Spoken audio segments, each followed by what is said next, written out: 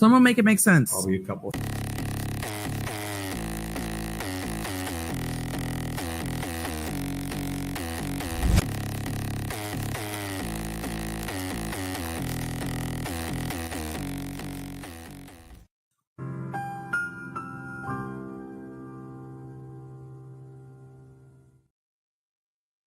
Hello, squirrel friends. So we are back with more Kohberger.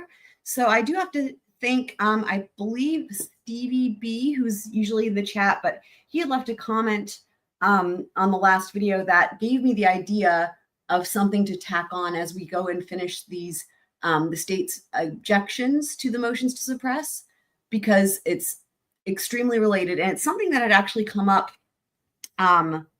yesterday on the live stream. Somebody in the chat had mentioned something about Brett Payne impeaching himself, and I wasn't quite sure what they were referencing, but it had to do with the hearing versus the affidavit, and that's also kind of what came up in the comments. And it got me kind of thinking. So what we're going to do first is we're going to go through the rest of these objections, and then we're going to go through the Brett Payne statements. So as in the affidavit, as it pertains to the white Elantra, and then we're going to review what Judge's understanding was of the white Elantra and like how they got the name Bryan Kohberger. And then we're going to listen to some of that testimony from the hearing from Brett Payne. And we'll probably watch all of his testimony because there could be a lot of other things too that kind of come up. And that hearing, I actually covered it live at the time because that was in on May 30th of this year. But of course, a lot has happened since then, and especially with the idea being, remember, the whole thing with these motions to suppress and with the Franks hearing is the defense is saying, especially as it pertains to the Franks hearing, right, that there were statements in the affidavit that were knowingly or intentionally false or made with a reckless disregard for the truth. So if indeed Brett Payne impeached himself in his testimony versus what he said in the affidavit, that could actually have been what spurred on a lot of what these motions to suppress and again the motions for the Franks hearing are based upon. So the question kind of becomes, did Brett Payne, like, is he the culprit? Like, is he the reason why the defense is he the root of these problems, essentially, that the defense is alleging? So that's sort of the game plan. So we will start where we left off last time as far as these objections go. And so we are here with the state's objection to the defendant's motion to suppress and memorandum in support. And guess what? Perfect, right? Guess what it is? It's the white Elantra. So all comes back together nicely here. Okay, so it comes now, Idaho. This is what they've said in a lot of the other objections we've already covered, where they use a lot of the similar languaging or same languaging, where they say that all of their motions are similar, so they're just going to like not really. Yeah, here we go. To avoid unnecessary repetition, the state incorporates herein, right? Okay. And then this is the other thing they have in all of them. Regarding the defense represented facts in scare quotes and all caps, the state respectfully refers the court to exhibits A and B filed in support of his motion to suppress re 119 Lambton Drive. And they're incorporating their other exhibits. So, okay. So applicable law. All right. In response to the defendant's discussion starting at page 3 regarding applicable law, the state respectfully refers the court to its written response of the state's objection to the defendant's motion standing. In response to the defendant's argument of the instant motion regarding whether the defendant had a reasonable expectation of privacy in his vehicle located at his parents' residence, the state does not dispute that the defendant has this standing. Valid search warrants. Beginning at page 6 of his instant motion, the defendant asserts that Pennsylvania law enforcement search warrant lacked probable cause. Substantively, this section of the defendant's motion merely refers to the defendant's separate Franks motion and argument. By way of preliminary response, the state notes Idaho law clearly states that if a search is conducted pursuant to a warrant, the burden of proof is, and this has been in their other motions, or objections rather, on the defendant to show that the search is invalid. Yep. We know that, and that's what the Franks hearing is for. As demonstrated by the Pennsylvania search warrants, the searches questioned by the defendant, including the search of the defendant's Hyundai motor vehicle, were done pursuant to specific Pennsylvania issued search warrants based on substantial probable cause. As to the balance of the defendant's submissions, the state respectfully refers the court to incorporates herein the state's responses. Now here, again, this is what's under seal. We don't have that. But again, what this looks like, and the Franks motion, it looks like it's really all about the IGG. And that makes sense because in the motions to suppress that we saw, because they were unsealed, they all say it all comes back to the IGG and fruit of the poisonous tree. So it would make sense that they're essentially, we can put two and two together, right? That the Franks motion, again, the point being that there was problems in the affidavits that supported getting probable cause for the search warrants, and that problem, therefore, is a problem for everything generated by the search warrants, which of course also led to the arrest warrant. And just going off of this common sense, right? That problem, in summary, in the view of the defense, is the IGG. Now, again, because of the nature of a Franks hearing, the problem that they are alleging can't be something like the science isn't there, or even that or even Fourth Amendment problems, right? Like in terms of the people's names being private, whatnot. That can't be what that's founded on, right? Remember, it has to be based on knowingly or intentionally false statements made by law enforcement, Brett Payne, or made with reckless disregard to the truth, and that those statements were used to obtain a search warrant. So again, reading between the lines we're going to take a look again, but the statements, again, according to the defense, something circles back to IGG that they're basing that Franks motion on. Okay, and the state's separate responses to the defendant's motions to suppress, read, pen, trap, and trace, and AT&T account. Conclusion. Based on the above, you should deny it. Okay, next up, we have state's objection to the defendant's motion to suppress and memorandum in support, AT&T first warrant.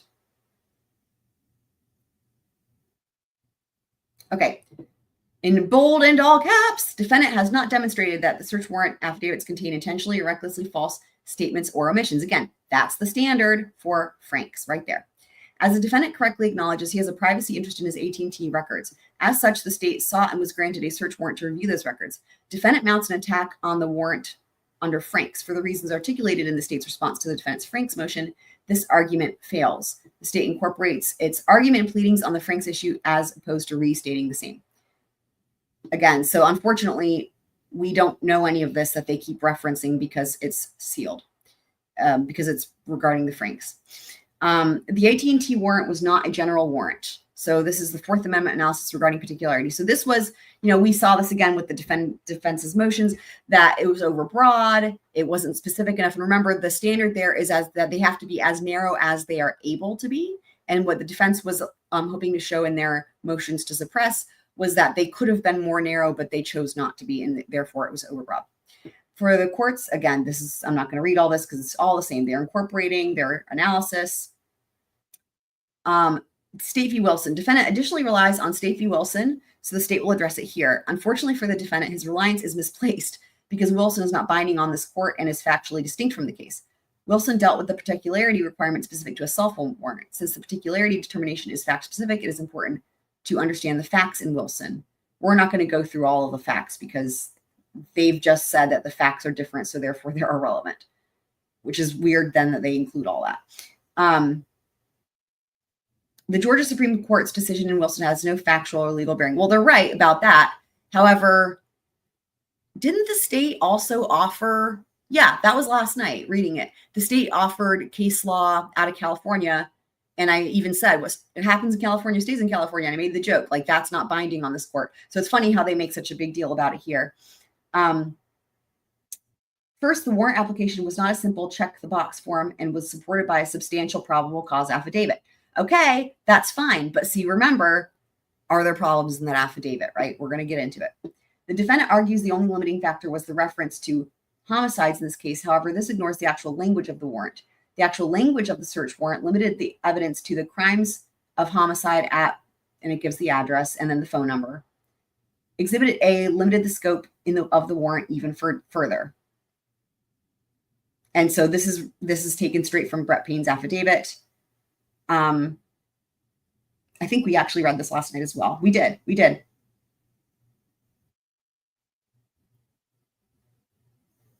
So they're saying they need the phone records in order to determine if the suspect at the time's phone number is consistent with the travel of the white Elantra. And they says they believe the phone records will aid in determining the location of the phone and the white Elantra. Now, what's interesting here, I will say, is that how will historical phone records aid them in determining the location of the Elantra? Now, I agree it will help them determine the location of the phone, but the location of the Elantra, remember, I mentioned this before on a different live stream, they have to put these three things together. Bryan with the phone with the car, Bryan with the car, the phone with the car, and all three together, right? And the example I gave of where that's done really well is in the Murdoch trial. So those are all done separately, right? So the way you will determine the Elantra's path of travel is going to be from the telemetry. Something with the car itself. That's the only way you can isolate the car. So the phone records aren't going to prove where the car is, right? It would only prove where the phone. And in fact, it won't even prove where the defendant is, because you have to place him with the phone. Anyway, okay.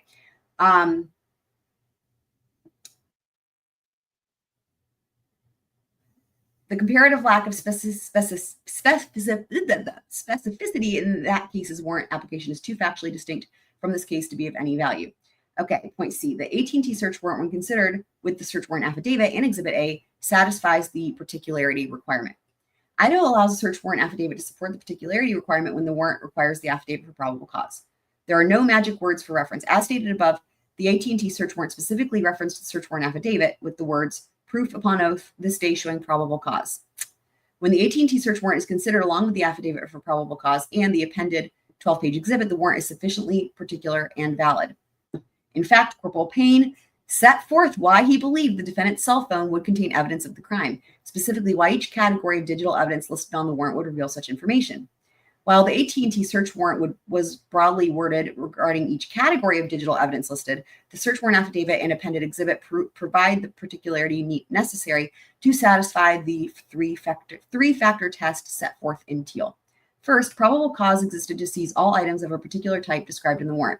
The specific phone number is listed in the affidavits, and the individual categories of digital information sought are set forth in detail, including why probable cause existed to search these digital files. Second, the warrant set out objective standards by which executing officers could differentiate items subject to seizure from those that were not. First, the seizure of items was limited to the crime for which the defendant was arrested. Well, that wasn't hard to do because he's never been arrested for any other crimes. Anyway, second, the warrant was temporally limited to the time of November 12th, 2022 at 12 a.m. to 12 a.m. on November 14th, so 2 days. The locations of digital information were specific, allowing the executing officer to differentiate the digital files subject to seizure from those that were not. Oh, that's a typo. I corrected it as I always do. They put note. It should say not. Third, the government was not able to describe the items more particularly, considering the information available to it at the time the warrant was issued. That's a weird sentence. Detective Payne was seeking evidence.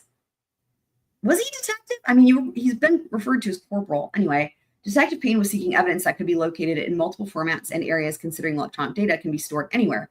It was impossible for Detective Payne to narrow down in advance the AT&T areas that should be searched. As a result, if the court employs a common sense and realistic approach and not the hyper-technical approach the defense is suggesting, the court should find the AT&T search warrant passes the Teal test and is sufficiently particular. In summary, given the circumstances of this case, look what we have here, guys. IGG coming right up. The AT&T search warrant and its respective affidavit and appended exhibit are particular as can reasonably be expected.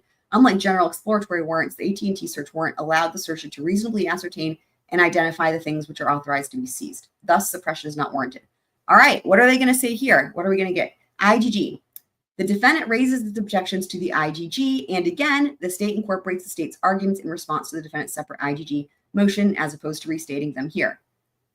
Oh, that's such a bummer. Conclusion, blah, blah, blah. Well, okay. Next up, we did get a little bit more information in that one, though, than some of these others. All right. Now we have the objection to, this is the Pennsylvania search warrant for his person. Again, I feel like at some point they're going to have to get into some more specifics about the IGG here, right? Okay. The defendant's instant motion regarding the Pennsylvania search of his person substantively parallels, again, the same, this is like copied and pasted from every single thing. So is this part with the facts. So we'll go ahead and go to the applicable law, or that's actually also identical as the previous ones. So we'll go here. Valid search warrants. Beginning at page 5 of his instant motion, the defendant asserts that the affidavit submitted in support of the application for the issued search warrant recklessly or intentionally omitted material facts. Substantively, this section, blah, blah, blah, is all the same. By the way of preliminary response, the state notes that Idaho law clearly states, and again, this actually is the same. They have the burden to show that the search was invalid. As demonstrated by the Pennsylvania search warrants, the searches questioned by the defendant, including search of the defendant's person, were done pursuant to specific Pennsylvania issued search warrants based on substantial probable cause. As to the balance of the defendant's submissions, oh, and this is all the same. Okay, conclusion. So there was this was literally identical to some of the other objections. It's really funny. Okay, so moving right along. Now we have pen, trap, and trace. Will there be anything different here? Okay, now we've got some actual arguments here. So this is the same as all the other ones. Oh, again, the AT&T warrant was not a general warrant. So they're just using all the same thing from the AT&T warrant, even though this is pen, trap, and trace. Oh, right, because the other one was the AT&T first warrant. Okay. So so in other words, in the way they're using this description is like the AT&T second warrant is the pen, trap, and trace. Okay. This is all the same, set forth in teal. That's all the same. Couldn't be more particular. That's all the same. Oh my God. This is annoying though. Yeah, these are all like, this is identical to the first one. Again, with the IGG, they're saying it's going to be separate, and there you go. All right, nothing new learned there. Okay, moving right along. Oh, oops, sorry, wrong thing. Here we go. Okay, so this is the search warrant for his person. All that's the same. All that's the same. Literally, that's it. Okay, fine. So now,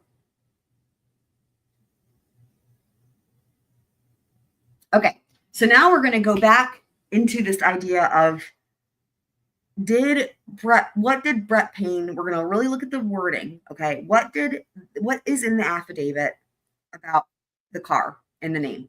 We're going to take a closer look at that. So, all right.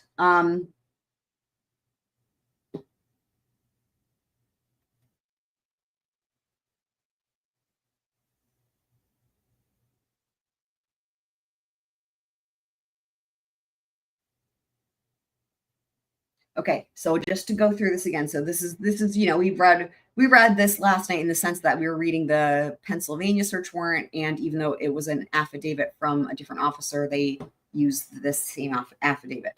But okay, so this is actually though the Idaho affidavit. So this is Brett Payne's original affidavit. Again, the affidavits are the same, but yeah, okay. So again, this is where they first mentioned the suspect vehicle 1. Didn't have a front license plate. They can see it turning around, all this, right? Okay. So they see the first thing that gets them to Washington, right, is that they say that here. So I believe that suspect vehicle 1 likely exited the neighborhood And this road here is at the southern edge of Moscow and proceeds into Whitman County, Washington. Eventually, the road leads to Pullman, Washington. Pullman, Washington is approximately 10 miles from Moscow, Idaho, small college towns. Okay. Law enforcement officers provided video footage of suspect vehicle 1 to forensic examiners with the FBI, and the FBI does their thing. The FBI! He has training. Okay. And then this is where they give the broad range of the years, and then they they changed the range of the years. Okay. Investigators were given access to video footage on the Washington State University campus located in Pullman, Washington. A review of that video indicated that at approximately 2:44 a.m. on November 13th, a white sedan, which was consistent with the description of the white Elantra known as suspect vehicle 1, was observed on WSU surveillance cameras traveling a certain way. And then they see it again, blah, blah, and then traveling on a road that connects Pullman, Washington to Moscow, Idaho.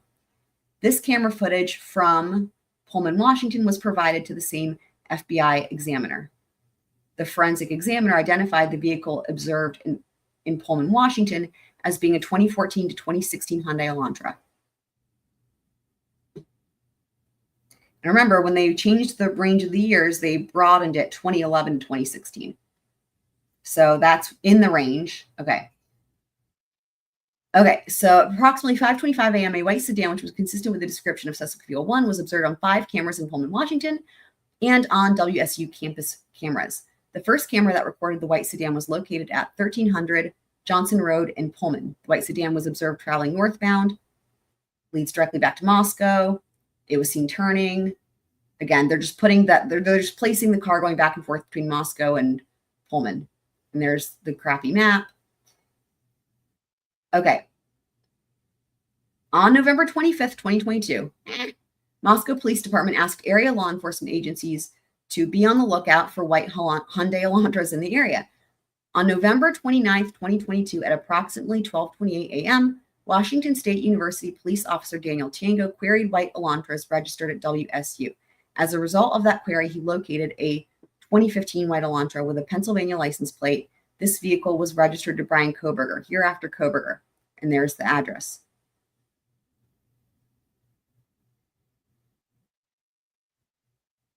That same day, WSU officer Chris Whitman was looking for white Hyundai Elantras and located a 2015 white Hyundai Elantra in the parking lot of that apartment complex. It's a complex that houses WSU students. Officer Whitman also ran the car, and it returned to Kohberger with a Washington tag. I reviewed Kohberger's Washington State driver license information and photograph. I as in Brett Payne. Because I believe that the comment that spurred this on was saying that Brett Payne never was privy to this information. I think what they were saying, the person in the comments was saying that, like, while these officers found this and they were doing this at WSU, that was going on, but Brett Payne didn't know that. Like, no one relayed that information to him, and he never had the name. So that's why this matters, right? I reviewed Kohberger's Washington State driver license information and photograph. Now, this is also going to come up when we listen to the testimony in the evidentiary hearing. This license indicates that Kohberger is a white male with a height of 6 feet and weighs 185 pounds. Additionally, the photograph of Kohberger shows that he has bushy eyebrows. Kohberger's physical description is consistent with what DM saw. And then again, this goes into the traffic stops. All this we covered.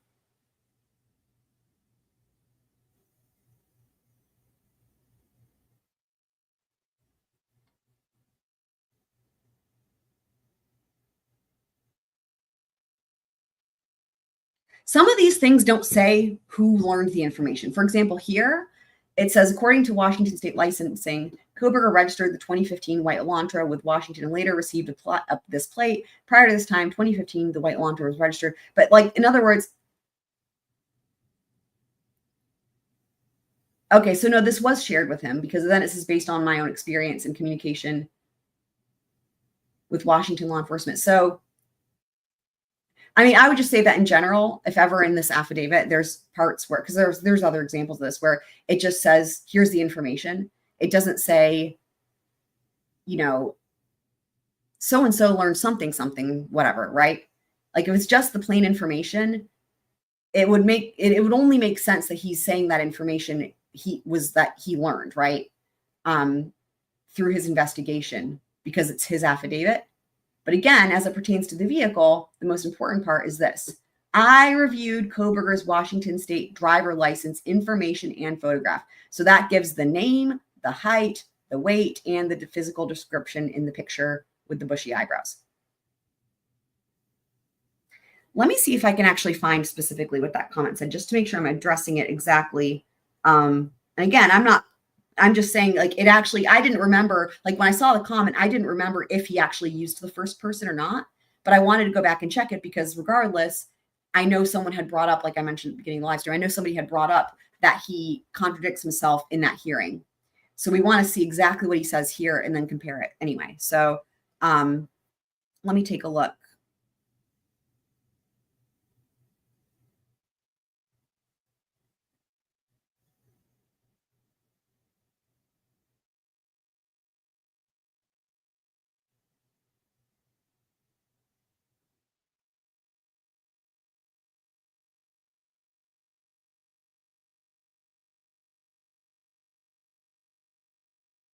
Just a second.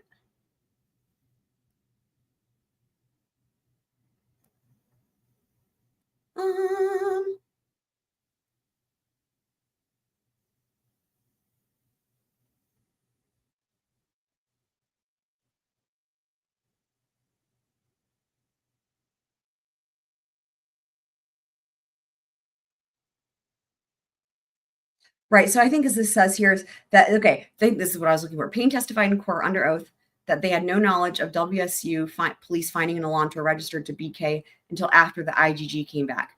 I mean, I will just say that, I'm not saying he didn't. We're going to listen to what he testified to, and I'm not saying that that's inaccurate as to Brett Payne's testimony, right? But so this is on November 25th. Like right here is the example of where this could be the foundation for all this with the defense, because here's why. The November 25th, okay, would be when they get the name here, right, from the car and the license that he personally learns, Brett Payne personally learns. That's on November 25th. And the homicides were on, the 13th. Wow, they didn't get there till 4 p.m. That's crazy. Well, I guess it was, it would have been the 13th because it was in the middle of the night. There's no way that if you're doing IGG correctly, where you start with there's no way that there's IGG by then. Like they wouldn't, I will tell you guys, I guarantee you they didn't even have the DNA results from the knife sheath by then. There's you would have to have that first before you can then start with the IGG. If you even do it correctly, which that's doubtful anyway here. But you need, and let's just see, it might even have it in here when they actually get, let me see, the DNA results from the knife sheath. But that is so fast.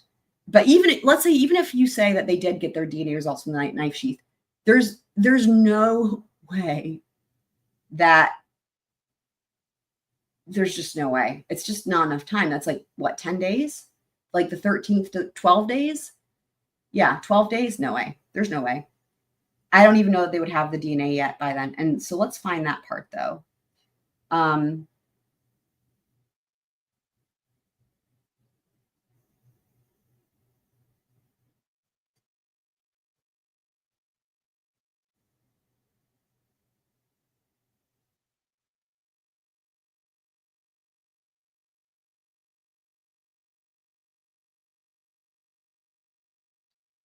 So this, so they got the dad trash on the 20, well, they grabbed it on the 27th. And then again, even this, it seems like that's impossible to have it that quickly. So that's the 28th. Let me do it this way. I know that there's got to be a date in here. There has to be, right? Of when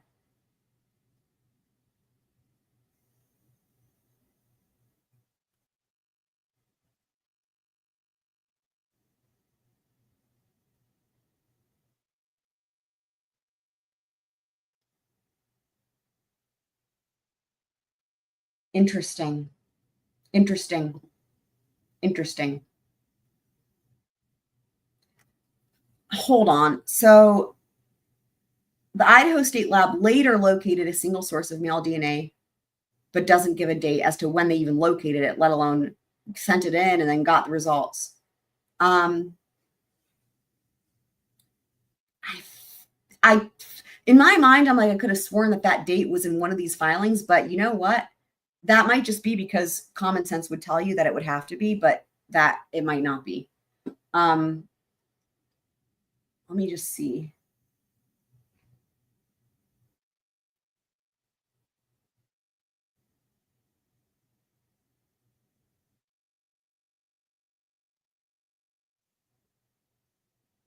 I wonder if it's in, okay, well, we were going to take a look at this anyway. Let me pull this up because we're going to take a look at Judge's order, because I wonder if it was, I would imagine it would probably be in here because he goes through the whole thing. I know we covered this last night, but just I'm looking for specifically the timeline. So there's what I just read, right? This part. The Idaho State Lab later located a single source of male DNA. Again, there's no dates given.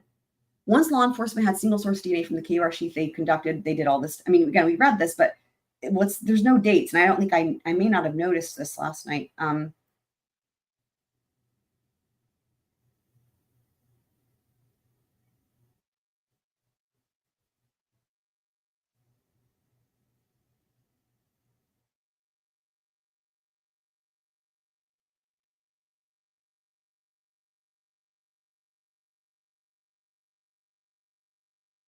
Wait, this is a different date. Hold on.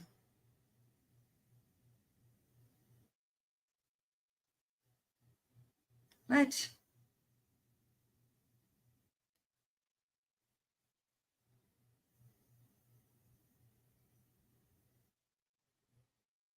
Where did he get the 29th from? So Judge is saying here, what the fuck? Judge is saying here,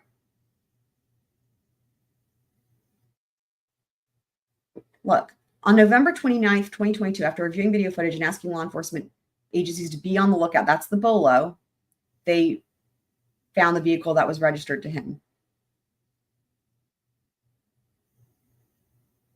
November 29th. Now let's go back to this. Because remember, because I said the date a number of times, I was like, I thought I said the 25th, right? Yeah. So here, on November 25th, that's the only date given. And then that same day, all of this happened on the same day, according to Brett Payne's affidavit.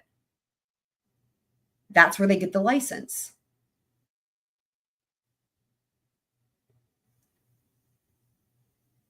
I'm looking to see if there's where November 29th is mentioned to see if, what the hell? Where did the November 29th come from?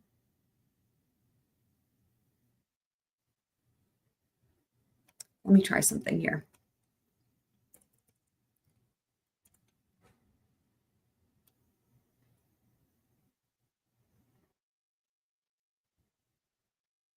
Okay, there it is. I was looking at, okay, it is there. I'm blind. Sorry, guys. There it is. Okay, so on November 29th. Okay. So I need to recalculate my math then. So the 13th to the 29th, 16 days. I mean, that's still not long enough for doing any type of IGG. The question is that long enough for them to even have the DNA results back on the knife sheath?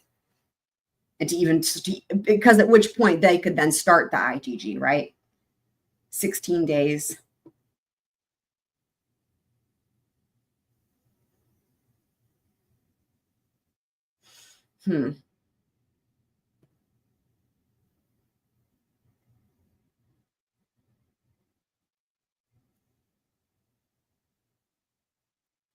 Okay. So let me go back to this. So, okay, so the 29th. So now that makes sense then.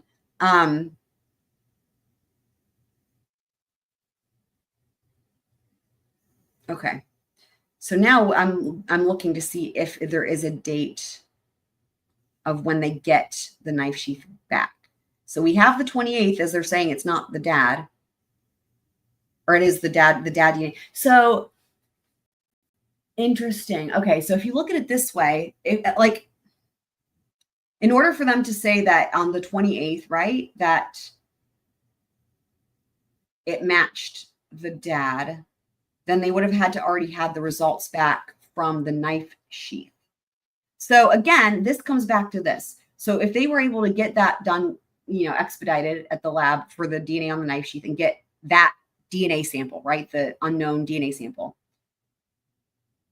that seems plausible, right? And then that they would have that by the 28th, in which case, like I was saying before, they would have the DNA results of the knife sheath before the 29th, which is when they identify the driver of suspect vehicle 1 with the license and all that, right? But there's no way that's enough time for them to have done IGG. There's no way. I still want to see, though, when this did come in, right? Because the DNA results could have come back on like the 26th, right? Because again, we're looking at the window of time for the IGG. And why am I asking this question, right? Because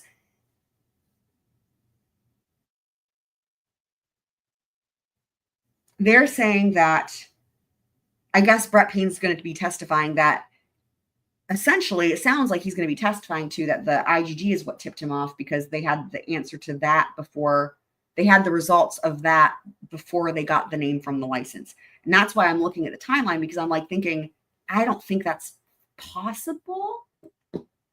In which case, this is all a mess, though. Anyway, I mean,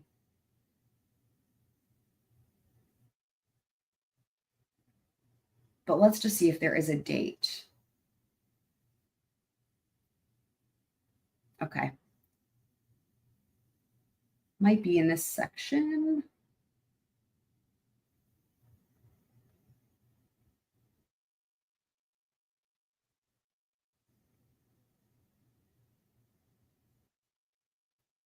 Just going to take a look here. This is just going through the different hearings. We don't need a case law. I mean, we read all this last time, but I'm just looking for any dates as it pertains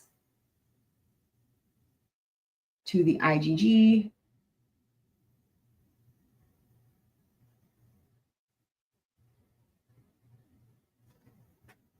Analysis.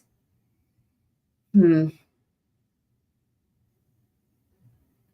maybe they've not said, which seems crazy. Maybe they've not said when they actually got that back. Although having said that, tomorrow we are going to watch, because I had been talking about it and saying, if people let me know if you want to see it, I figure it's probably better to just do it anyway, because I want to go through it again. Tomorrow we're going to watch the IGG hearing where they have the witnesses, and potentially they could they will reference the timeline or the dates there. I don't remember. Again, of course, I watched that, and actually I think I probably no, that was before I was covering it, but I watched it. And I don't remember if they give the dates or not. Again, it's some of those things where it's like, before you start scrutinizing this as it pertains to the affidavit, I wasn't listening out for the dates, right? There was plenty of other things to listen for. But in terms of looking at that timeline versus when they got the name from the vehicle, the dates matter, obviously. So here's the part about the FBI.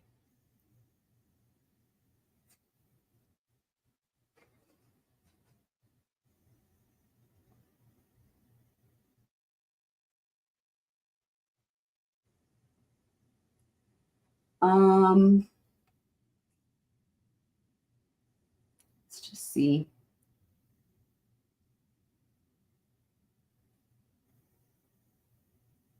This is the part I thought that was really interesting last night about the informant's protective order.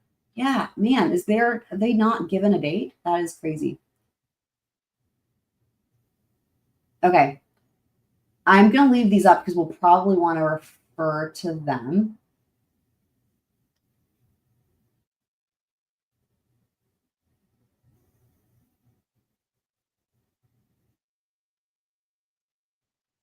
I mean, it's just crazy, right? Like you would expect a date of when they got those results back. And I mean, maybe it's just in some of the sealed discovery or sealed motions. Of course, the discovery is sealed, but the motions. But it just seems like that should be public. Like, I don't see why there would be a reason to have the date under seal. A lot of what they've been wanting under seal as it pertains to IGG, of course, is like, the informant's names, right? As we've seen. I'm just making sure I didn't miss a date. This is crazy.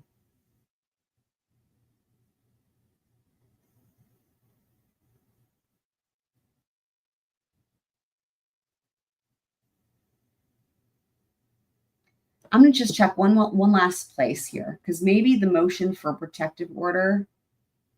Let me just go to June.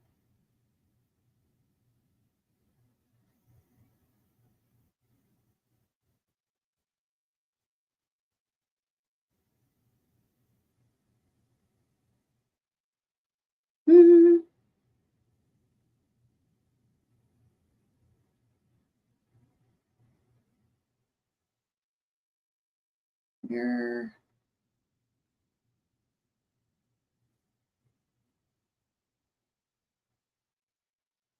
Sorry, I'm just trying to find this real quick. There's a stipulation.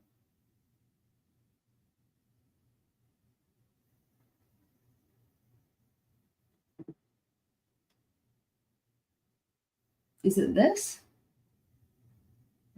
No, that's not it. Hold on just a second.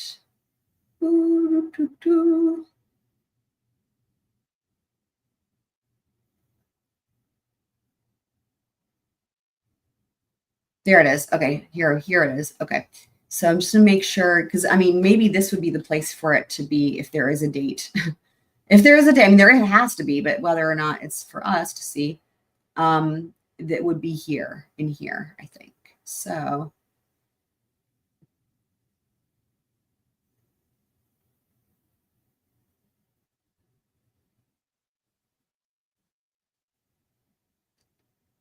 I mean, it's like all of this, right? It seems like there should be dates. Like when did these steps happen, right? You guys see what I mean?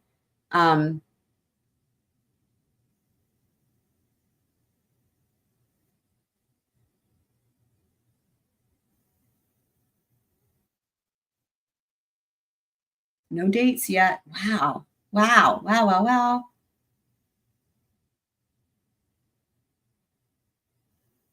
Yeah, no dates. And I mean, again, I expect them to not have any dates with the IGG, because that's part of the mystery here, is like they're just very vague about it, right? But I'm still thinking, like, shouldn't there be, though, a date of when they got the results of the DNA on the knife sheath? Never, even before the IGG, right? Because that has to happen first. They have to have that first. That's why this matters.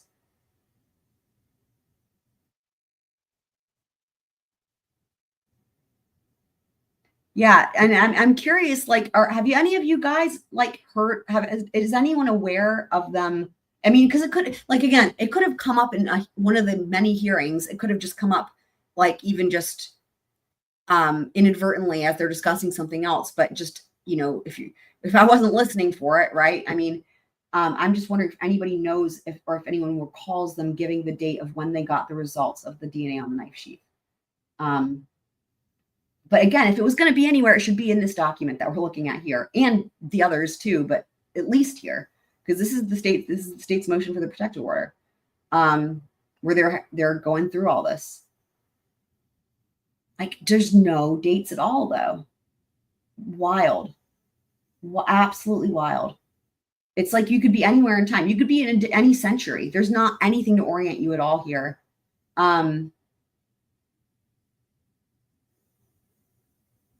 Like, you could be literally anywhere, anytime, any place.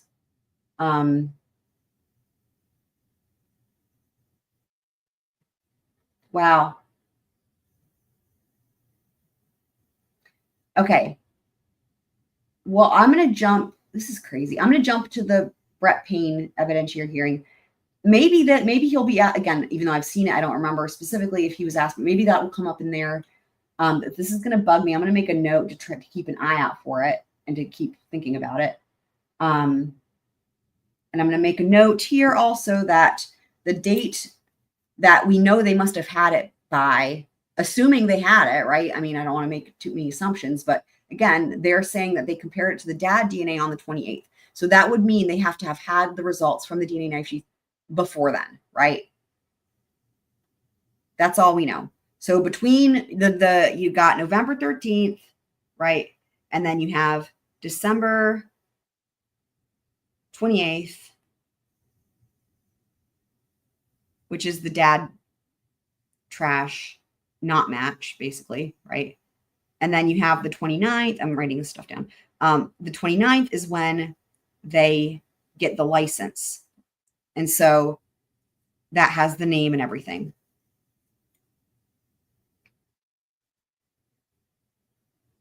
So if indeed they did use IGG as an investigative lead or whatever, right, to get to the name prior to the license on the 29th, I don't think it's actually possible because there's not enough time. But the only way to for sure go through that is to figure out when they got the DNA from the knife sheath first. Because if they got that like on the 26th, yeah, no IGG happened in 2 days, right? Yeah, I know. It's really frustrating.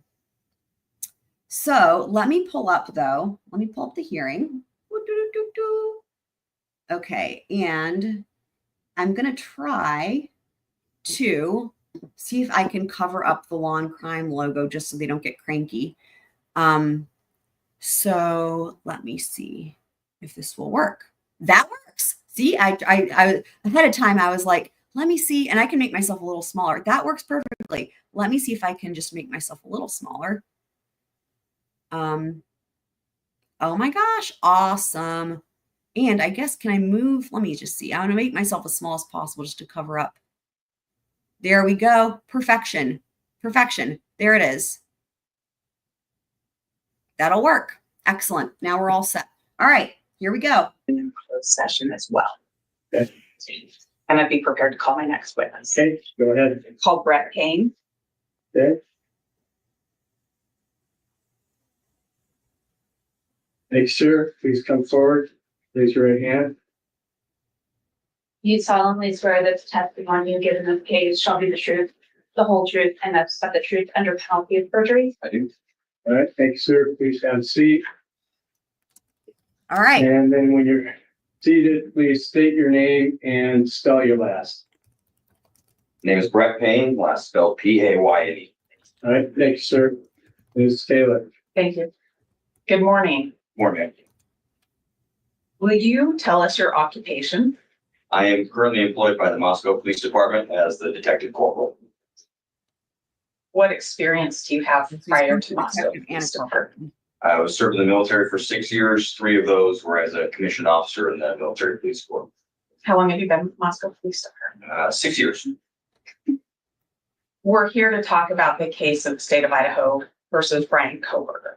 Have you worked on that case? Yes, ma'am. What is your role in that case? I was assigned as the case agent for Moscow PD for that investigation. Does case agent mean you're the person in charge? Yes, ma'am. If I called you the lead detective, would that be a term that's the same thing as person in charge and Yes, case ma'am. agent? Yep. Okay, thank you. What were your general responsibilities as the lead detective in the case? So when I became case agent, I was assigned to work the command post that was established at the Moscow Police Department, along with my partners Well, in remember, Idaho State Police. what we want to be listening for is anything in his testimony that he states under oath, right, in the courtroom, right, sworn testimony, that is different from his affidavit. Because if in fact there is something, right, and this seems to be the more truthful statement, then this could be the grounds for all the stuff with the Franks motion, right? Because remember, that's the whole deal.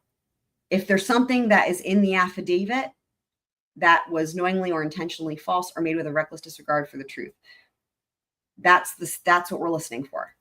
Police and the FBI, we It could managed be the literally command post anything. and It directed could be the anything. It could be material or not material. It doesn't even matter what it is. If he says something that makes it seem like something was not true in that affidavit, and the affidavit was used to get the probable cause, that's what we're listing. general direction of full investigation. Would that mean you would be a person to write warrants and affidavits in support of warrants? Yes, ma'am. Did you conduct or direct interviews? Yes, ma'am. And did you search for a suspect? Yes, ma'am. Were you the go-to person and the person in charge for evidence that would be brought into Moscow Police Department to support your case? No, ma'am, I was not. Who's in charge? That would have been our evidence custodian. Who's that? As the lead detective, were you aware of the evidence that would be under the control of the evidence custodian?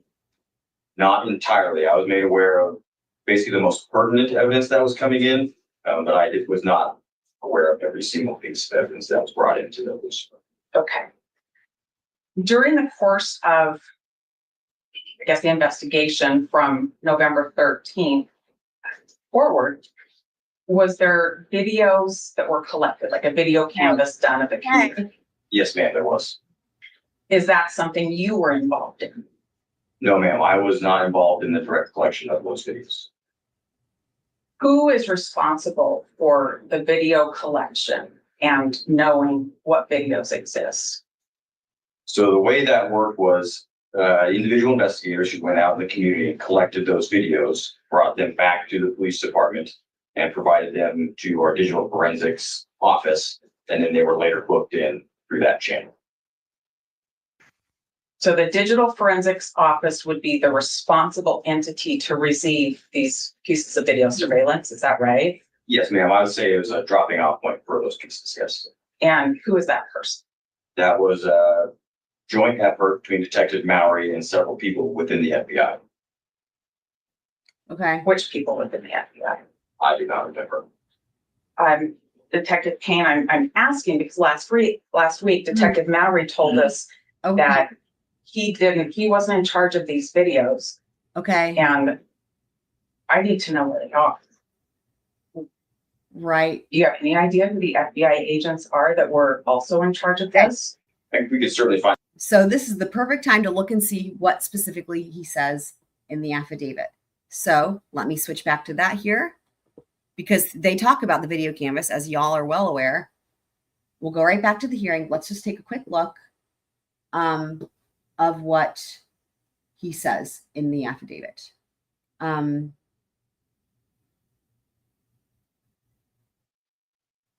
Does he give any names?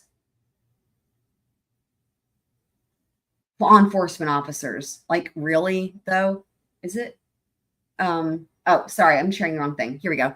I'm like, law enforcement officers, really? Like, that's what you're saying? Like, just like that could be anybody on the planet.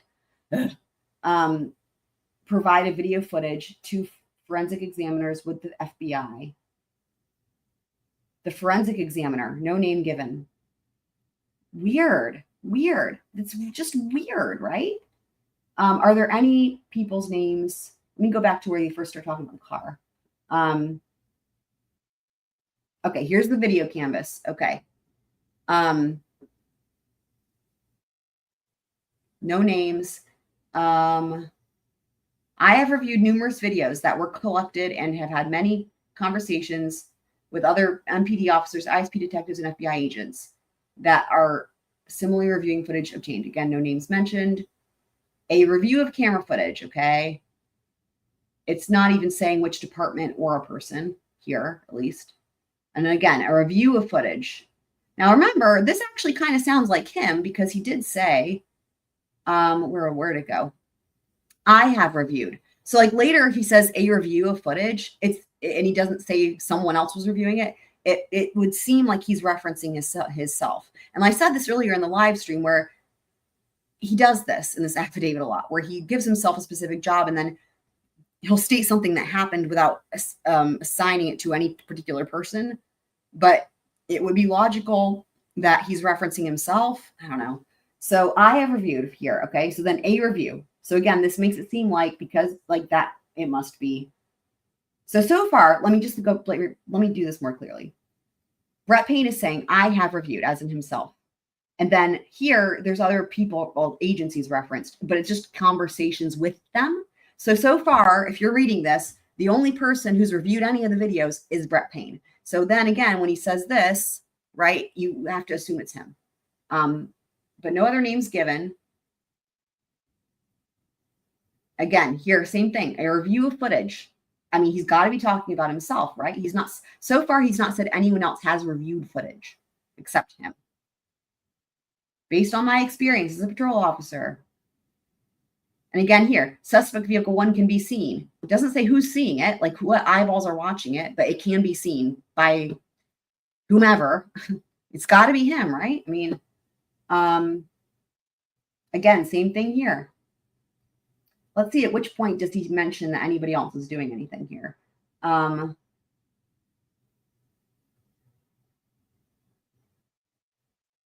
Law enforcement officers provided video footage of suspect vehicle 1 to the forensic examiners of the FBI. Then this random forensic examiner who doesn't mention. And I'm also wondering, does he mention Detective Mallory or whatever in here? I know that name is in here at some point, but so far, no. So far, there's no names. Wow. It's incredible. They're getting going. I mean, again, we've read this, but just looking for this specifically here. The forensic examiner. Like, this is insane.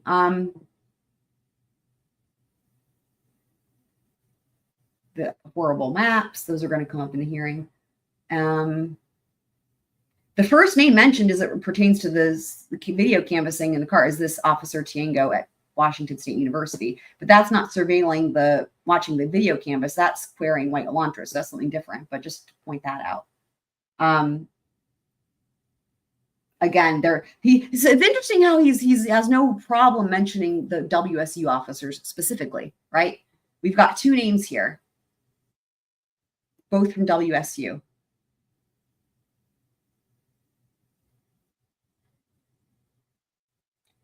Now, those are just prior body cam stops, so that's not, oh my God. Okay, back to the hearing. So yeah, it's incredibly vague. That's what we have confirmed. Find that out for you, yes, ma'am. I don't know off the top of my head. Okay, well, I'm gonna need to do that. Let's talk a little bit about what By surveillance. the way, welcome if you're new here, for anyone, including Heather. I don't believe I've seen you here before, but welcome. He talks about the footage that does not show the car being how. Right. No, I totally caught that. Right. Because the car is not there. Right. Oh, I totally got that.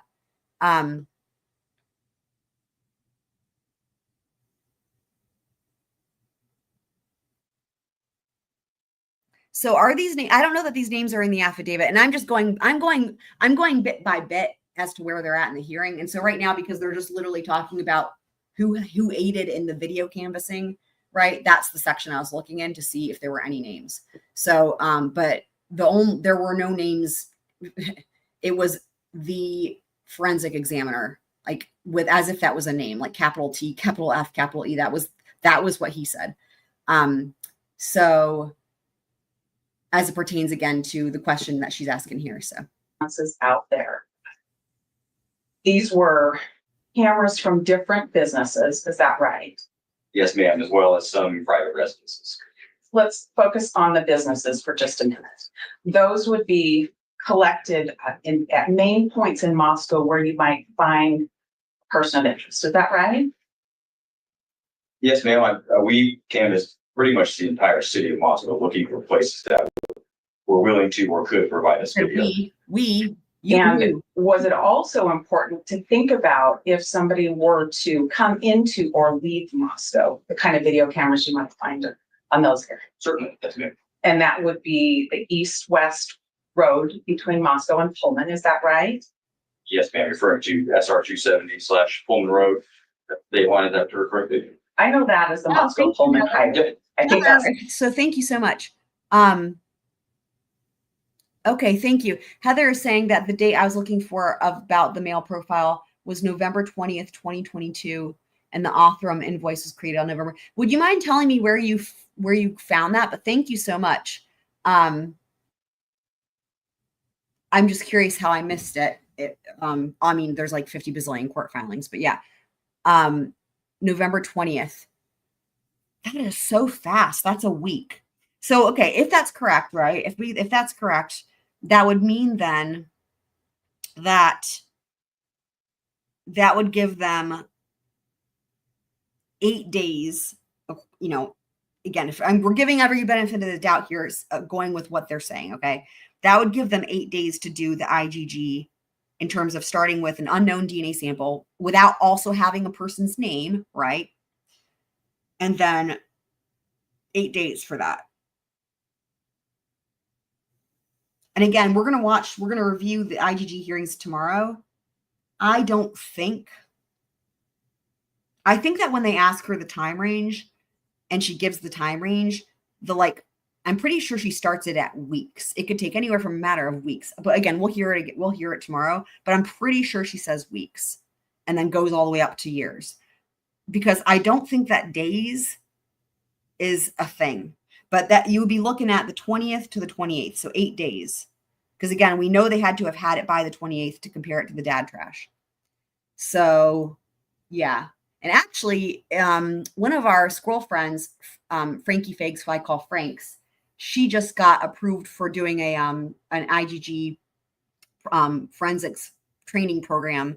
And so it's to my knowledge, she's not here tonight, but hopefully she'll be there tomorrow for the IGG hearing, because she might also be able to shed light on if that would be humanly possible. But from what I know, I don't think so.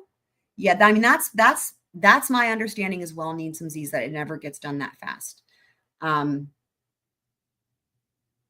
Because the whole thing is you end up with a pool of names and then you have to go through it in a whole system. And then even then it's not going to lead you to a suspect, right? It's going to lead you to a family member. And then from there, I mean, you can see how the process takes time.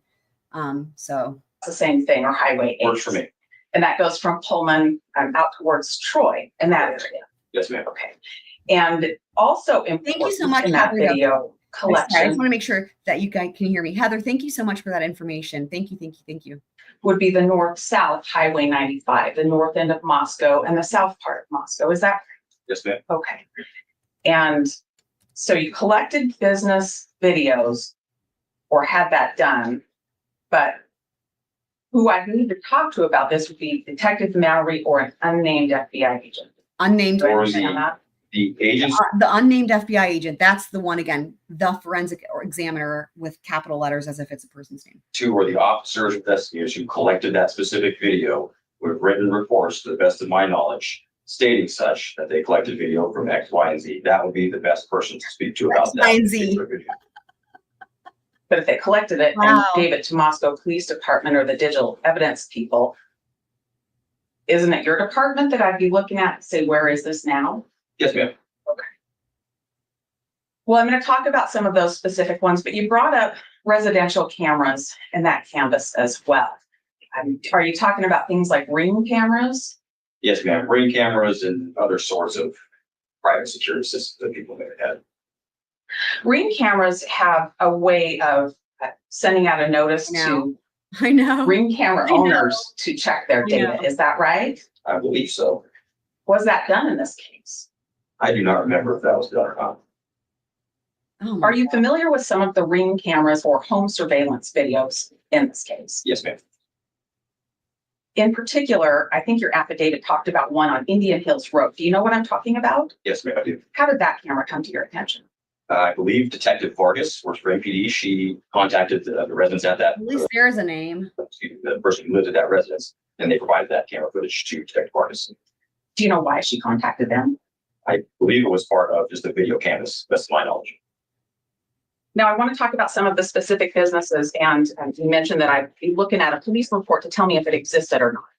As the case manager or the detective, are you familiar with the reports from other officers that may have talked about turning in videos? Some of them, certainly not all of them. Your Honor, I'm going to ask that he be handed two defendants' exhibits. They are RR and SS. No, particularly. The part with the map is really funny. And I'm sure they will ask these questions at trial. One of the videos I want to talk about comes from the Red Star Coffee Company. Do you know where that business is located? Yes, ma'am. Where is it? That's on Pullman Road and right next to the sneaker station. And So the Pullman Road when that's- you watched this hearing at the time, we did a field trip. I think you were there, Needs and Z's, actually, if I recall. We did a field trip to this coffee, Red Star Coffee. Also known as Moscow Pullman Road within the city of Moscow? Correct. Okay. And if you look at Exhibit RR, and if I can draw your attention to on page 2 to paragraph 9 and page 3, paragraph 9 continues over there. I just have to say, I hope Flash Fan is okay, because Flash Fan is like, he's been at every stream since he first started watching, to my knowledge. And, you know, you guys that were here last night saw him in the chat.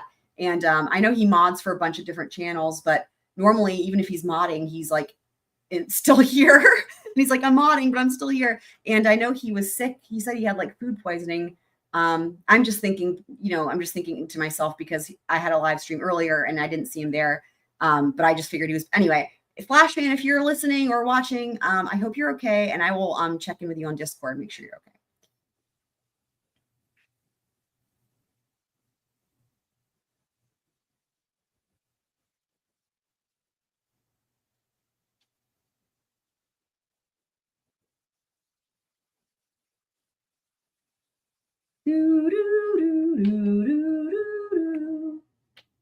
Okay, we'll go. Base surveillance video was collected and given to Moscow Police Department. It reads that way. Yes, ma'am. Where is it? I do not know. Who do I ask? Where it is? Right. That would be through the evidence custodian and MPD. That'd be my best I remember direction for this. you. I remember this. This was So really I need to go frustrating. to the evidence custodian and ask him to bring all of the videos. I remember this because it was that frustrating. And this isn't the only example. I remember this very well, where it's like, oh, yep, we did have this. Well, we don't know who has it. I don't know where you can get it. Out so I can watch them all to see if that one exists. Yes, ma'am. How many hours of videotape do you think have been collected? A lot. Thousands? Yes, easily. Detective Payne, I want to look at Defendant's Exhibit SS now. Is this the map? Don't put our away. I think we might go back there in just a minute. But SS, if I can draw your attention to paragraph 1.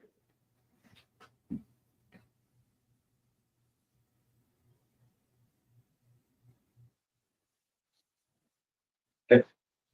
Would I be correct in believing that I should be able to have a videotape from a place called Monday's Machine? Yes, ma'am. Where's Monday's Machine? I don't know where Monday's machine is, ma'am. Does not sound familiar to me. Can you see the address that's also listed in paragraph 1? And we also found this place and when we did the field trip the day of this Yes, year. ma'am. Does that help you know where Monday's Machine might I be? agree. It'd be south of Moscow city limits if memory serves, but that's the best I can recall. You don't know where this particular numbered address on South Main might be? No, ma'am. Well, let's go back to, let me ask you this. Who do I ask where that video is? Restate what I did before is go through the evidence custodian and Moscow PD. Let's go back to RR for a minute. And if you can turn with me to page 4. I'll draw your attention to paragraph number 21, particularly subparts B, C, D, and G. Do you see where I'm talking about? Yes, ma'am. And there, we're talking about 4 different businesses all within the city of Moscow. Is that right? That is correct. And those are on Main Street in Moscow. Is that also right? Yes, ma'am. All right. And if I read the first sentence in that paragraph, am I correct in believing that Moscow Police Department should be in possession of all of those videos? It reads that way. Yes, ma'am. Where are they? I would have to direct you to the video Right. that have been turned into the evidence lab in Moscow PD. Yeah. I remember. I want to talk a little bit. I'm going to move from videos now, and I want to talk a little bit about affidavits and search warrants that you wrote. Can I ask a question? You're not asking. Okay, great. Because here's the thing. Remember, now she's going to ask him about his affidavit. So this is really key because if there's some discrepancy, this could be part of the big foundation for their motion for Frank's hearing. To admit these exhibits. Your Honor, I haven't. I just wanted to make sure. Yeah, I haven't. The court has those in a pre-filing to put the court and counsel on notice of things we talk about. I'm not going to ask that these be admitted this way. Detective Payne didn't write them, but he's familiar with the contents. So I think I have your questions answered. Thank you. Let's talk about affidavits and search warrants. Okay. Oh my Did you God. author Sorry, affidavits? I just got really excited because she didn't just say affidavits. She said affidavits and search warrants. It's like, see, again, covering this at the time, we had no crystal ball. Well, I know I have this curly crystal ball little animation, but I didn't know that this, anyway, just look at where we are now, right? Because this is like a huge factor. Anyway, wow. So here we go. In this case. Yes, ma'am.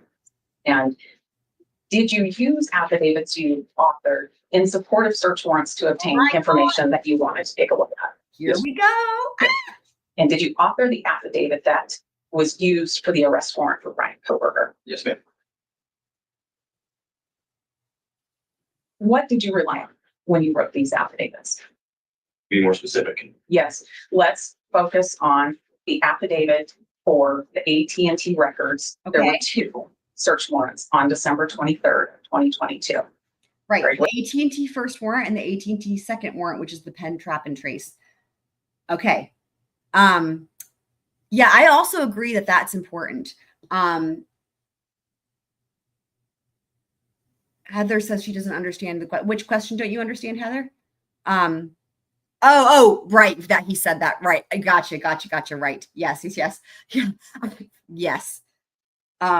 Yeah. that is just, yeah. So yeah, but I agree. And what she said was that, he didn't author them, but he's familiar with the contents. So it seems like, what she's hinting at is like she would be submitting them from the people who authored them. Is that what you guys think? So let me know your thoughts though. Y'all who have thoughts, which is probably everybody. With me? Yes, ma'am. Okay. So let's talk about those search warrants and the affidavit. First, the affidavit. What did you rely on in the affidavit you wrote for the first AT&T search warrant on December 23rd, 2022? It was a conglomerate of interviews, data received from cell A conglomerate? phones, my observations of some surveillance footage that was taking place, various other things. Go down the line. If you could be more specific on specific parts, I'd be happy to tell you what I'd like. Okay. There was a part of the affidavit where you talked about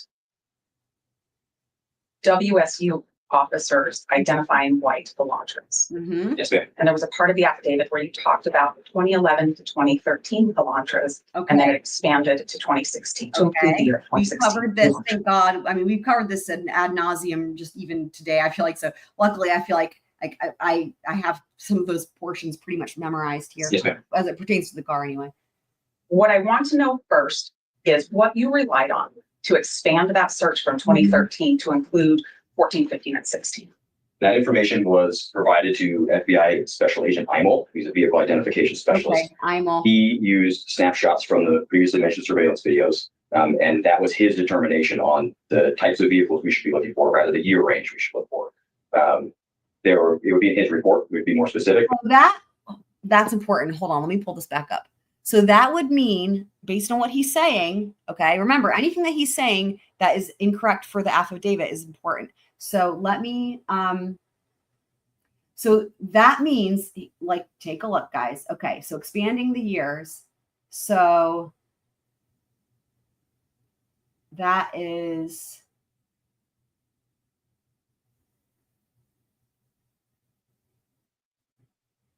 okay. So that would mean that the forensic examiner, which usually has that capitalized, why won't it let me highlight? Adobe, try and highlight, there we go. Usually that's capitalized. He didn't capitalize it that time. But yeah, like for example, here it's capitalized. Oh my God, Adobe. Okay, but there, anyway, you guys can see the box over those couple letters.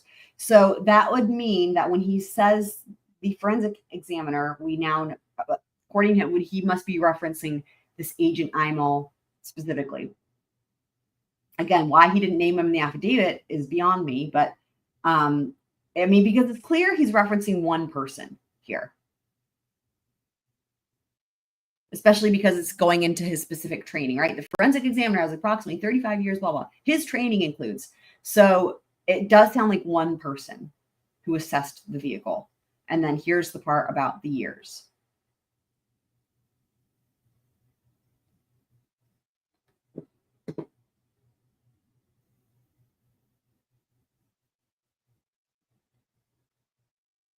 Right. Yeah, no, I agree totally. Yeah, I mean, and that's one of the things that even she said in the motions to suppress, that they gave these sworn statements, right? Affidavits that weren't based on information that was their own knowledge. It was all just copied and pasted mostly from him, is what they said, which is what's so interesting, right? If you think about it, right? And they copied and pasted information from his affidavit, which I pointed out, right? Like everything is like his affidavit, but yet he's like, well, I didn't do this. I didn't do that. I didn't have that information. Somebody else did this. Then you run into a big problem because like everything relied on you, but you're like, I relied on other things, if that makes sense.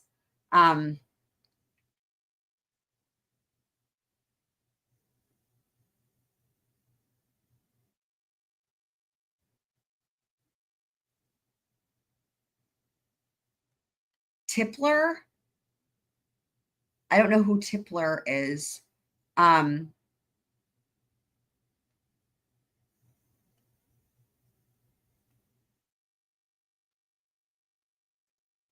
It's in the order of the Franks. Let me see. Isn't that where he says you have to make it shorter? Okay. I figured it was, I just wanted to be sure. Okay, let me pull that up because I didn't, again, I've covered everything, but I didn't catch that as it pertains to the narrowing of the vehicle years. Let me pull that up.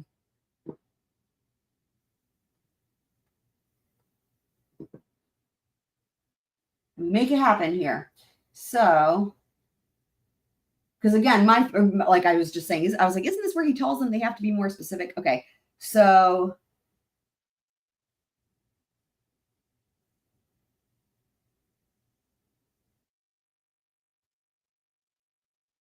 Aha, here we go. By way of example, defendant cites generally to Exhibit D9 for the proposition that the law enforcement vehicle expert felt, yes. I mean, again, we read this, but it's just different context here. Now we're putting it together with these other pieces. Law enforcement vehicle expert felt more comfortable setting the date range of 2011, 2013 for you. Thank you for pointing this out, Heather. The exhibit is over. Okay. So this is the part that I was like, so when I read this, the part that stood out to me was, I was like, wow, I'm surprised that Judge Hippler is like signaling that he's actually willing to give them a chance to be more specific and then actually read this and blah, blah. And like, that's what stood out to me. But that took the priority over the first sentence, which, of course, as what we're doing now is actually more important. Okay. I see what you're saying. Yes. Yeah. Thank you so much for bringing my attention to that. Thank you. Yes.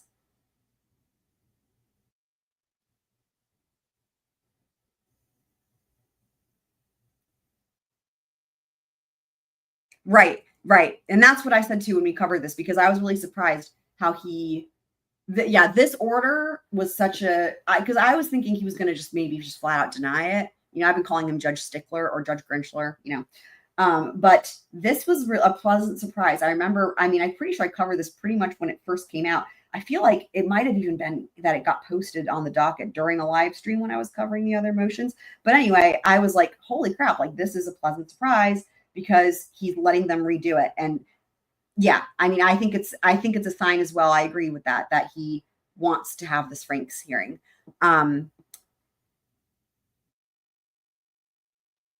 Yeah. So the other thing that we went over last night that still shocks me, and you guys I'm sure already know it, but just the part about the FBI and like they don't save all their stuff that they do when it, according to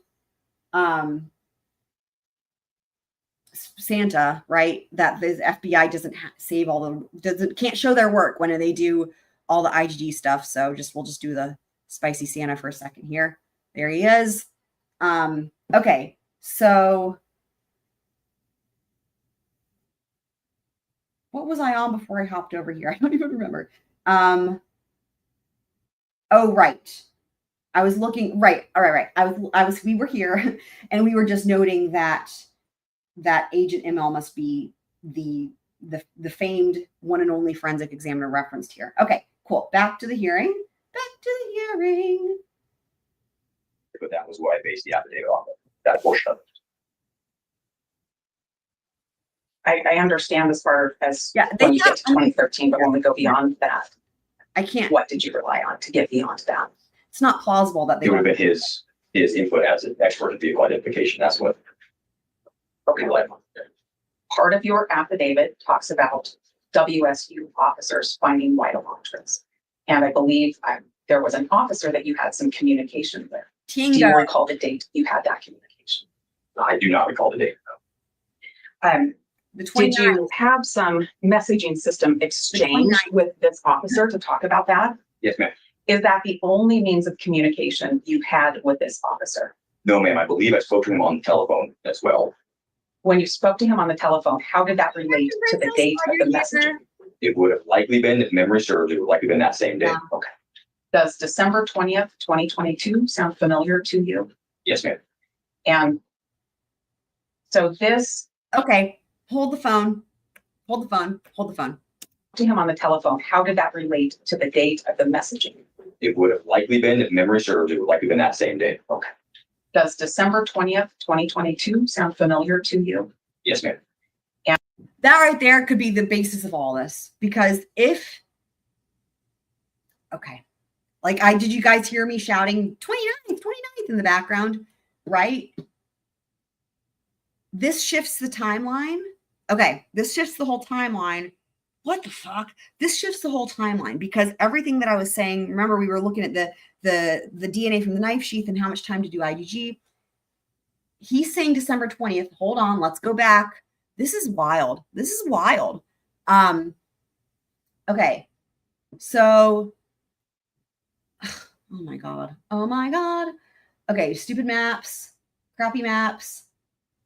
All right. Because remember, I was like that same day. Okay, so the first date that's given in regards to anything involving WSU in the affidavit is the 25th. And it won't let me highlight right now, but you guys can probably see it. It's right below the map.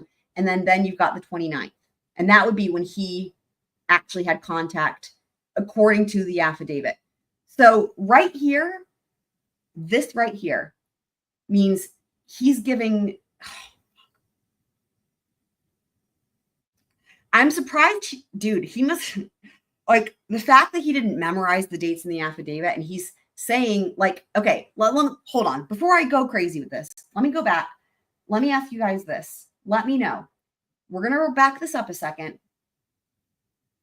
When he says December 20th, do you guys think that is the honest answer? Like, does that seem like a truthful answer? Is he relying on his memory? Does it even matter with him? Let me know your thoughts when he says December 20th. Let me back it up again. This is important.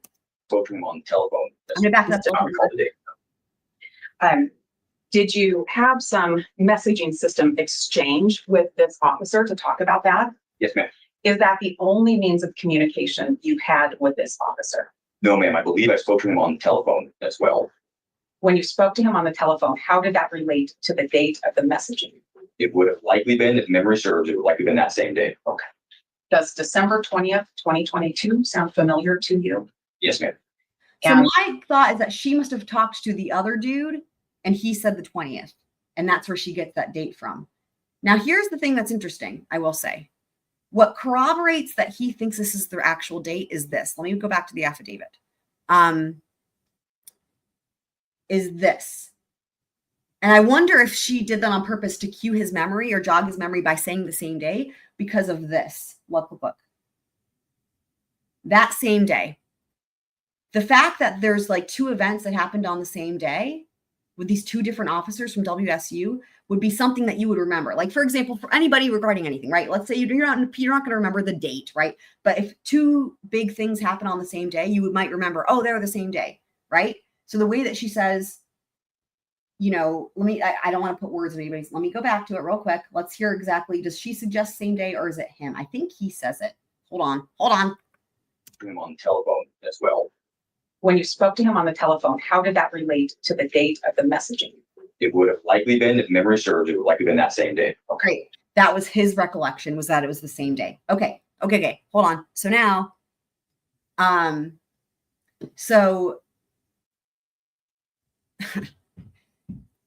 so that makes that does track with that. He's remembering that it was the same day accurately. Okay. So you can see how this right here is huge because he's saying the 20th. And in other words, if she talked to that other officer, I mean, of course she did, right? And they said the 20th, and then she asks him and he just verified the 20th.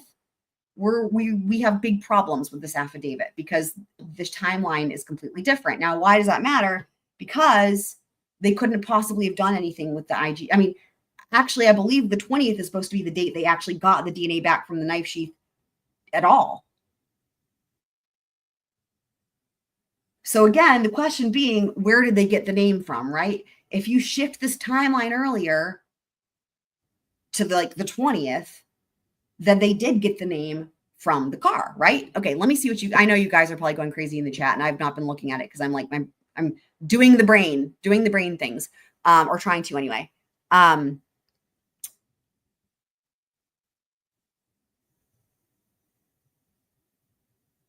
The university car sightings aren't important.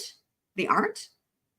And I'm sure you told me, I mean, you know, the other night there was a lot of especially guys, when I'm reading documents, especially, it's hard for me to follow the chat, but like last night there was a lot, and which is awesome. There was a lot of comments in the chat. I'm sure I missed, and I think I even said at the end of the live stream, I was like, I'm sorry if I missed any of the comments because it's hard to catch all of them while I'm reading the document. So I'm sure you said it. I'm sure I missed it, but I'm still curious though, why you would say they aren't important, because it seems like they are important if it shifts the timeline. Am I right about that?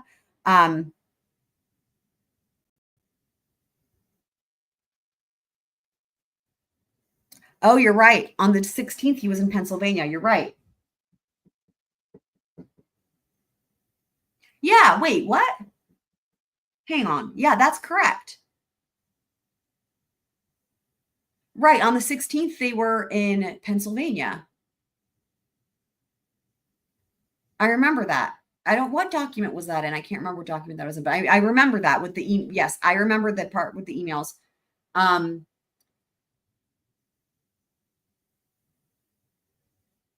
What document was that in? Because there might be something else. I'm trying to think, but I do remember that. Okay. Let me look real quick here. His little cross country trip.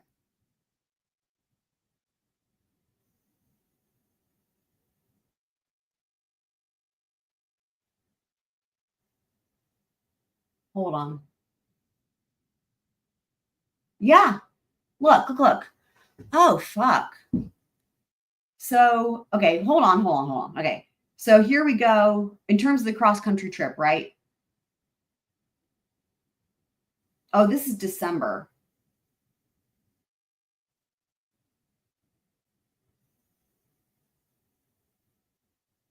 So he went home for, okay, I have more questions now, right? Because again, so he would gone home for Thanksgiving and then come back to school and gone home for Christmas.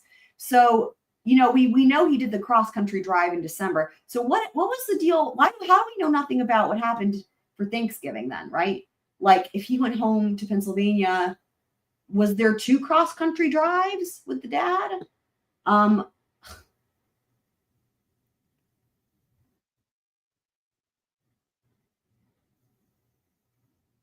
I just thought of so many questions at the same time that I can't remember them all. And I said one and there were like 50. Sometimes my mouth can't work as fast as my brain does. It's a problem. I don't even, I just had like a bunch all at once here. So, okay, maybe I'll think of it. Hold on. Let me see what you guys are saying in the chat here.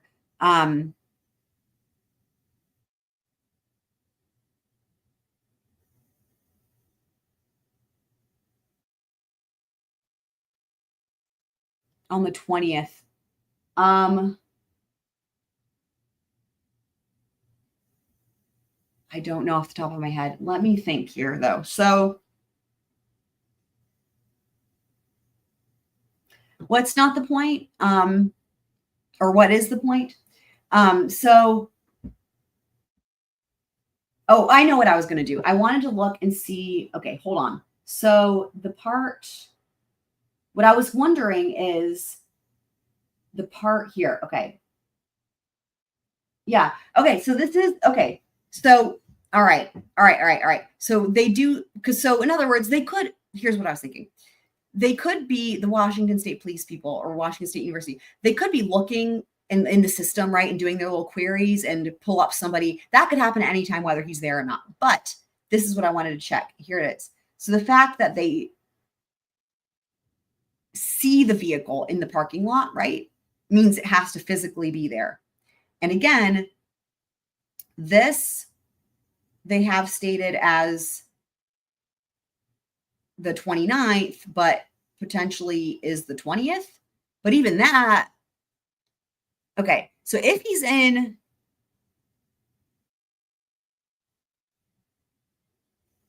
I mean, that doesn't, I am so, okay. I guess he could have been back by then. That's why it's weird. It's like, why do we know nothing about that journey, right? When he goes to Pennsylvania during this time period, when he comes back. So I guess potentially, right, if it's the 20th and not the 29th, he could be back. Because, for Thanksgiving, you only get a couple days off. But also, it's kind of weird to go all the way across the country for just like, you just get, usually colleges is like 2 days. You don't have school, you don't have class, and it's a weekend. So it's like, I don't know.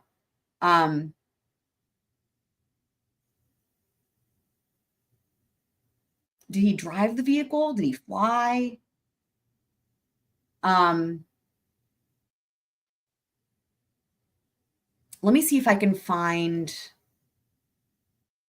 He was in Pullman. Oh, okay. He was in Pullman for Thanksgiving. So then what's the deal with, oh, I'm sorry. I'm an idiot. That's December 16th, not November. I'm an idiot. Okay. So I was thinking November. That's why I was like, wait, what? Okay. December 16th. So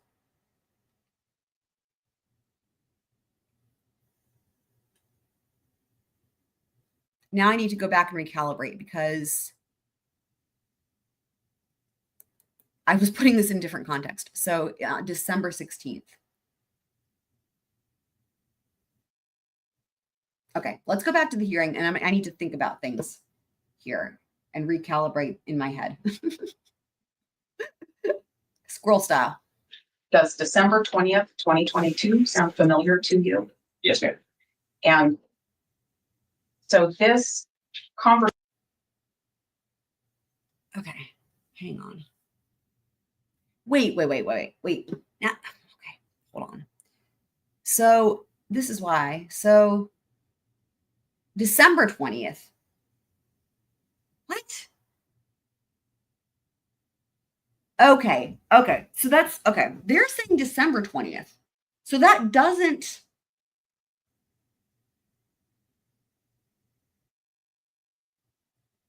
So that doesn't actually. What the fuck? Okay, I need to go back and hear the question again because again, I was in my brain thinking they're talking about this same incident, which it seems like it, right? Because of this part, same day. But this says November and they're talking about December. Oh my goodness. Okay, let's go back. I hope I'm not confusing you guys, or is it just that this is just confusing and we're all confused? Did you have some messaging system exchange with this officer to talk about that? Yes, ma'am. Is that the only means of communication you had with this officer? No, ma'am. I believe I spoke to him on the telephone as well. When you spoke to him on the telephone, how did that relate to the date of the messaging? It would have likely been, if memory serves, it would likely been that same day. Okay. Does December 20th, 2022 sound familiar to you? Yes, ma'am. And so my brain assumed that was November, but December, that doesn't make any sense though. How does somebody help me? How does that work? How does that work? December.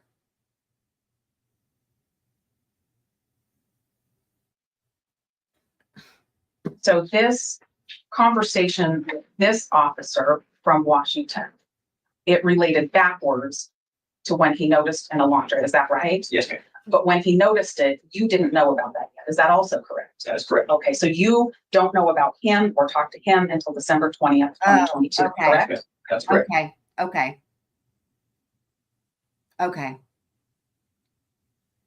In your affidavits, did you rely on cell phone information and cell phone location information? Yes, ma'am.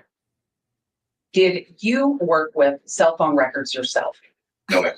Did you see cell phone records Accurate yourself? there. Yes, ma'am. I did. When was the first time you saw cell phone records that were attributed to Bryan Kohberger? I do not remember what date that was. Okay. Well, maybe you can give me an estimate. We know on the 20th, you're talking to WSU about Right. an observation from Right. a month before. And we know on December 23rd, you're asking for AT&T warrants for information. Right. Can you narrow it down? Yes. Sorry, Yeah, Judge. so basically that it's the same thing where like my thought was I was thinking I converted it to November 20th and I was like, oh, that fucks up his affidavit because that's a different date. But the fact that they're saying December 20th is when they first spoke and he didn't know about it, same. Instead of it still fucks up his affidavit, right? And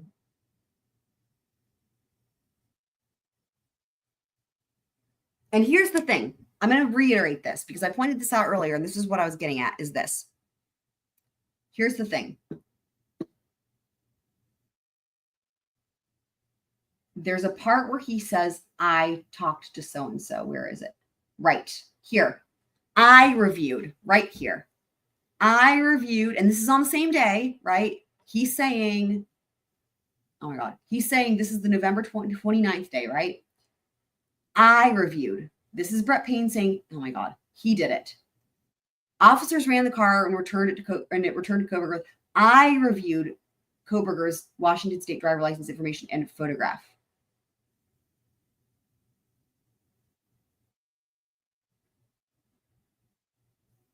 So wait, was he saying December 20th is when he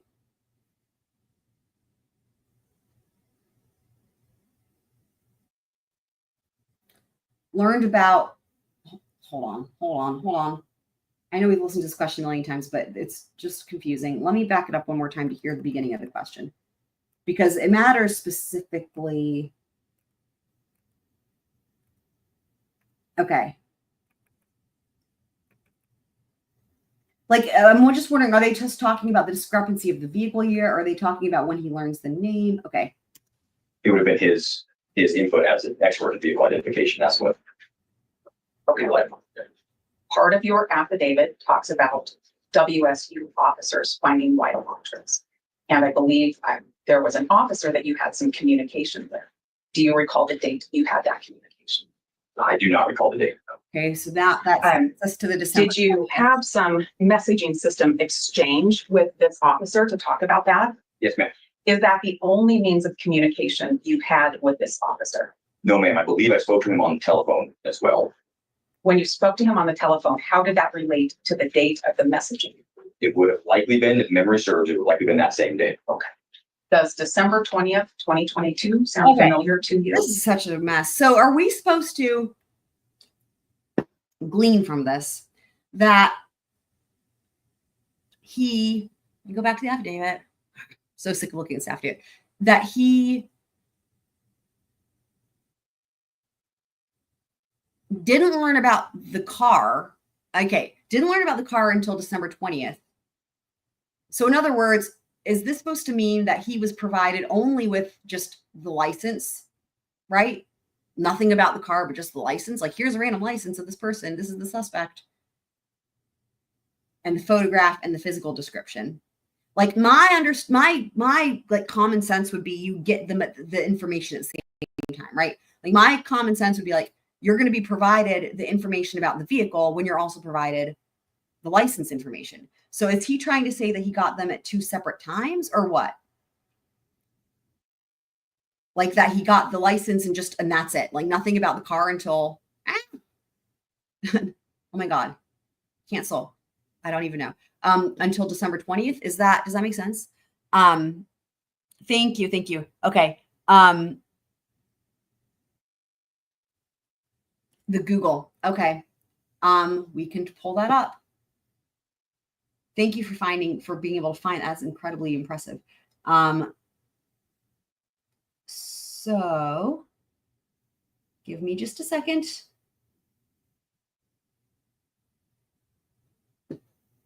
Thank you. Right. So that's what I was asking. So, because the thing that's difficult to determine is what's he even lying about? Is he lying about when they spoke or what information he learned? If that makes sense. Like I'm glad that you said this because that helps me articulate the questions that I have. Because it's like, again, my thought is like, wouldn't he have learned that information at the same time, right?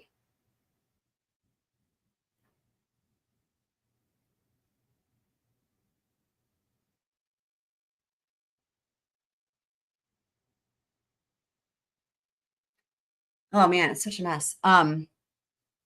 Right. I mean, that's the problem. So, but it sounds like she talked to somebody else and they said December 20th. Now, who knows? Like, if that person's reliable, then you could assume that that date is accurate.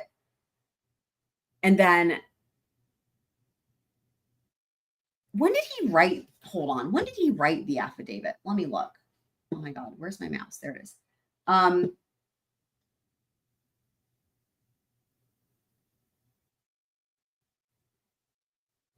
December 29th is when the affidavit was written.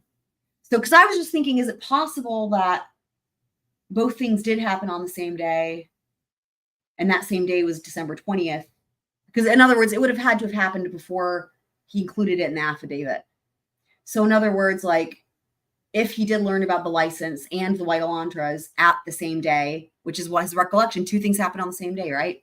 And if the other officer who said December 20th is trustworthy, then what one can glean from that is on December 20th, Brett Payne learned about the license and the Elantras.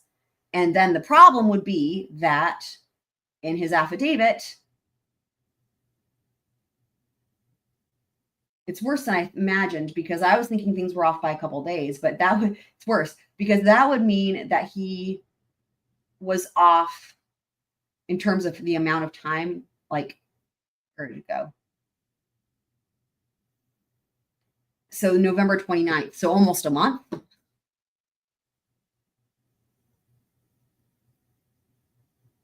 That he would have shifted the timeline. That's what this looks like then. And is the officer, the person because she doesn't give a name, is it Officer Tiango? Is that who he spoke? Like if in fact that comes out again in this hearing, well, if we ever finish listening to it, I plan to. But like then you have, there's no way around it. Like that puts all of this activity happening on December 20th and not November 29th.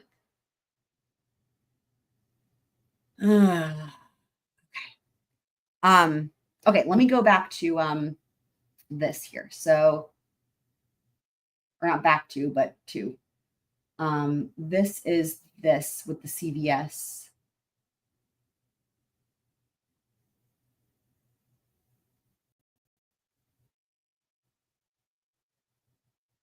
And that has Mallory's.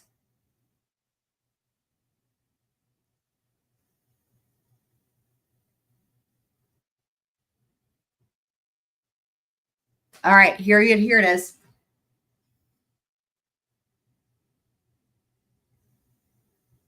So December 16th.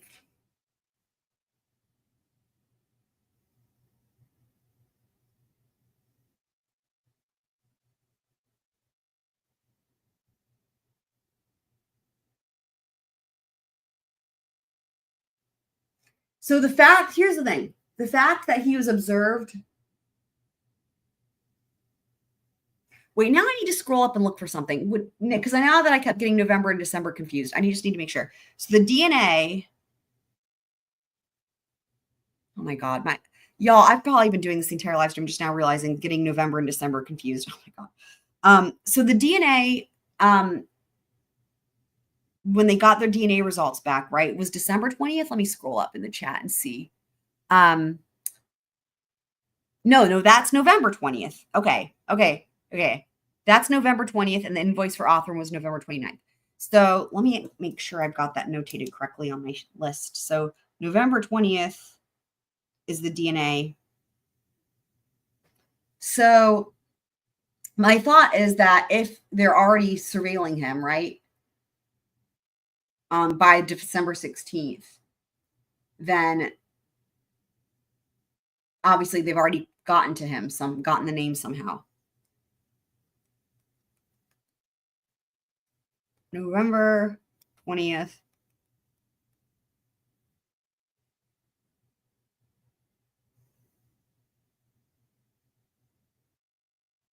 So this does actually change things because I was being stupid and got my months mixed up.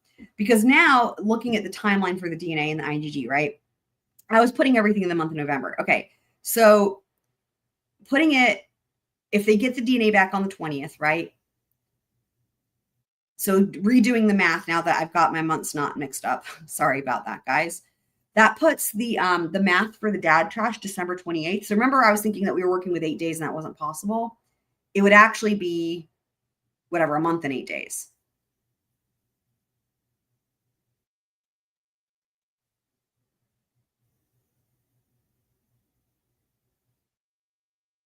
But the thing is that they already were on to him by December 16th, right? So,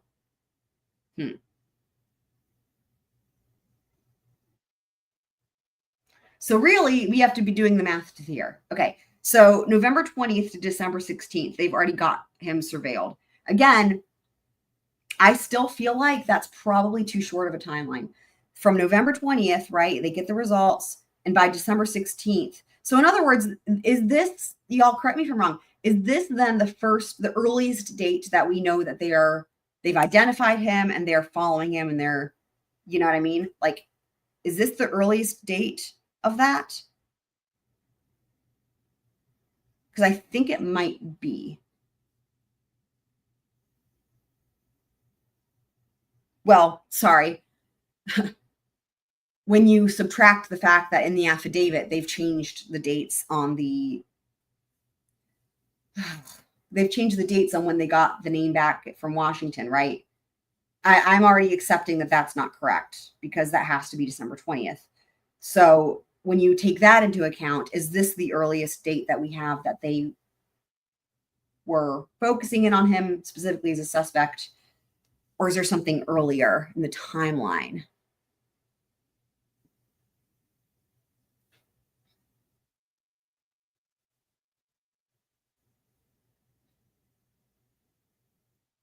Thank you. The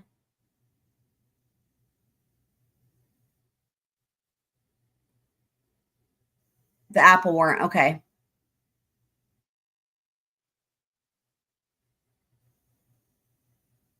Let me pull that up.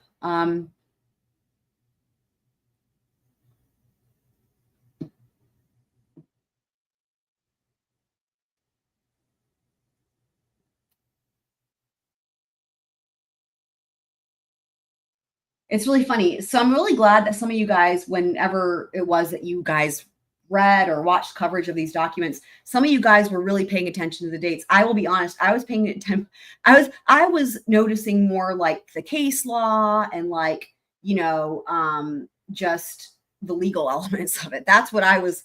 So I was not at all. The dates were not on my radar. So thank you. And I appreciate that some of you guys were like looking at the dates. Yeah, that was just not, again, that wasn't on my radar. I was thinking more about the legal elements of this. And yeah, that's really funny. This is why it's great to have diversity and the more people, the better to help and our brains combined. So,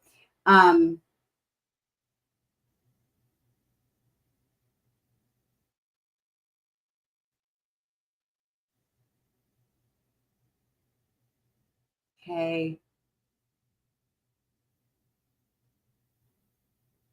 I'm just looking. There it is. Right here. There it is. Thank you. So timing of account access, right.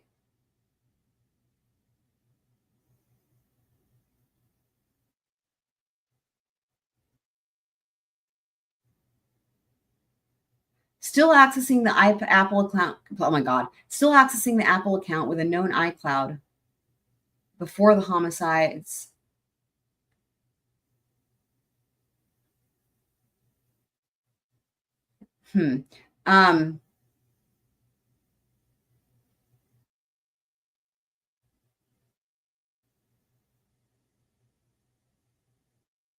So I'm taking this languaging to mean that they're trying to say it's the right account, like that the account was in use. Okay, what I'm taking this to mean is how they're able to, as it pertains to the search warrant, right? That because they thought he was accessing the Apple account before the homicides and then days before the arrest, that's the range that they can ask for. That's what I take this to mean, as opposed to that he was in Pennsylvania before the homicides. In case anyone was interpreting it that way, I could see I could see how that could be read that way, but I don't. I think these two things are disconnected in a sense, like that. It's like two things, right? It's like the timing of the account access was searched around December 20th. And then like, you could just like think of it as like a period. And then separately, the account that was being accessed was the same Apple account that was accessed before the homicides and days before his arrest. I don't think that is location. That's how I interpret that. Does that make sense? October. Yeah, no, that doesn't make any sense. Yeah, 2016. That's insane. Of course, we just finished covering all the state's objections, and you know what? They did not. What did they say? Let me just look, because they did not. They didn't address anything specific. It was pretty funny. So this was Apple. Did they file that one? I think that one was under seal. No. Okay, let's see. Let's take a look. That one was not under seal. So like stuff like that, right? The 2016. We covered this in part 1 of these, but let's just see what they do. They probably ignore that, I would think. Do they say anything about that year? They're just citing case law about third-party doctrine.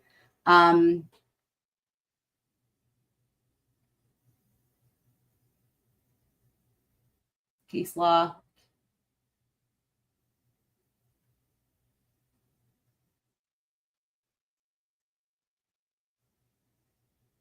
That's when the order was signed.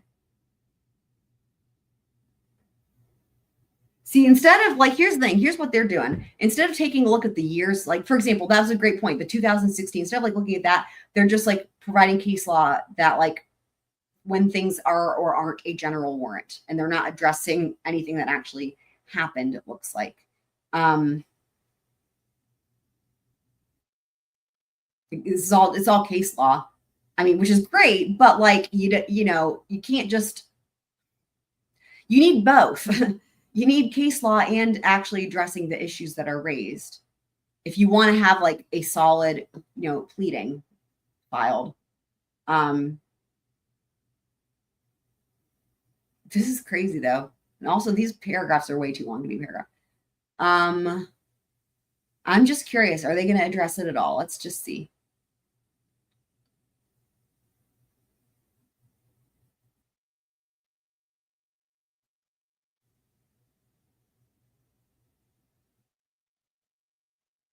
Detective Payne set out what information Apple captures. The two Apple, well, here's this. This is so funny, right? So there's this that we just read. The Apple iCloud accounts were accessed by the defendant leading up to the homicides and following the homicides. So that's what I was, I guess, trying to articulate there, that I don't think that's supposed to be connected with location. They're so far not mentioning the year. Oh, here we go. Okay. The temporal range of October 7th, 2016. Well, let me highlight.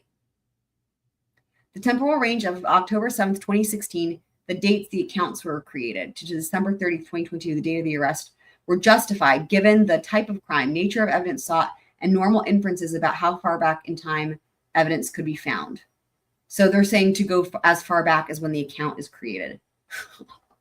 Well, I will say this. I'm glad they at least addressed it, but like, that's really sad. Like, I don't even know what would have been better, to just not even say that, because this is so silly. I mean, I guess to me, it's worse if you just ignore it, but yeah. Oh my God. Okay. So Yeah.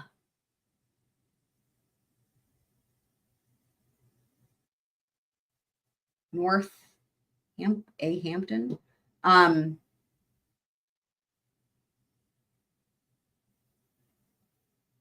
Okay, let me see what you guys are saying.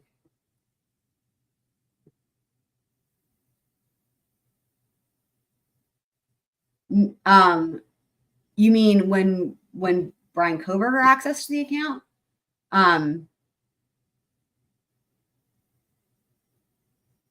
The only thing I could think of is that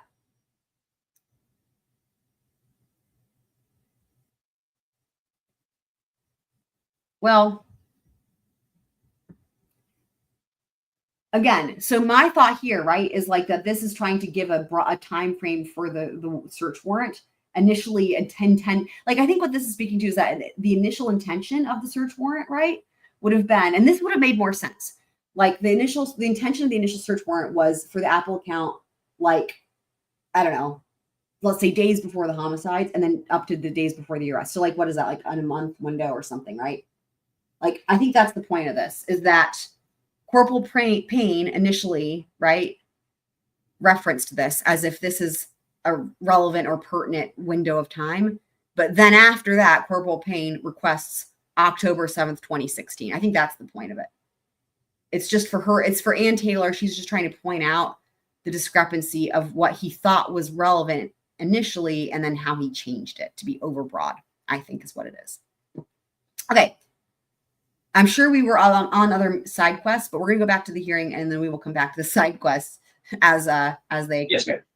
And so this conversation with this officer from Washington, it related backwards to when he noticed an Elantra. Is that right? Yes, ma'am.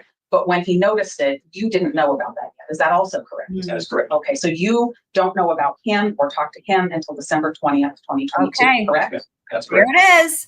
Bam. Wow. In your affidavits, Wow. did you rely on cell phone information and cell phone location information? Yes, ma'am. Did you work with cell phone records yourself? No, ma'am. Did you see cell phone records yourself? Yes, ma'am. I did. When was the first time you saw cell phone records that were attributed to Bryan Kohberger? I do not remember what date that was. Well, maybe you can give me an estimate. We know on the 20th, you're talking to WSU about an observation from a month before. And we know on December 23rd, you're asking for AT&T warrants for information. Can you narrow it down? Yes. Sorry, Judge. That's a yes. You can, I just want to get the record. Yes. Yes, that's Okay, correct. thank you. So between those 2 dates, does that help you identify the first time you saw cell phone records related to Bryan Kohberger? Memory serves, the first time I saw any cell phone records related to Bryan Kohberger was after we received the return from the first search warrant. Just to be sure I'm tracking with you, when you say the return from the first search warrant, we're talking about the first AT&T warrant. Yes. Is that right? That's correct. And in that warrant, you were seeking 48 hours worth of records. Is that right? Yes, ma'am. So if I call those 48-hour records, we'll both be on the same page. Yep. All right. You wrote your second AT&T warrant for a much longer period of phone records that same day, December 23rd, correct? Yes, ma'am. That's correct. How far ahead of that warrant did you see the records? It would have been upon the receipt of the 48-hour records that came in from AT&T. Immediately after receiving those, I began writing that second section of the second AT&T warrant for the longer period. If that makes sense. It does. So you get these records and you take a look at them and you start writing your warrant. Is that right? The records were provided to FBI Special Agent Balance, who began deciphering them. I'm not an expert in cell phone records. That was the next thing I was going to ask you. So, no, ma'am, I'm not. So he was the one who was conveying that information to me so I could understand what it was. So do you get the records and then get them to him somehow? Yes, ma'am. The records do they go directly to Balance? I do not recall what the distribution was on the return itself. I do not recall that. Are you and Balance exchanging emails about these records? No, ma'am. Not that I remember. How did you get them to? We were co-located at the time. Detective Balance was at the Moscow. Here's what I've got written down, and I'll probably make some sort of a visual for this. But here's what I've got. Obviously, these aren't going to be all the dates, but these are the dates that we've discussed tonight, especially as it pertains to Brett Payne's affidavit and some of the questions we had already raised on this channel. So, of course, November 13th was the homicides. November 20th was the DNA results on the knife sheath. That's still really quick, though. 7 days from Othram.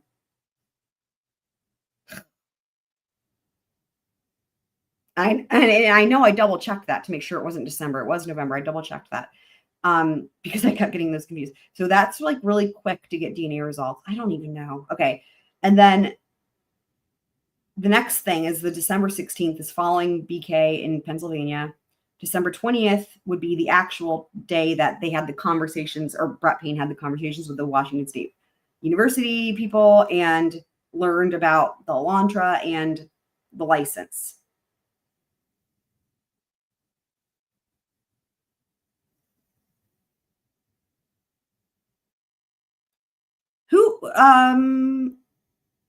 So who was, hold on, who was it specifically that was following? Let me go back. Following him. Let me just pull this up real quick.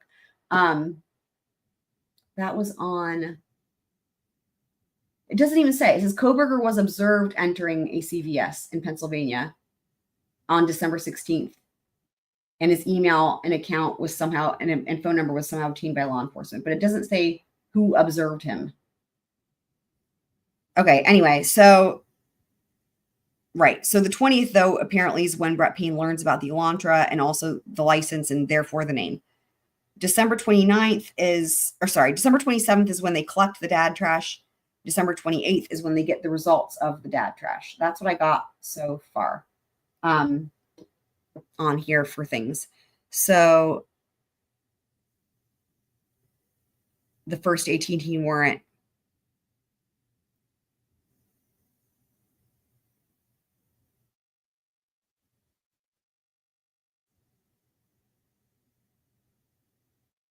Yeah, I mean, I don't know, because the only thing, though, is that, like, the only thing I would say, I'm not saying that wouldn't be suppressed or thrown out. The thing is that the same information was used for everything. And then you've got the fruit of the poisonous tree as it pertains to IGG, according to the defense. So you've got a number of issues, right? Like, whether the big issue is like the IGG, or whether the big issue is like some statement that was false in the affidavit. For example, like what we've looked at today, the putting November 29th instead of December 20th. Right? That's in every single search warrant. Those affidavits were used for everything. That affidavit was used for everything. So I don't know that even, like, I guess what I'm trying to say is, like, I don't know that any of the specific motions to suppress have a better chance than any of the other ones. I feel like they're pretty much equal because they were all based on the same stuff. So, like, I feel like probably, I mean, that's where the Franks hearing comes in, right? Because it seems like pretty much all of them are invalid or none of them are, I would think. Like, that's my, unless there's some sort of exception where one of them didn't use, but they all, and again, you also have the fruit of the poisonous tree too. So, like, again, you've either got the same info used for all of them, right? But then if you've got a search warrant that led to new things and then you obtained another search warrant, right? And then let's just say that in that first search warrant, there's problems in the affidavit. Well, then the second search warrant in its entirety is fruit of the poisonous tree, let alone what you collected from it, if that makes sense. So there's a chain reaction. So really, it's going to just be looking at which thing was the first, right? Chronologically, which search warrant was first chronologically. And I think somebody actually maybe even asked that at some point earlier tonight, but and I didn't have the answer in the chat. But looking at it chronologically, which search warrant was the first one? And what did it yield? I think. So, right. Yeah.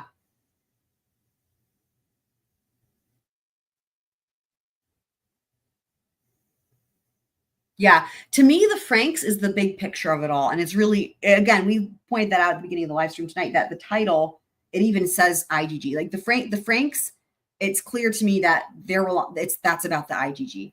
And so that seems to be their biggest issue of all, because that's why they're using that as like all-encompassing. And of course, all of these motions to suppress also reference the Franks re-IGG, right? So what we're getting, I think, like, in other words, how I interpret this, right, is that for her is the whole thing, the whole kit and caboodle, as they say, the IGG is enough to say all of it's fruit of the poisonous tree. But however, if they don't get allowed to have the Franks hearing, or the Franks hearing, you know, they do it and then it's found that that's not blah, then it's like she's got all this to fall back on for each specific search warrant for other reasons separate, in addition to the IG. Like, again, each of them mention the IG, but it's not the only grounds, right? They've got like issues in the affidavit, or like Fourth Amendment issues and whatnot. So, you know, and there were plenty of issues raised in each of those, separate to and in addition to the IGG. So they stand alone as well, which, so I think it is smart. Which,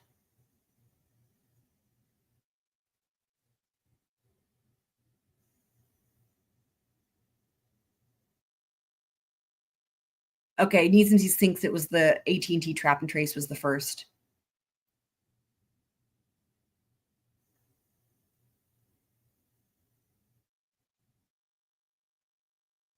Right. And that's another thing. Again, so some of you guys are really dates oriented, and that's awesome. I like, again, I've read all these, as y'all know, and I was not paying attention to the dates that they applied for the warrants, but that's a great point.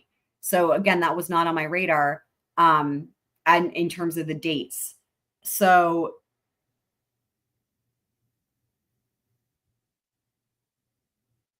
yeah, so I guess I was thinking chronologically which one was first, but that's even a better way to look at it, is what's the actual date. Let me see. Is that given in the, do they give those dates? Let me just see. Well, here's a Google warrant date. Okay. Let me pull up. Oh my God, I have so many tabs open. It's insane. Let me pull up. Let's see.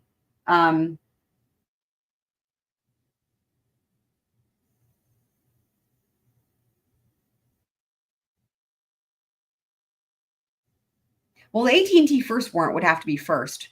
And the trap and trace is second, I believe. So let's see. This is the AT&T first warrant.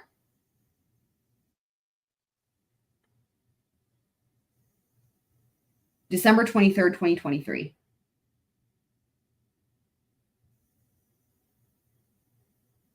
Right. Let me write that down. Let me add that to my calendar. So let's see what the dates are of these. Maybe we should make a separate, well, okay. I need another sheet of paper. God, we're going to make a calendar of when the search warrants happened that we can glean. So, okay. So December, and we're going to see what they all do. So December 23rd, AT&T first warrant. Okay. Check. We're not going to go, we're going to stay laser focused on the dates. So let me now go to, which one is this? So many documents.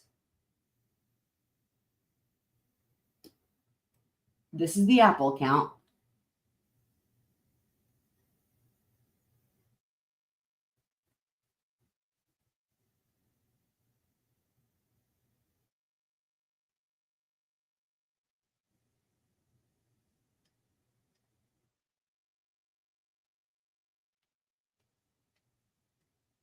Oh, well, I scrolled away from the page. Okay.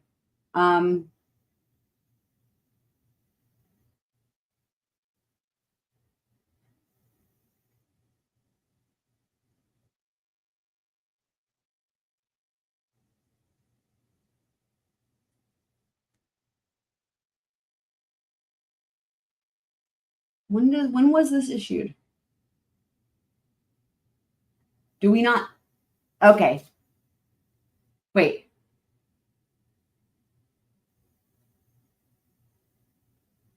Wait, am I reading through? Oh my God, I'm so stupid. This is the states. Like I said, I have so many tabs open. Hold on. That's not the right thing. That's the states objection. So, okay, here we go.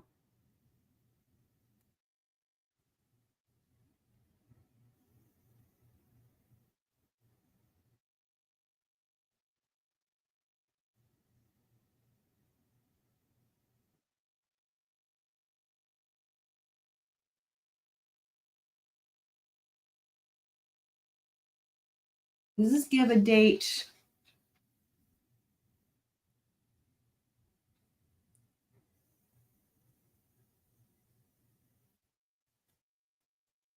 So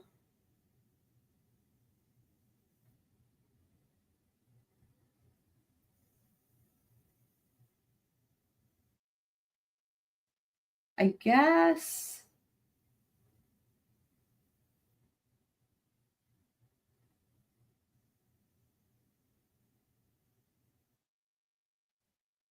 this wasn't until August 1st of 2023.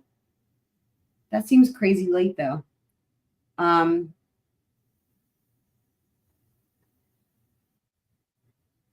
that's what it says. August 1st, 2023. Holy fuck. Okay. Wow. Let me put that way on down the calendar. Okay. Okay. So then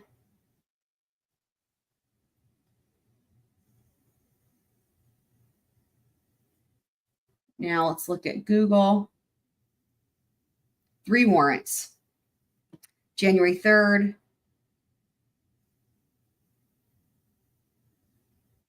January 23rd. February 24th.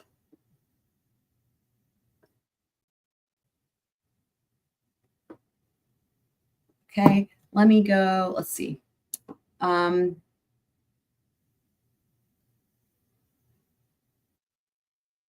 This is the apartment.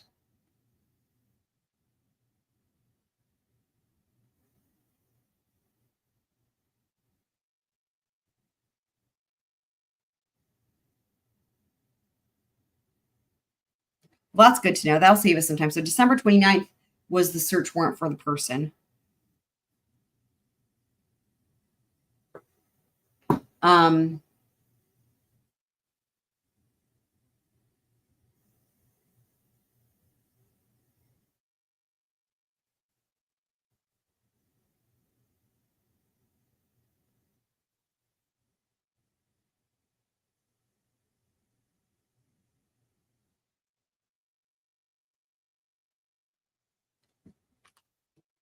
So, okay. So it's also the 20th. A lot happened on that day.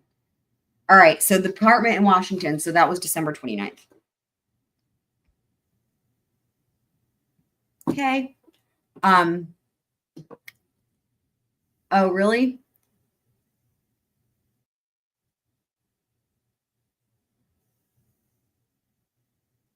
I don't think those are all available.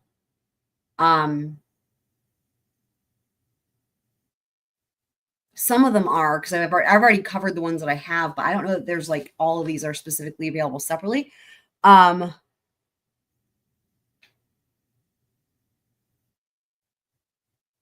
let me see what you guys are saying. So,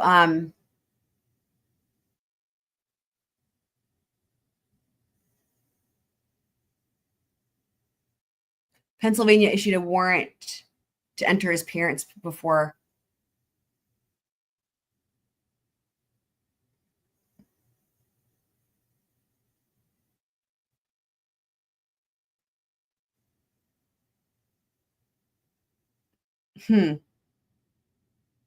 Interesting. I mean, I would imagine that she wouldn't put the wrong dates in here, right? Because this is in her Ann Taylor's motion, right? Like she's giving,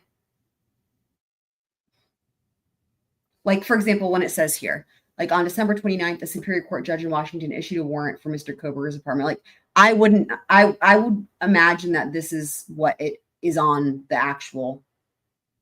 Now, again, we actually, this is one of the ones we actually have, but just as an example for any of these warrants, I would imagine these are all correct. Let's take a look at when this one, if it has it.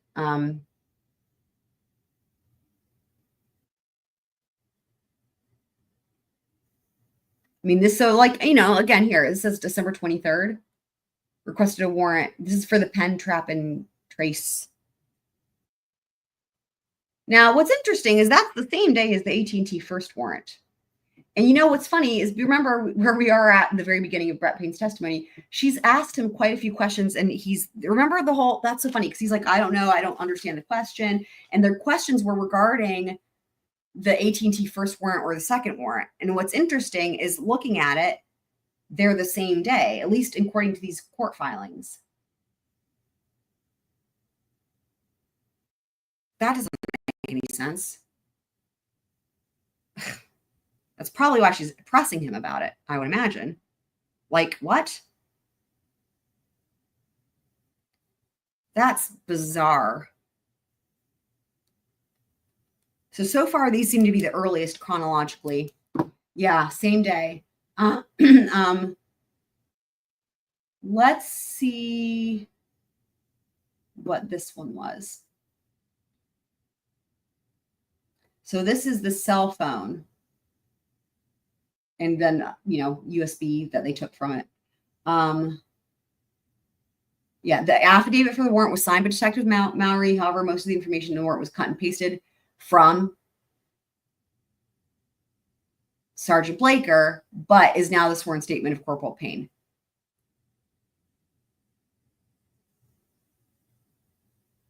So this is the contents of the USB drive. Let's just see, when did they first... So they seized the phone on December 30th.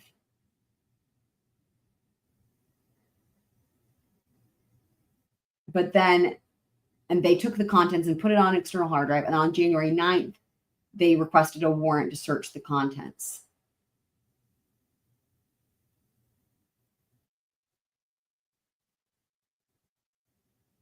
Well, I'm going to put both dates. I think they're both relevant. So I'll put December 30th, cell phone seized, and then January 9th, warrant.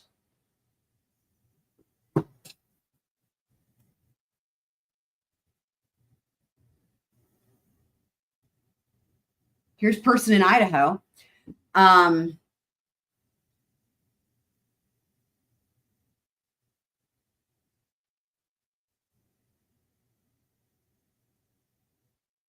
Yeah, this is exactly what Heather was saying. How they got a search warrant for Pennsylvania first. This is exactly what she was saying on December 29th. Right. So like an hour-ish, or well, like a half an hour before they signed the arrest warrant in Latah. They had the search warrant.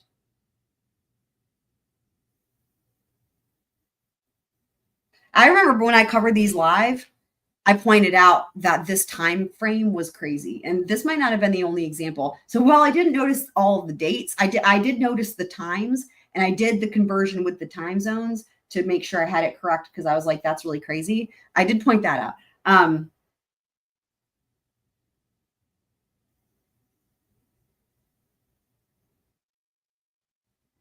So yeah, I mean, just again, to look at this again. So 144, it's specific, but it's just, you want to make sure they match. So you have 144 and then you have 222.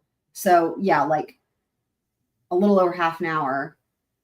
So that's between 144 being when they issued a search warrant in Pennsylvania, and then like just over half an hour later, the magistrate signs the arrest warrant in Latah County.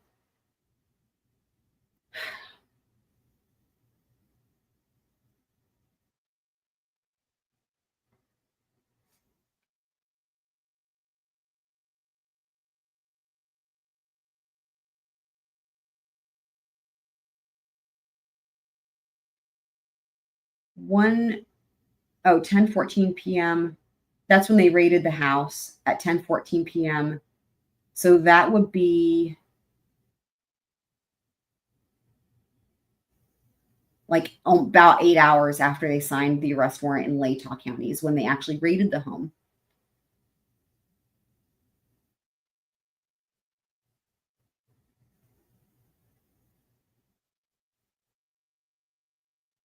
January 5th, there's the search warrant for his person.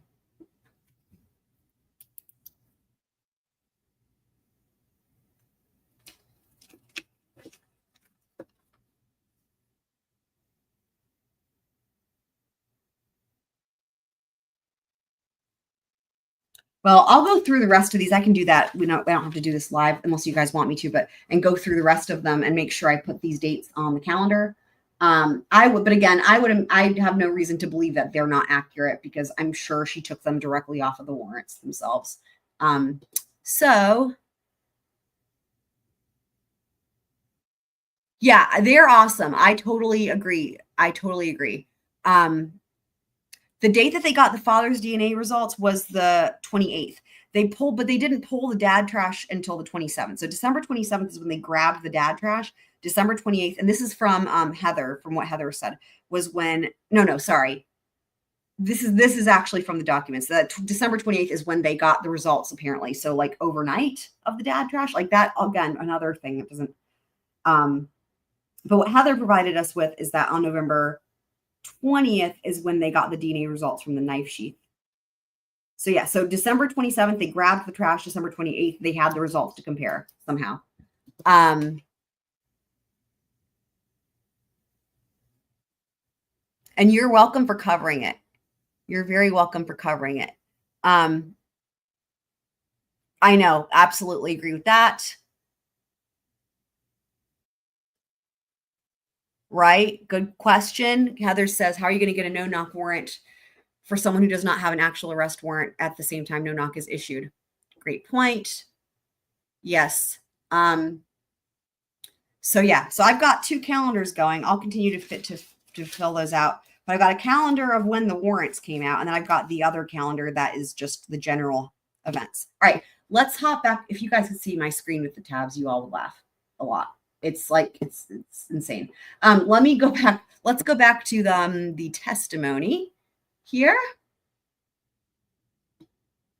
Police department about Insanity. 30 feet down the hallway. Are the two of you exchanging text messaging during this time? I do not remember if you texted during that time. I may have a record that would refresh your memory. I'm certainly not seeking to have these admitted, but I'd like to hand him some records to see if we can refresh his memory.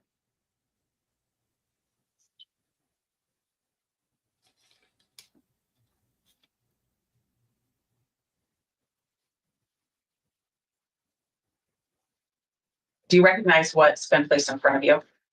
No, ma'am, I do not. Okay. Does reading the content of some December 23rd messages refresh your recollection about participating in text messages? Speaking of, this is crazy. Speaking of December 23rd, right? Oh my God. So, I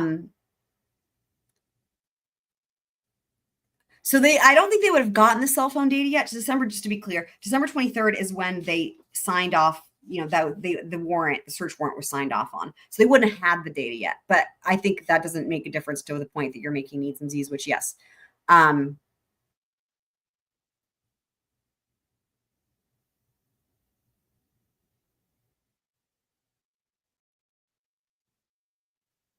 Now, again, the question really becomes, right, is like, what information did they have at the time for each of these, and what did they need to have probable cause?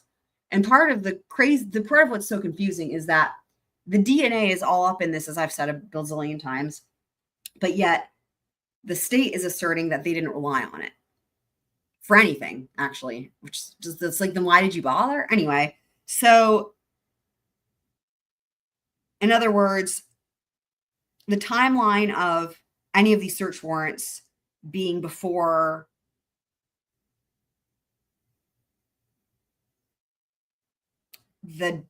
for example, as an example, the dad DNA, right? It wouldn't matter if indeed they had first of all, they had already had another way to identify him, and B, they did have enough other information to establish probable cause without any of the DNA, IGG, or whatever. But both of those things are highly in question, obviously. So that's what I can say. It's balance.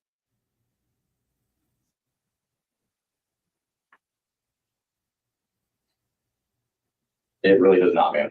Will you look at, there's 3 separate stapled documents. Will you move that one and go to the next one? Still on December 23rd? Right. Yeah. Oh, he did say that. That's hilarious. I do vaguely remember that exchange, the one at the top of this second. Is that the one that starts with you identifying yourself? No, ma'am, it starts with the message says, Group text for this weekend, Maria, Nick, Ed, Brett, and Darren. You look at that third one. Wait, I need to rewind that. What are you saying this to me? Or are you saying this to Brett Payne, Needs and Z's? Okay, let me back that up just a second because that I feel like there's some. So the December 23rd, right? And that's what I was saying. That's so silly that both the AT&T warrants are on that same day. That doesn't make any sense though. It really does not, ma'am. Will you look at, there's 3 separate stapled documents. Will you move that one and go to the next one? Still on December 23rd? Right, there it is. Yep.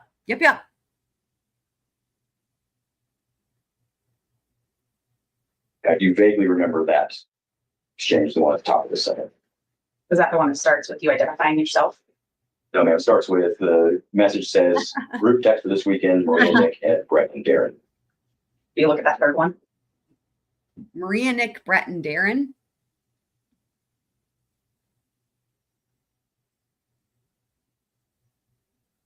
Seems vaguely familiar. Okay. So So, just so I'm clear then, Nick Balance is at Moscow Police Department when Right. you're getting. here's what I have to say. I agree with you. I know it's not IGG. I know it's not IGG. I know it's not. Totally with you on this. And this is the thing that I've been getting at in my brain with this whole thing, is that they did. So initially I wasn't sure if they could have relied on the IGG because I had the months because of the timing, right? However, with looking at it again with November versus December, it's possible. And like I said last night, guys,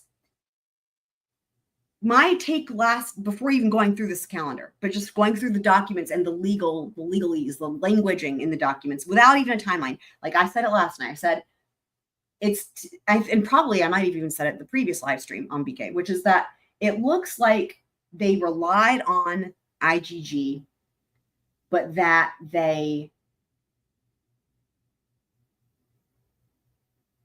want the plausible deniability by including DNA and IGG and like all these documents. Okay, sorry, let me back it up. By including DNA in these different documents, right? And even in the affidavits, right? But not saying the letters IGG. Like that's what I think they did.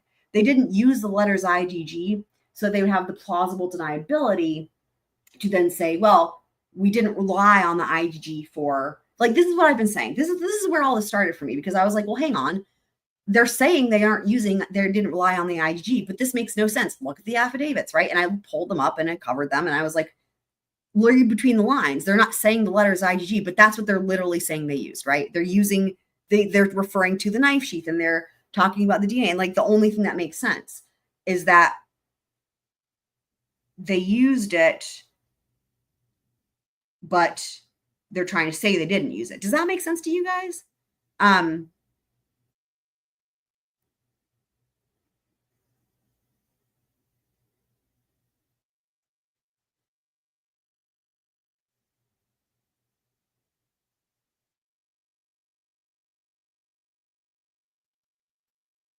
So I'm just confused. So, okay, I'm just trying to make sure I'm understanding what you guys are also offering in the chat, because if the tip was the IGG, right? And then that the FBI called in like what's on the screen, right? So then, and also, right, that they didn't have BK on their radar until the tip. All this to me logically is saying, right, that they did rely on the IGG to get to him, correct? Like that was what I had been thinking, right? But also I'm voicing that now as in, am I understanding these comments correctly?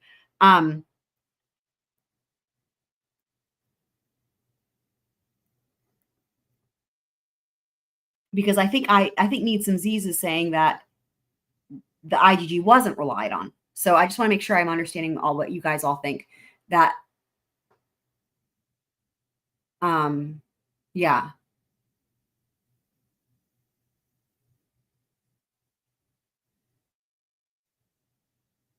I mean, I could see it going both ways in terms of, again, because of the vagueness in the documents, but the only way to clear that up is looking at the timeline, right?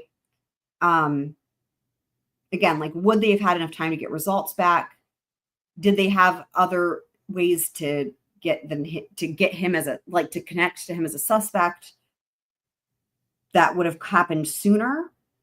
But the other thing I will say is this, is that the fact, I always try to approach things from like the legal aspect, right? And like understanding that. So for me, the biggest thing of all, the biggest clue of all of this is that, again, that motion for the Franks hearing, the way that of course it's sealed, right? But just even the title of it from Ann Taylor is motion for the Franks hearing. And then it's like re-IGG, or there's the memorandum re-IGG. That to me says that for them, for the defense, who have access to all the discovery that we don't, obviously, the IGG is the thing. So that would make me think that, again, either they relied on it when they said they didn't, or, I mean, I guess that's really what it comes down to, right? And that would do two things. Well, first of all, that would be right there. Everything is false. Like the things that are false that in this, anyway, am I making sense, people? I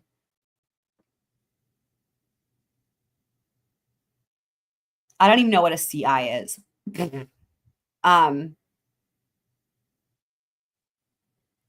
I mean, I don't know what a CI is. You guys can talk about whatever you want.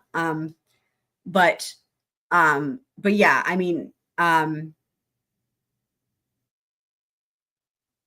hopefully what I'm saying makes sense, though, that like there's every indication, even from the get-go, right? Like that the IGG was like the thing. And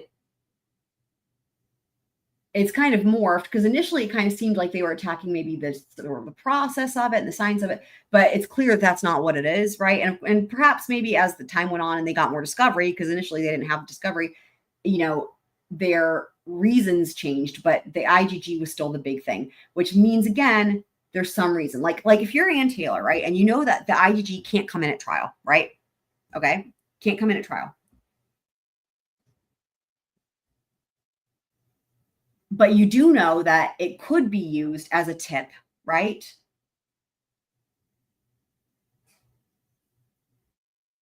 And then you've got, going along with that, a really iffy timeline of how they came across your client and when they came across things. And then the state has made a lot of contradicting statements, which I pointed out last night, regarding the IGG and other things, but there are a lot of contradicting statements, right?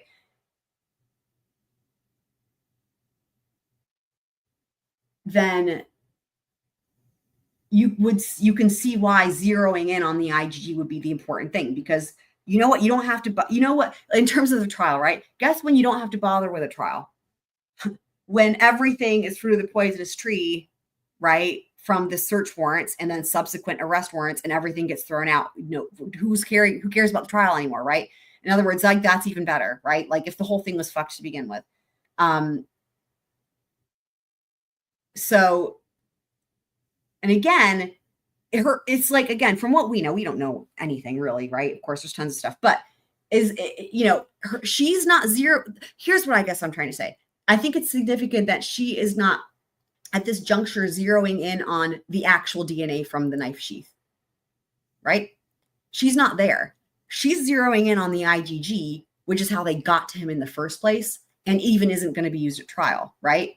So that tells me something about, these questions that we have. So hopefully that makes sense. Getting on December 23rd when you're getting these two warrants. Is that right? If memory serves, that's correct. Okay. You told me that you're not the guy who understands how to interpret these records. He's not the guy. Do you know anything about cell phone towers? Very little, ma'am. Okay. So when you wrote the second AT&T warrant, you have possession of Bryan Kohberger's call detail records or AT&T records. And I just want to say, but you don't know what they mean, so you're relying. I don't know what a CI is. I don't know what that is. But I don't have any rules, guys. Like, no rules. It's like the Wild West. Y'all can talk about whatever you want. I don't have rules. I mean, just be nice. All I say, look, I have it in my thing. Just be kind to each other. Just be kind to each other. And that's really all. And also, if you're stating something that's an opinion or isn't verified, I just appreciate you saying so, right? Because I personally don't want misinformation. I'm not a misinformation person per se, but there's nothing wrong with having an opinion or saying speculation. For example, I do that, right? If I'm going to speculate, I announce it with this.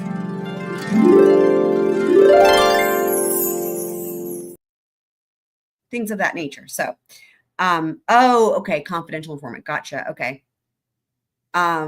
So yeah, anyway, I haven't used this in forever, but just so that's what it says, right? Spread the love of squirrels by treating each other with kindness. So that's really that's the rule. So,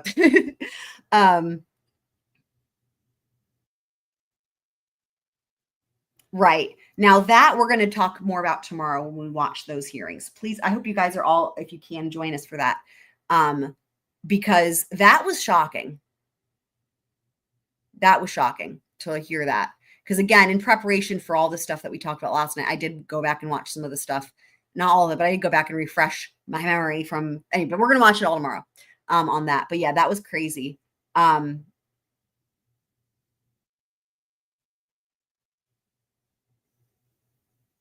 the thing I will say is this, is that I don't even know that that's the biggest issue Ann Taylor has with it. Here's why. Because if that happened, right, that's really violating, because I read about this. I don't know that I put it on the live stream, but I did read about the Fourth Amendment. Yeah, no, I did a lot of research, guys, even beyond what you've seen on live streams. I did a lot of research as for the Fourth Amendment and as it pertains to IGG. So, for example, the thing about them potentially accessing people who opted out and getting that information, that wouldn't be a Fourth Amendment violation for Bryan Kohberger or for any other suspect in a case. That's a Fourth Amendment violation for the people that submitted their DNA. So while that's an issue, that's not an issue that would help their case. So again, while that's an issue, I don't think that's what she's relying on as being the big problem for them, if that makes sense.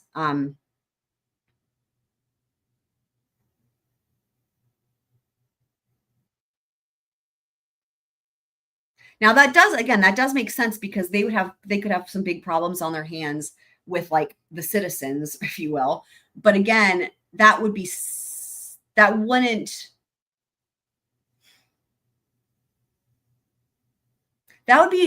between, my understanding is that would be between the people whose rights they violated, right? The people who submitted DNA, and then maybe also there could be like civil suits, right? Like if you're one of those DNA databases and they backdoored you and you didn't know it, there could be some civil action taken, I believe.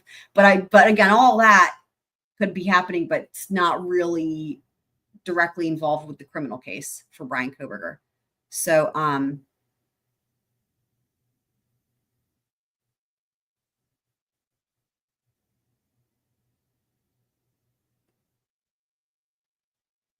so the FBI file was sent. Oh.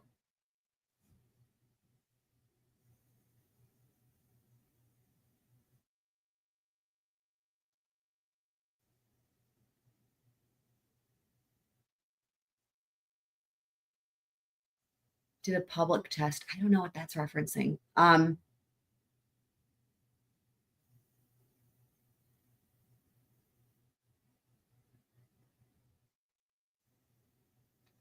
Oh, do we know? That's interesting.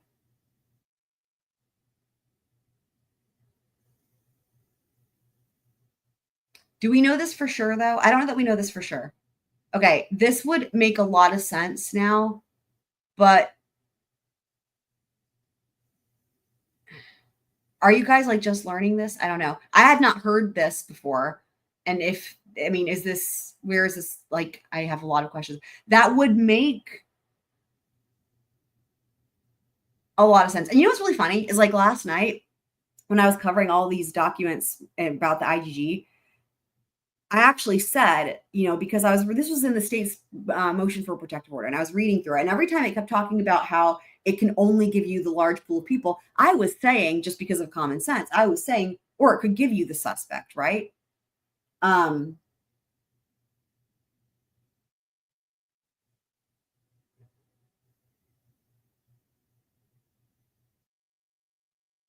like in my mind thinking exactly that, because with any crime, whoever the suspect is, they could be someone who has used one of these and submitted their DNA, right?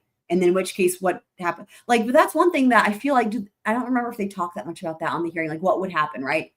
Like, because I know that they're different DNA profiles.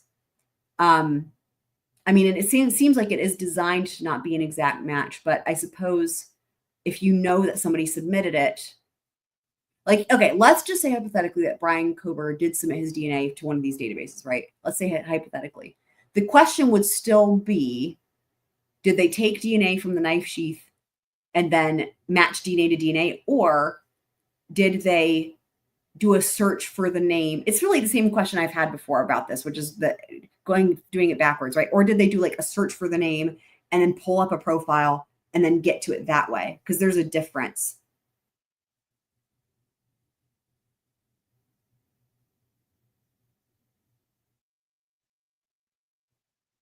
Oh, thank you.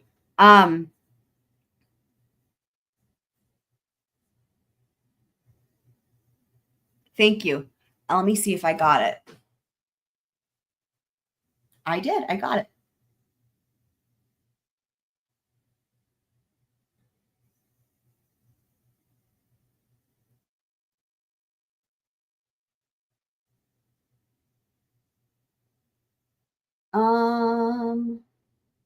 How can I pull this? I don't know if I can pull this up on my computer because I'm looking at this on my phone. Let me see.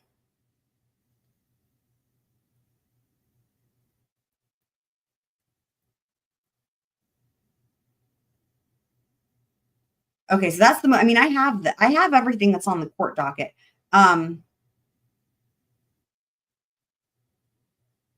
Yeah, so the two documents linked in this, I covered both of those last night.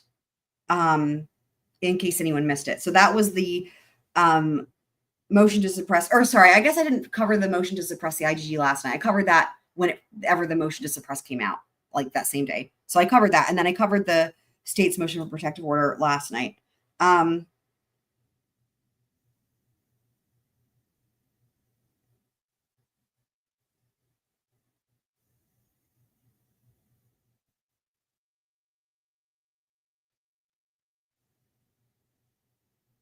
I'm just seeing if there's any other, oh, there's another document there. Okay.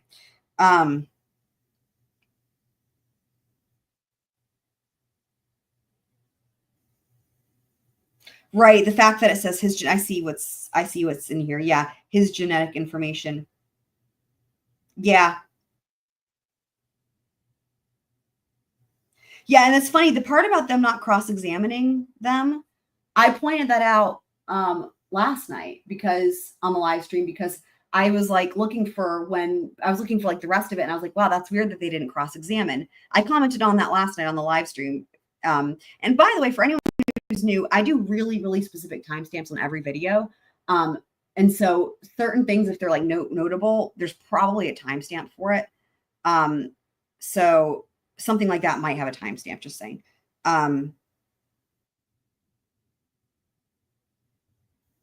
Right, because I did think that was real. I mean, again, I'm just saying how funny, because I commented, I was like, that's so odd that they don't want to cross-examine them, because when they finished that day, it was like they left us all with the impression that that was going to be continued and they were going to cross-examine. And then what happened was once the cameras were off, right, or whatever, like the next day they came back and just said, we're not going to do it. And then no one ever heard anything about it. And the funny thing was, at the time, there was like so many other things going on with this case and other cases that I think, like, what happened is, like, people on LawTube, like probably myself included, forgot to follow up and be like, oh, where's the cross? And then if you don't see it, you just forget about it, you know? But like, basically my point is, like, they sneakadoodled it, right? Because instead of like at the hearing with the cameras, instead of saying we're not going to cross-examine, they waited until the cameras were off and it was like the next day to make that decision. And then no one would know about it, or people would just not see that it happened, basically.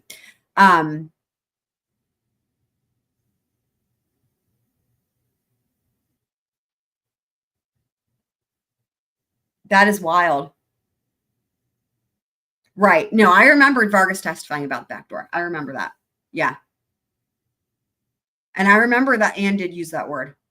Thank you for tagging me in that.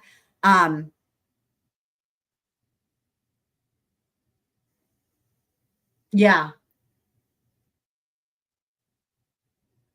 I mean, I guess to me, this seems like such a, how to say this? Like, again, I've submitted my DNA. So like, I guess to me, it's like, this seems such, in my mind, this would have been such an obvious thing that I guess I kind of figured if this was the case, we would already have known this for sure, that I kind of ruled it out because like being someone who has done that and has submitted my DNA to like, what is it? MyHeritage. Like that's the first, like, because I've done that, that's like the first thing that I think of is like, oh, well, you can get matched to yourself or whatever, right? Like, you know what I mean? Like that's the first thing I think of. But it seems like because of that, that just makes it so obvious that I guess I didn't even consider that like it seemed too obvious to be true, if that makes any sense, to where I didn't actually consider. Plus, it seems like we would know that having to take such a long detour to get there, it seems so incredible to me when it's like to me, it was like the first thing. Anyway. Right.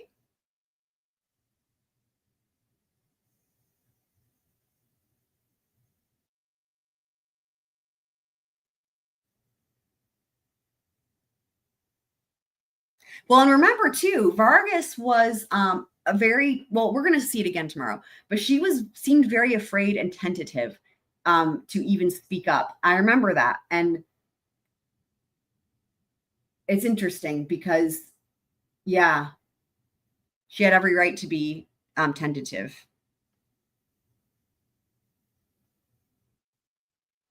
Okay, cool. Relying on somebody else. Yes, ma'am.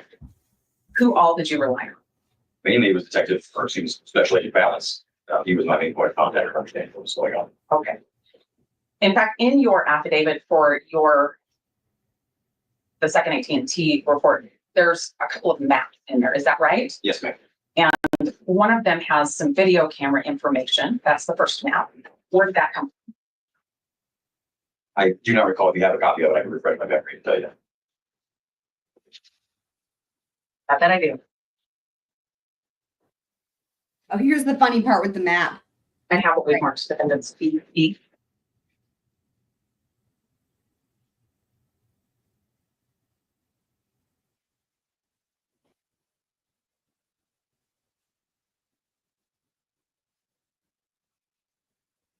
Are you referring to there's two maps, the WSC focus map you're referring to? It's completely washed out on this copy. I can't This see what it is. It's hard to see, isn't it? That's the point.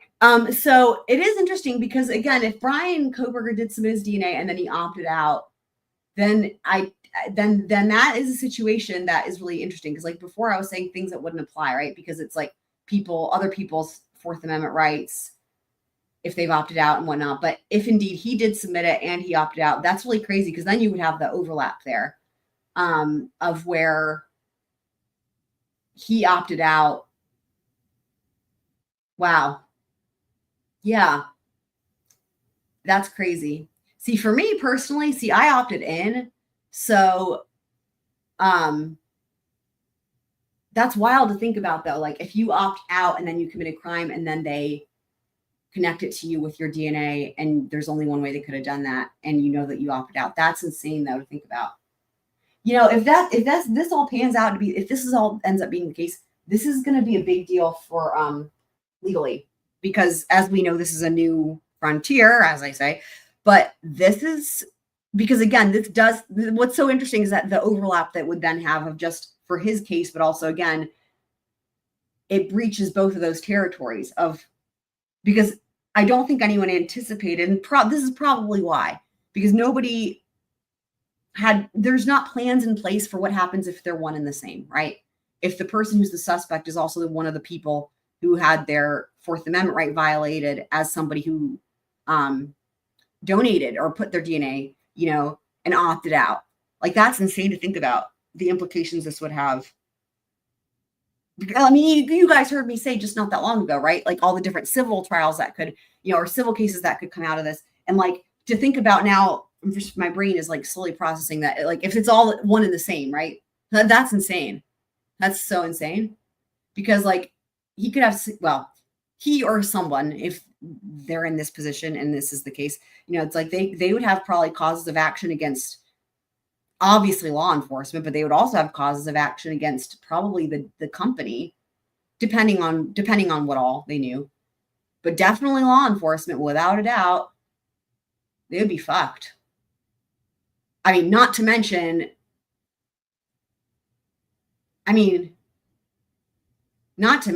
well, the question mark will be how would they handle it with the criminal case? Because there is not, this is where it gets interesting. There is not case law, right? Like that's where this gets really interesting, because this has not happened. There's not case law. Like even without adding in the factor potentially that he submitted his own DNA and they matched it to himself, even without that, as you guys have seen in these court filings, they were already, I mean, Judge said in his order, right? Already this was like a case of first impression for Idaho, just dealing with the IGG alone, without even adding that other factor in. This was a case of first impression for Idaho. So, but when you add that in, it's probably a case of first impression for the country. And then we're dealing with like, like landmark case law, like, because it's not happened before. It's just wild to think about. What I want to know is what you relied on to get that first one that talks about WSU and the cameras of WSU. So where'd you get that? Yes, ma'am. So Special Agent Rob Hilley with the FBI was also co-located with us. He was tasked with analyzing that video from WSU and the surrounding area. So It was a conversation between he and I, pointing out areas of locations where the car was likely seen on surveillance footage. And that's what I relied upon to create that map. So you created that map how? Through PowerPoint, I believe, ma'am, memory serves. You saved your work on that? Yes, ma'am. Let's go to the next map. That one would appear to be a trail or a path from south of Moscow back towards Lewiston or back towards Poland. Is that right? Yes, ma'am. Where did you get that map? Same thing. It was just created using open source satellite imagery, and I think it was PowerPoint. Did you create that? Yes, ma'am. Where did you get the information to draw that trail? So that was used from the cell phone records referred to me by Special Agent Balance on his interpretation of possible places where someone could have driven between the location that it starts there and then back to Poland. So you did this on some open source mapping, not anything from Nick Balance creating a visual for you? No, ma'am. I did view a draft report from Special Agent Balance to help me conceptualize this, but it did not look like this map. Where's that draft report? It is, best of my knowledge, it's already been provided to the prosecutor's office through the FBI channels. Is this the lengthy past draft report or is it a different draft report? It would have to be the draft cast report. That's the only cast report I'm aware of from Special Agent Balance. So on December 23rd, it's like, how are you saying lead detective, but he knows literally nothing about anything. I know nothing. I did not. I like saw nothing, heard nothing, saw nothing. You looked at this past draft report to make that map that went into your affidavit to get the second set of records? Yes, ma'am. The one that was given to us in July of last year? I don't know when you got it. How many versions of that cast draft report have you seen? I've only seen that one, ma'am. That's the only one I'm aware of. Okay. And from the FBI, we have Agent Balance and Agent Hilley at Moscow Police Department with you. Yes. Yes, ma'am. And all of this work is done with verbal communication. Is that right? The majority of it, yes, ma'am. And Nick Balance's cast draft report. Correct. And I think Special Agent Imel's vehicle identification. Yes, ma'am. Okay. Let's talk about what you were seeking to get in this. Well, let me ask this before I leave the second search warrant. Is there anything else you relied on? So, as far as that question, here's the thing I can say about that. I haven't heard them bring that up at the recent hearings. The most recent motions for motions to compel or like supplemental discovery, it looks like they've turned almost everything over at this point. But here's what I will say. There's been somebody, again, this is just, I'm just reporting what has been told. I don't know. There's been people who've been commenting and some of them have been in the chat that have said that Cy Ray is no longer working for the defense. Now, I've researched this. I've looked it up. I can't find anything that says this online. But I think somebody said they heard it from one of the victims' families. And then from there, what people were saying is that the reason he quit is because he got the full cast report. I can't find anything to verify any of that. So I don't know that any of that is accurate, but that is what some people have said. So you can take from that what you will. Yeah. To obtain that second search warrant to compose your affidavit. Like I said earlier, we relied on cell phone records from surviving roommates as well as the victims. We relied on interviews with the 2 surviving roommates that were present at the time. We relied on the surveillance footage, cell phone data.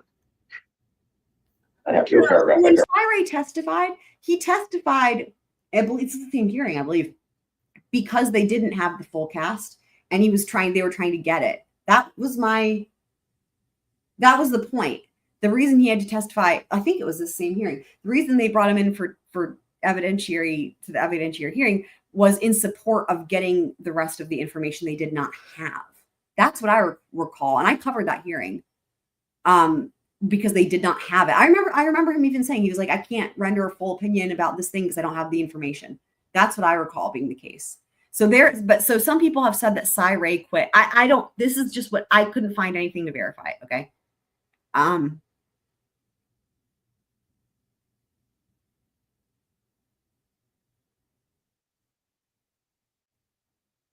I see what you're saying.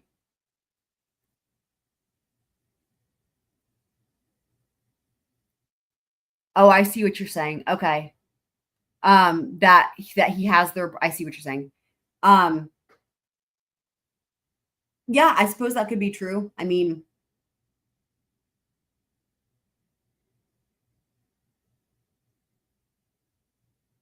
I don't know what the point would though have been of the hearing though. Like if she already had it, then what would have been the point of the hearing?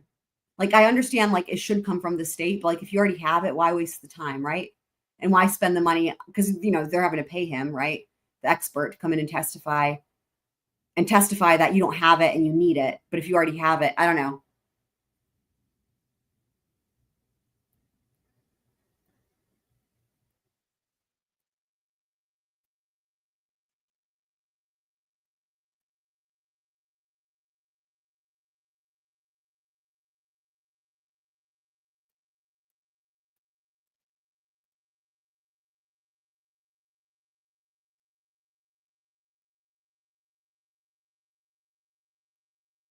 Oh, he's doing it pro bono. I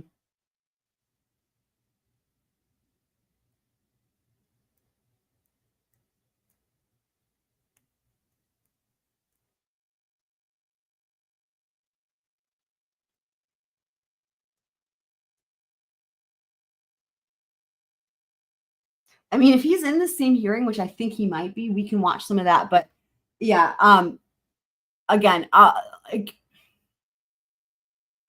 what's difficult again is because, we don't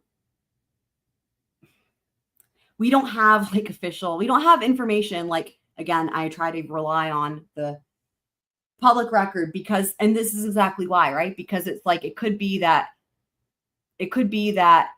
he's still working for them and he's working for them pro bono and, all these things, like anything could be true. Right. And it's hard to verify any of it. And so, it's tough because there's not, but I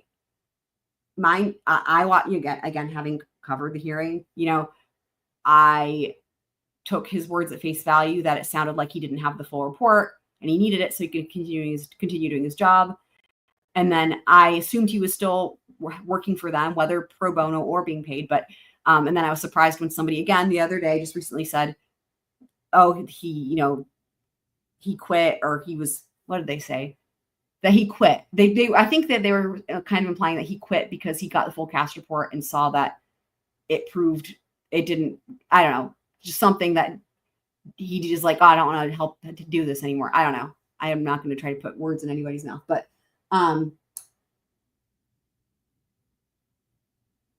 again, I couldn't find anything to verify that.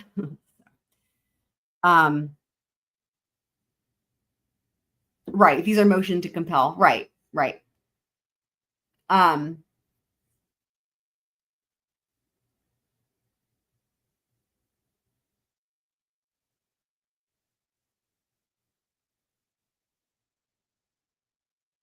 Yeah, I don't know that.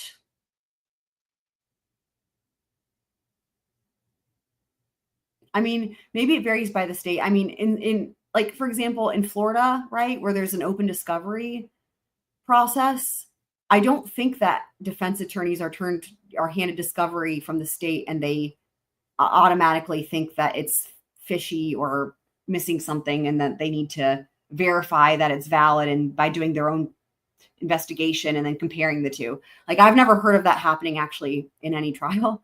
I mean, not saying it couldn't happen, but like, I feel like you need to have some reason to believe that, and I'm not saying that this is or isn't the case. I feel like you need to have some reason to believe that what you're being handed over in discovery isn't trustworthy, because otherwise that's like running a whole separate case within a case, basically. If you're like doing all your own discovery as the defense, but then I don't know. It just seems like that would be a whole separate thing. I mean, the whole system is founded on the principle that you should be able, right? Again, I can't say it always happens, but like the thought, like, okay, the thought of just second guessing in the first place that the defense you're receiving is not reliable is something I haven't heard of.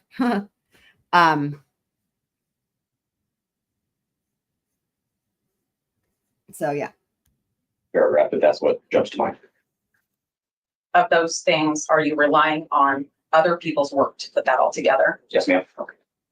Oh, I mean, until I know mistakes happen. I mean, mistakes happen is one thing, but I guess what I interpreted is like as if they were intentionally doing a motion to compel to bait the state so they could then prove and be like, haha, well, you gave us false documents, like a whole different thing, right? Like, mistakes happen, like if you find a mistake, right? But I guess the way I interpreted that would be almost more of like setting a trap for the state or something, if that makes sense. But yeah, and I mean, you know, I've covered every single death penalty motion in this case, and I'm covering 3 death penalty cases simultaneously. So I understand the stakes probably better than most, and all the ins and outs and the legality of death penalty cases. I think that death penalty or not, you want to make sure that things are correct. I guess, again, I think that double checking to me is different than like ahead of time thinking things are incorrect and then doing your own investigation so that you can then prove something else. Like, it's like over, I guess, versus passive, if that makes sense. Maybe that's not the good way to explain it. Like, due diligence is normal, right? But like creating like a secondary covert investigation without the state knowing, I don't know. Maybe I'm not explaining it well. I've live streamed for like, I don't even know, 1 million hours today. So my Now brain's I'm ready a to little talk bit fried. about the things that same day as the first one. And was there anything else from AT&T that you saw or relied on to get the second one off the ground? Okay. And in the first AT&T search warrant, are you aware that part of the request was for timing advance reports? Yes, ma'am. And in fact, that also appears in your second search warrant request, right? Yes, ma'am. All right. And not only do you ask for the timing advance reports from AT&T, you ask for them from several other companies, correct? Verizon's version of it, T-Mobile's version. Yeah, this. complete and thorough investigation. All that is normal. I think that what maybe threw me off a little bit is this thought of like,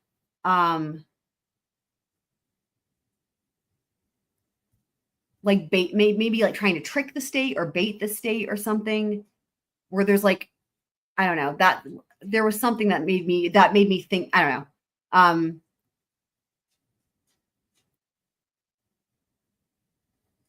I probably just misunderstood something, but like, like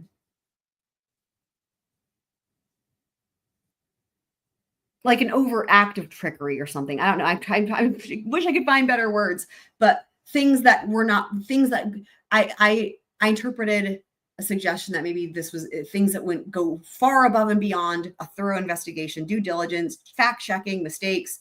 Like that's like normal, right? I don't know. I'm probably just not explaining what my thoughts well. Again, I've been live streaming for like 1 million hours today. So This kind of timing advance report, is that right? Yes, ma'am. All right. When was the first time you saw AT&T's timing advance report? I do not recall when I first saw it. Where is it? To the best of my knowledge, all that information from those returns has been provided to the prosecutor's office. If I tell you I don't have a timing advance report or any from the other phone companies, where do I look for them? I would direct you back to the prosecutor's office. Everything that Moscow PD received, in that realm, we have turned over to my knowledge. But you know you've seen this report, is that right? I do not recall if I've seen the timing advance reports. I'd have to see what it even looked like to know if I'd seen it. Do you know what it is? Not particularly. I'm no that was a expert. good sentence. Okay. You wrote the search warrant though, right? Yes, ma'am. I'd have Well, to. I'd How have did to. you get the link? Well, I'd have to see it to know if I've seen it. Like, wait. That was a crazy one.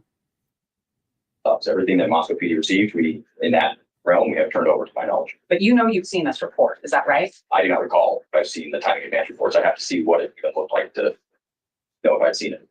Do you know what it is? That doesn't make any Not particularly. I'm no expert. Okay. You wrote the search warrant though, right? Yes, ma'am. So it's like, I'm no expert. Wait, I thought you just Well, didn't recall. How did you get the language for that if you don't know what this is? So there's no secret that I rely heavily on people who are very highly educated in these topic areas to write the search warrant. So that language was likely conveyed to me through people who know much more than myself about cell phone data. Who are those people? Like I said, FBI agent Balance and Detective Mallory were probably my two main points of contact for helping me with that Wow. language.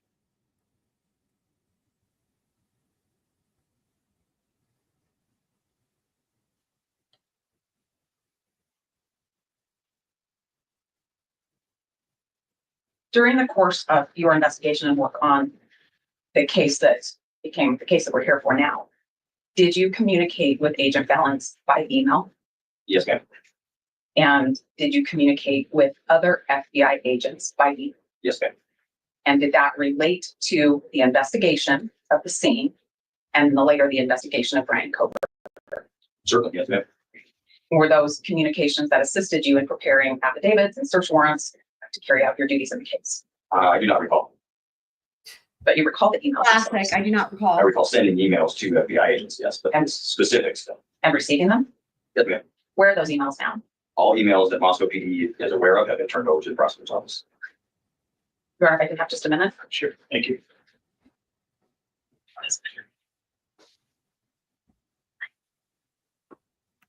Maybe I'll take them back. Well, hold on. Do you have any questions? Yes, I'll. Yes. Okay. I thought you were just stepping off, so.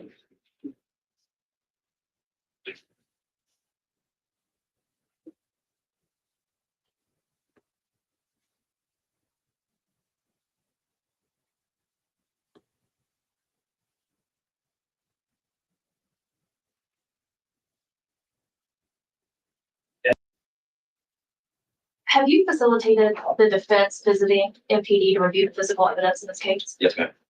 Approximately how many times have you done that? I had to guess, I'd say 6. Now, let's talk specifically about this video surveillance. Explain to me the process for collecting video surveillance. So in this investigation, the way that played out was we directed the investigators to go into the community and It's collect crazy. any available surveillance footage there was. Once they had done that, they were tasked with bringing it back to Moscow Police Department, placing it in the digital forensics lab, and then writing a supplemental report on where they collected that information. That was the process. Do you know how many agencies helped in this video canvassing? Certainly the FBI and the Idaho State Police. I'm not sure if any other agencies helped. I don't know. Do you know approximately how many agents were out collecting video? Easily over a dozen. I don't know the specific number, but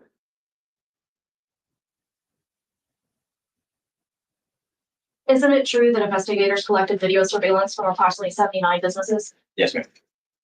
and approximately 10 residences? So let's talk about the areas that Ms. Taylor mentioned.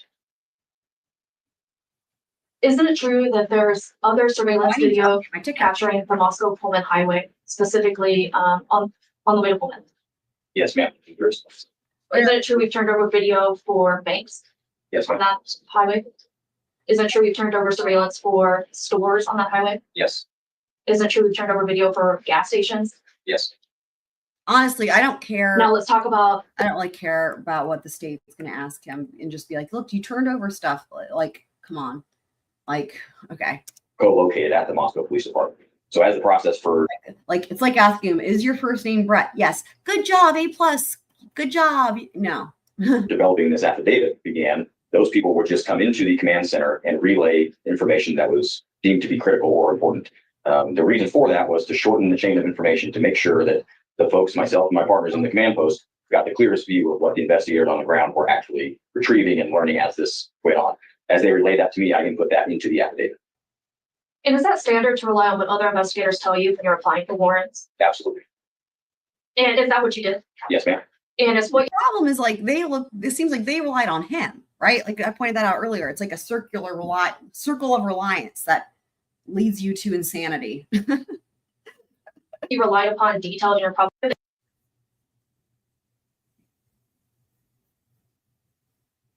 Are you aware that they did not start providing those records until May of 2023? See, I'm just trying to get back to like if there's a okay, there we go.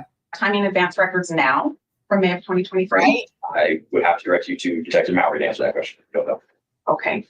Did you write a new warrant for them in May of 2023? I do not recall. If you included them in two separate warrants in December of 2022, but they didn't provide them, why would you do that? With the language that was suggested to me to write the affidavit. So Yeah, Language right. suggested by an FBI agent who's an expert in the field. it's me. Yes. And do you know if he saw the timing advance reports? I do not know. All right. Now, those first and second AT&T warrants were how many hours from receiving the return on the first one until the second one There it was is. given to Judge Marshall at There 4:45? it is. I do not remember. Not very many hours, though. It was That's not fair. very Maybe many. not. We looked at it. I want to talk a little bit more about the video and what's been turned over and what hasn't been turned over to us. And I want to focus a little bit on South US 95. Do you recall that south of Moscow on US 95 is the path that you put in your search warrant and affidavit alleging that Bryan Kohberger left Moscow going south on US 95? Yes, ma'am. All right. And are you aware that one of the videos that you gave us, the coffee shop there on South 95, that leaving Moscow, you have to pass that covers 5 a.m. to 6 a.m. I do not recall the time frame of that. And so the time frame in these videos would matter, right? Certainly. The time frame in the videos to be meaningful would need to cover a time that surrounds the allegations against Mr. Kohberger. Is that fair to say? You can say that, yes. Okay. And are you aware? He's like, you could say that. Yes. Well, what? Like, hold on. Like, that's you guys, listen to this. The time frame in the videos to be meaningful would need to cover a time that surrounds the allegations against Mr. Kohberger. Is The time in the video would need to be meaningful to surround the allegations, right? That the time period would match up, right? that fair to say? You can say that, yes. Okay. Like, what is happening? And are you aware that Watson Kari Construction had a video, and that also has a very limited time frame, like 5 a.m., just 1 hour of video also? Sounds vaguely familiar, yes. And that's also south on Highway 95. Is that right? Yes, ma'am. And the one we talked about today, Monday's machine that nobody could find, that clearly was given to Moscow Police Department, that's also south on 95. Yes, ma'am. Okay. I understand that You get the one from Monday's machinery. you had a lot of help on canvassing and collecting things. There was a lot to do. But as the lead agent and the lead department, is there some kind of inventory of these videos, like a general inventory that would help you know Clearly what you not. have and why you don't have the relevant timeframes? Really not. The inventory that would be most useful to you is the inventory of evidence that has been booked into the Moscow Police Department. That's the inventory. Dude. And I did come see the evidence. That's fair. I did I come would see. be like, I would want to be like, sir, who do you think you are telling me what would be most helpful to me? No. Sorry, just that was really offensive. The evidence. We didn't watch videos together though, did we? No, ma'am. And would you agree that that evidence is on thumb drives with stickies on papers that tell us different things, but not like an inventory of what's on each thumb drive? I am not aware of an inventory of each individual I subject. did know that. So for us to do that together, would take some days to inventory it all together. Is that right? Yes, ma'am. I mean, who would want to spend days with him, right? And that's my best way to try to find this Monday's machine Sure. and Watson Carty Construction. Yes, ma'am. Like, That's it. Thanks. shouldn't have to do it, Ms. but also Taylor, that you was, can follow up on that. Jenny? Oh, just one second. I don't care I don't care about that. So let's see. Or why Elantra went on US 95 south of Moscow? Oh, No, it's not. Okay, what does it state? Memory serves states that the next time, well, it states that a vehicle was seen leaving the area of the crime scene, McKean Road, leaving via Elantra Drive, which heads south from that area, and then it's terminates interesting because like when she asks a question, he can answer it specifically. on Conestoga, Moose River Drive. That's what the probable cause affidavit states. He probably like did a little studying up. She probably was like, here's what we're going to ask you. Memorize these parts from your affidavit. And then he can answer the questions. And to your knowledge, are there other paths of travel south of Moscow besides US 95? Yes.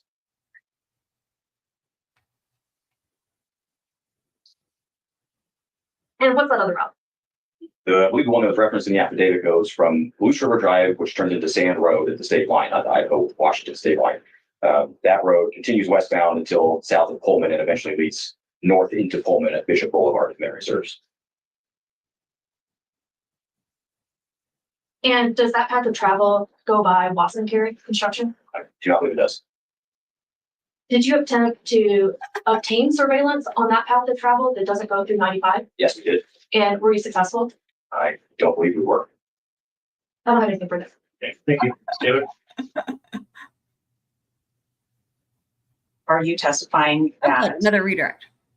Mr. Kohberger did not use Highway 95 south of Moscow on November 13th? Oh, I'm testifying that there are various routes that a person could take south of Moscow to include Highway 95. There are also several others. Which one does your map depict? I believe the map starts well south of Moscow, more towards Genesee, and there is the line that starts there. However, I'll direct you to the paragraph at the beginning of the map that says this is a possible route to travel between the two locations. So you're just not sure. Yes, ma'am. Okay. That would include then Highway 95 south of Moscow. Yes, ma'am. And that would include other possible routes. Yes, ma'am. How many video surveillance attempts did you make to get video from businesses or homes on all of those routes? I do not recall, but it continued for some time, attempting to find additional video footage. What did you find? Nothing to my recollection. Not one video depicting the car. To my memory, no. Good enough, thanks. All right. Thank you. Okay, okay. great. In this, Guys. So here's Syray. So yeah, let's see a little bit of this.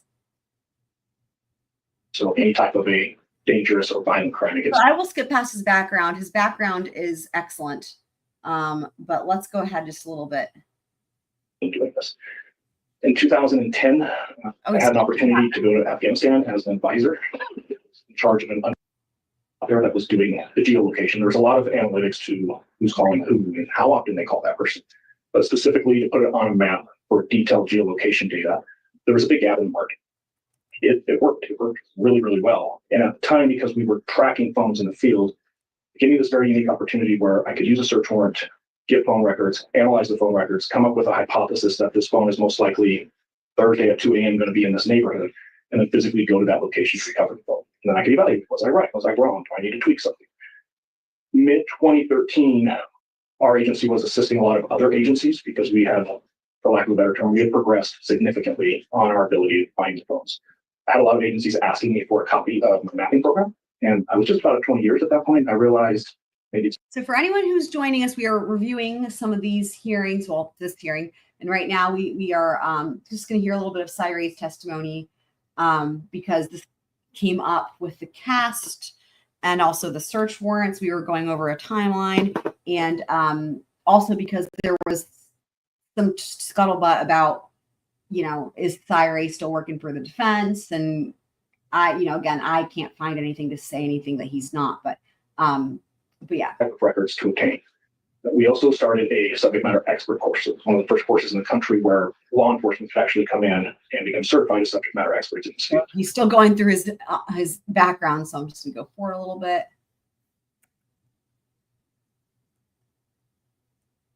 Towers, mapping. He basically invented cell phone tower shit. That's the The technical. company we were using to do the drive test data is a company by the name of Road, ROHDE, and Schwarz, SCHWARZ. They're a German company out of Munich. Right? They've adopted Totally. the way that we were doing some of the ranging. The FBI task team has adopted that, has actually brought that tower density is what is the general term for it.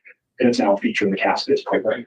So through the years with training, I've probably been involved in training 30, maybe 35,000 law enforcement officers from around the country.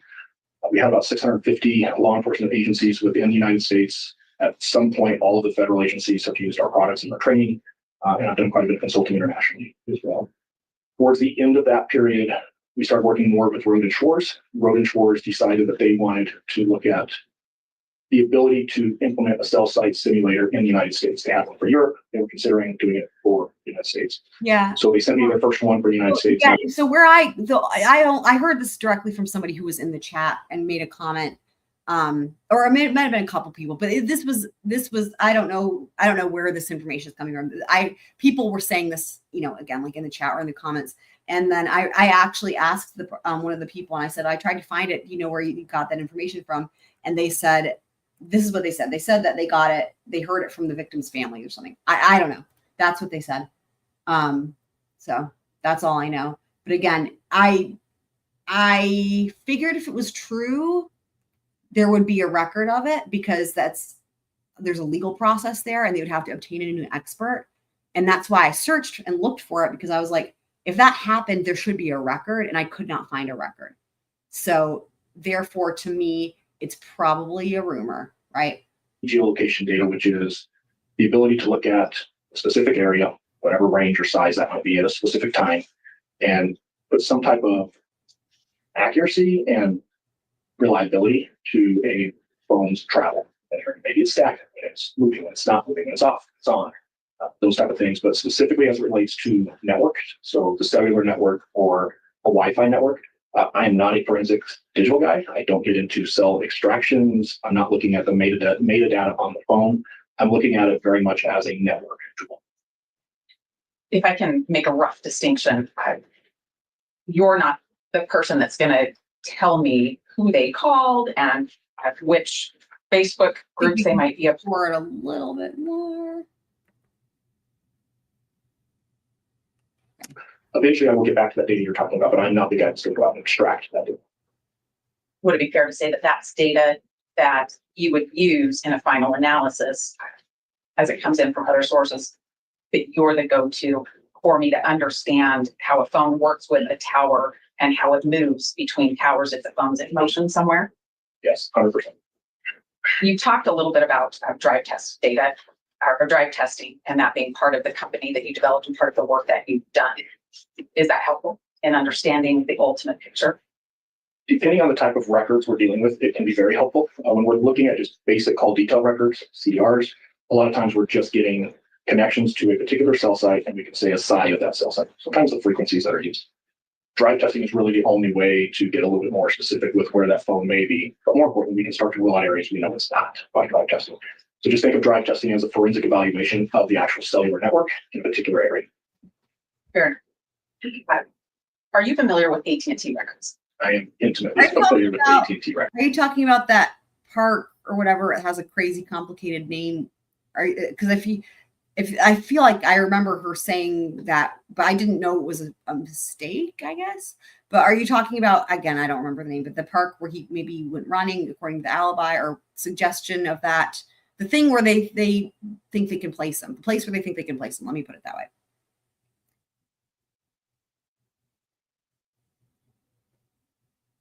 The guy in the back. Huh. Oh, a different place. Okay. Records. How long do you think you've been working with AT&T records? 28 years. In our case that we're here on today, have you reviewed any AT&T records that relate to Mr. Kohberger? I have. What have you reviewed? What AT&T refers to as their regular CDRs, which is a report AU as an atom unit. I have identified the report CT as Charlestown, which is the subscriber information. Charlestown. There's a really weird name called Locavore, which is AT&T's attempt to estimate general locations using latitude and longitude. I don't want to say GPS because it is different than GPS. Mm-hmm. I believe I've looked at some Payne data from December.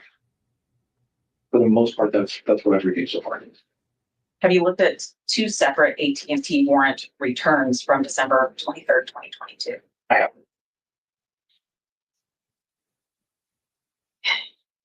In your experience with working with AT&T records, is it common or uncommon to have two warrants, one that relies on the content of the first and that's the same day? It's not uncommon to see a small time period that produces results that would increase the desire, the need for a bigger time period of records. Seeing that entire process happen twice in the same day is extremely rare. Yeah. Well, the first AT&T record, we called it today the 48-hour AT&T record of Bryan's call detail record. If you were to take that and do an analysis on a call detail record, how long would that be? Depends on the analysis. So I'll qualify that answer with looking at what was put into the second warrant that shows us at least parts of that analysis too. The thing is this is a lot like the other thing too. The difference in like the weird windows of time, like the time, like the small window of time between the first warrant and the second warrant, like we've mentioned, right? For AT&T, but then also we saw the same thing between what was it? Like the search warrant for the house in Pennsylvania. I think it was that, and then the arrest, right? It was like the two that were like half an hour apart. Or no, sorry, it was the search warrant in Pennsylvania and then the arrest in Idaho, maybe. But anyway, we covered it earlier tonight, and they were like only half an hour apart, and like that's another weird thing where it's like there's a number of those in this. Include a route that was identified. To do it reliably and feel comfortable that I'm accurate, at least 3 hours, and that's if you know what you're doing and you have all the tools at your disposal. Arguably, you could spend half a day or more doing that very easily. To do that, do you just take these records, printed copy, and know what's on there, or do you have to do something with those records? You would have to use some type of a mapping platform, software, and you would take the digital copy, which is typically a text file, you would import it into that program, which would then map everything.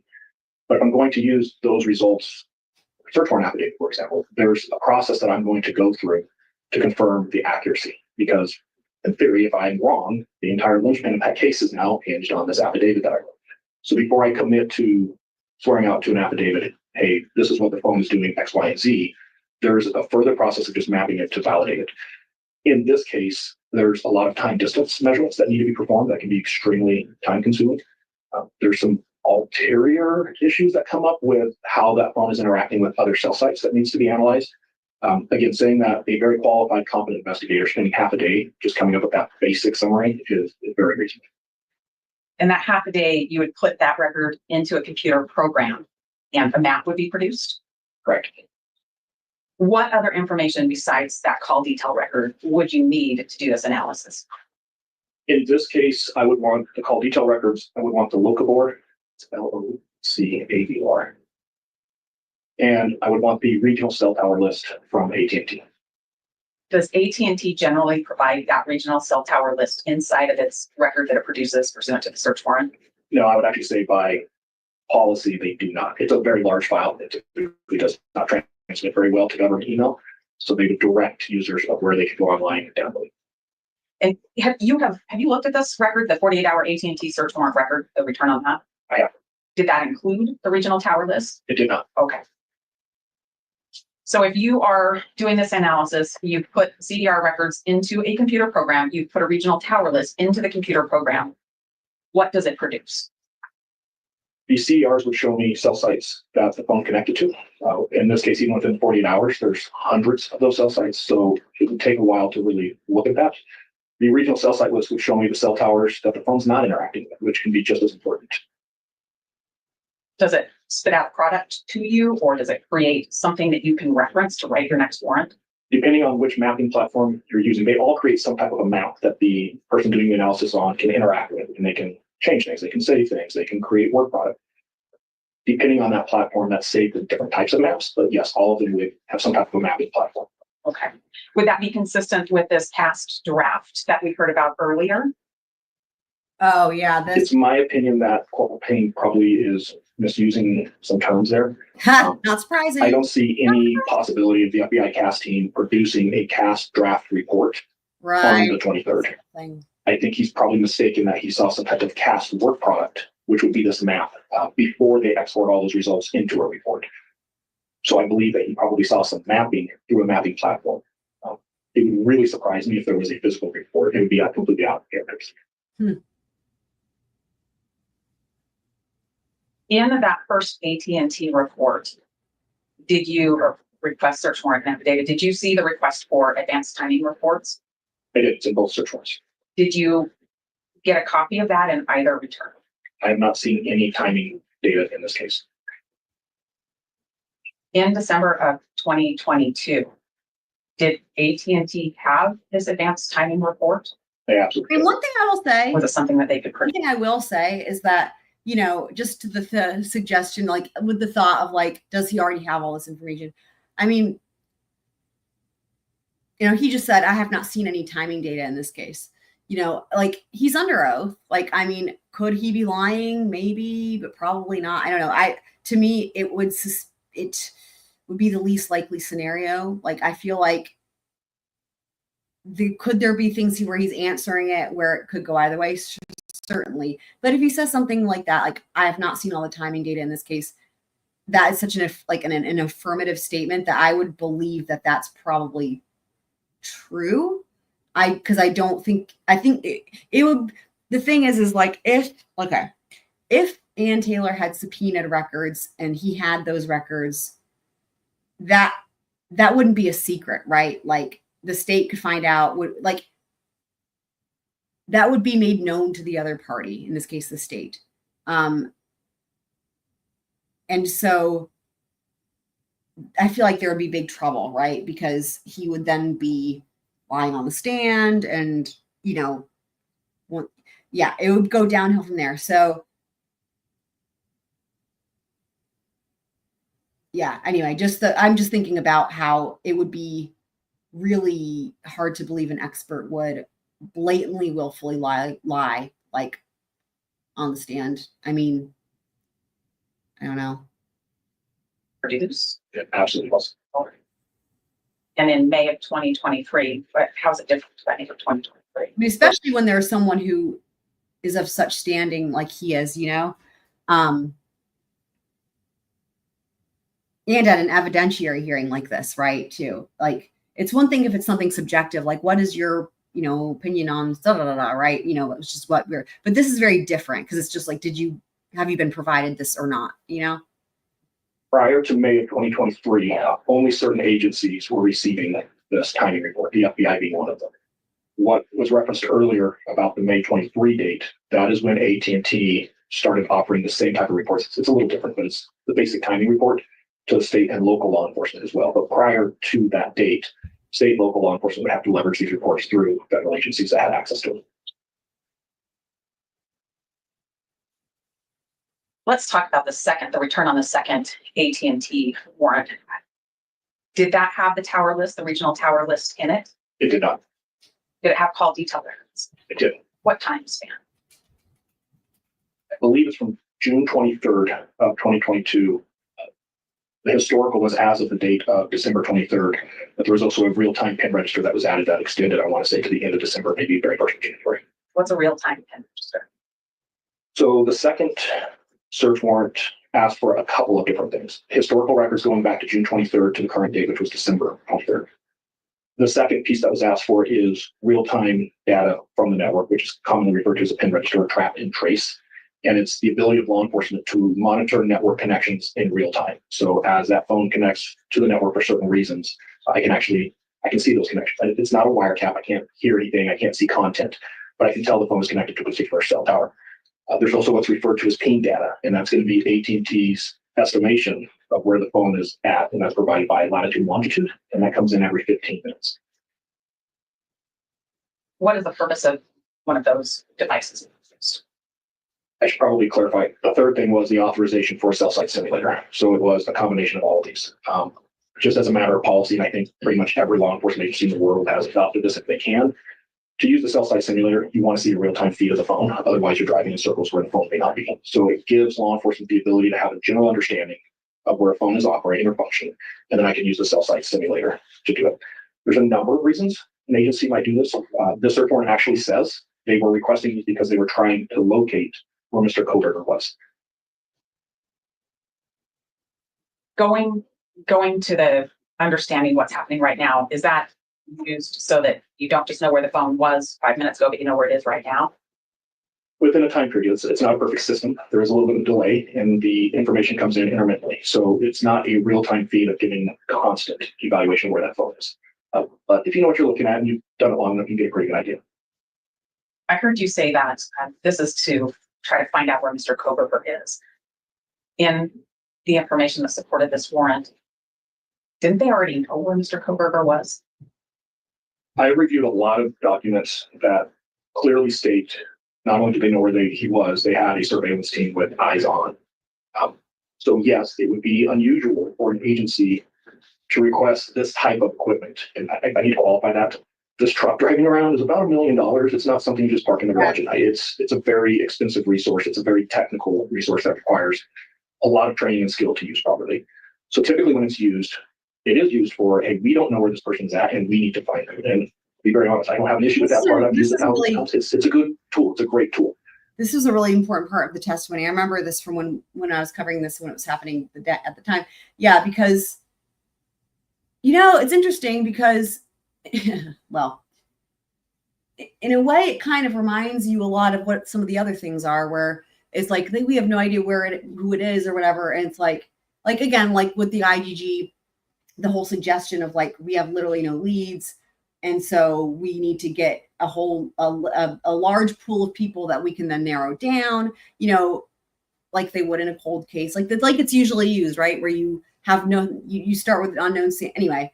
And then it's like, but then, magically you've got a name and, anyway, I just see there's a similarity here that I see of what he's explaining. It kind of like what we see as it pertains to the DNA and the IGG, where it's like something's not like it's supposed to look like it's one way, but like when you look at the timeline, it doesn't add up. However, if I know where a subject is and I'm physically watching him, right, it's probably disingenuous for me to get a search warrant justifying it that I need to find him. Mm-hmm. Makes sense. Thank you. I want to switch gears and talk about the CASFIZ program. Okay. Are you familiar with the CASFIZ program? I am. Why? I've worked with a lot of agencies that have used it and accessed it. So I've worked on cases where we've used different mapping platforms to do kind of a compare and contrast as a peer review. So they would create a work product, we would create a work product, and then we would check each other's work. Because at the end of the day, we're just looking for the accuracy. We want to see if there's any errors in that. I would say I probably have worked with the CASFIZ reports several dozen times, maybe as many as 50. I'm aware of some of the updates they've made. Like I mentioned earlier, I'm aware that they have added a feature that you can now input tower density, so you can create these estimated ranges, if you will. And I'm very familiar with the basic settings that you have. Certain controls you can do, like time zone. What time zone am I going to have it? Am I going to use the coverage density? Am I going to save my work? Am I going to just exit the program? I physically have seen those features a number of times. As it relates to this particular case, have you had a chance to look at any exhibits prepared by Detective Mallory using the CASFIZ program? Yes, but I should clarify. One of them I'm pretty familiar with. I believe it's State Exhibit 48 that was used for the grand jury. The others I had never seen until I believe it was last week. So I'm probably going to have to look at those if you're going to ask me questions on those. But State's 48, I'm not pretty familiar with. I want to ask you a question about that. I'll ask you some other questions about the records we received last week. I'm going to have you handed what was admitted last week as States R, just my copy of it so that we know what we're talking about here.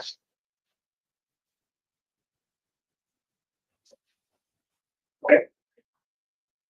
I'm curious about what was needed to go into CASFIZ to create that. So when I open the CASFIZ program, I have to input what I'm going to refer to as source data. So let me define source data is any data that is in electronic format, typically a text file, that the CASFIZ program is going to link to this mapping session and use that source data to create the images we're seeing. I can tell you right off the bat, without a doubt, this one is linked to two different source data. One is going to be a set of CDR records, so the regular AT&T CDRs. And then this particular exhibit would require the regional AT&T tower list, which is a text file that contains all of the cell site locations, most likely be Western Washington, Idaho, and Eastern Washington, Idaho, and Western Montana is typically that region. But there's no way this map was created without the AT&T tower list. It's physically impossible. Is the AT&T tower list, was that contained in the call detail records that were obtained by search warrant relating to Mr. Kohberger? It was not. All right. And in the CASVIZ program, when you input the CDR call detail records and you input the tower list, does that program create any type of log? It does. And I want to make the record really clear on what I'm testifying to, because it can get kind of confusing when we start talking about different versions. The CASVIZ program offers two styles of mapping. I can just default to a normal size, what they're going to refer to as a wedge shape, which is representing the sector the device connected to. If I was doing that, all I need is the AT&T records, because the AT&T CDRs actually have the tower information that's required for that mapping. As soon as I change that feature, though, to add coverage areas, the estimated coverage areas, and now these little wedge shapes of these sectors are all different sizes, the CAS program has to be linked to a tower list that has location of all of those towers. That's the only way the program knows how to size the cell sites. So I just want to clarify, if I'm mapping the CDRs without coverage areas, all I need is the CDRs. If I'm mapping the coverage areas in the CASVIZ program, I have to have a tower list. This one, I can see 3 different sectors. 2 of them, if anybody sees this exhibit, just to make the record really clear, they're really hard to see. One of them is just under the N as in Nora, under the word Pullman. The other one is right by the L in Pullman. But they're different sizes. And that tells me right off the bat that the AT&T tower list was used. And why are they different sizes? Cell tower density. We see a great big sector right in the middle of this map. And I'm not familiar with the area here. It's basically south of Pullman and south of Moscow, kind of out in the middle of nowhere. Not a lot of cell towers out there. So one tower covers a very large area. Then the other 2 are going to be in Pullman. It's kind of hard to see on this map, but I believe they are going to be ones that are on Washington State University campus. A lot more cell towers. The coverage is much smaller. So it's just a way to look at tower density to kind of estimate how far certain towers may connect to a phone where others may have a very short range. And is it based on that difference in towers that causes you to know that a certain type of tower report was used? Yeah, it is a basic algorithm that uses tower density. And the only way to determine tower density is to have a list that has all of the towers, not just the ones that were used by the cell phone. Okay. Do we have the list of the tower list that was used by Detective Mallory in developing that exhibit? Detective Mallory stated he did not use a tower list to create this exhibit. So no, but I'm not sure how to answer that other than I haven't seen one. Should it be there? It is physically impossible to create this map without it. If you had the logs from the CASVIZ program, would that give you more information about what was used? It would. We would need the CASVIZ program as well. The logs are saving certain settings, and it's a JSON format, which is just a software language. We could load that JSON file into the CASVIZ program, and for the most part, we could replicate exactly what was done. If I understand that, to turn it around, in order to replicate that and to see what was done, you would need a CASVIZ program. Is that right? Correct, and preferably the same version that was used. And you need a JSON file that was made by Detective Mallory. Is that right? Correct, and depending on where this software program is, we would probably need the source data again because it may not be automatically linked. Anybody who did PowerPoint 10 years ago, you make a PowerPoint on one computer, you save it on a thumb drive, you go to a different computer, all the links are broken. It could create a situation like that. So you would probably need the original source data as well, just to be sure. What's the original source data? In this case, it would be the AT&T CDRs and the cell tower, the regional cell tower list. From that time? Correct. Okay. Well, no, if we're trying to recreate this work, this is where it gets a little bit complex.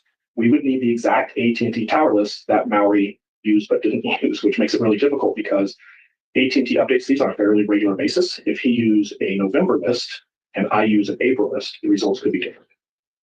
Okay.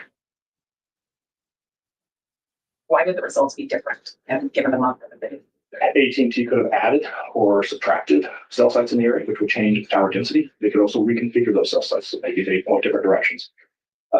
Given the rural area, 2 or 3 months, I don't think you're going to see much of a change, but it's always possible. So if we're talking about recreating this exhibit exactly the way it was, we would need not just the regional tower list. We would need to know which version of the regional tower list he used. Is that generally why people in your field save their work? We're talking best practices 101. We're creating a work product that is going to be used in a forensic nature, not showing how an extraction is done, not showing the source data that I use to create an exhibit. It happens, but for the most part, it's unheard of, especially somebody who is a subject matter expert in digital forensics. I won't say I haven't seen it, but it is rare. Thank you. Let's move on and talk about the cast draft. Have you, I'm sorry, Ms. Bailey, the Castle report. draft? Have Can you, I ask how much longer on this? Because we're 90 minutes. I need to give the court reporter a break. But if you're going to finish, in 5 or 10 minutes, that's probably something. Your Honor, I would say we probably have 15 or 20 minutes or so. If the court wants to do a break, we can, or Yeah, let's take a recess. We'll be back in 10 minutes. Thank you. Relax. Okay, quick recess for the court reporter. Excellent.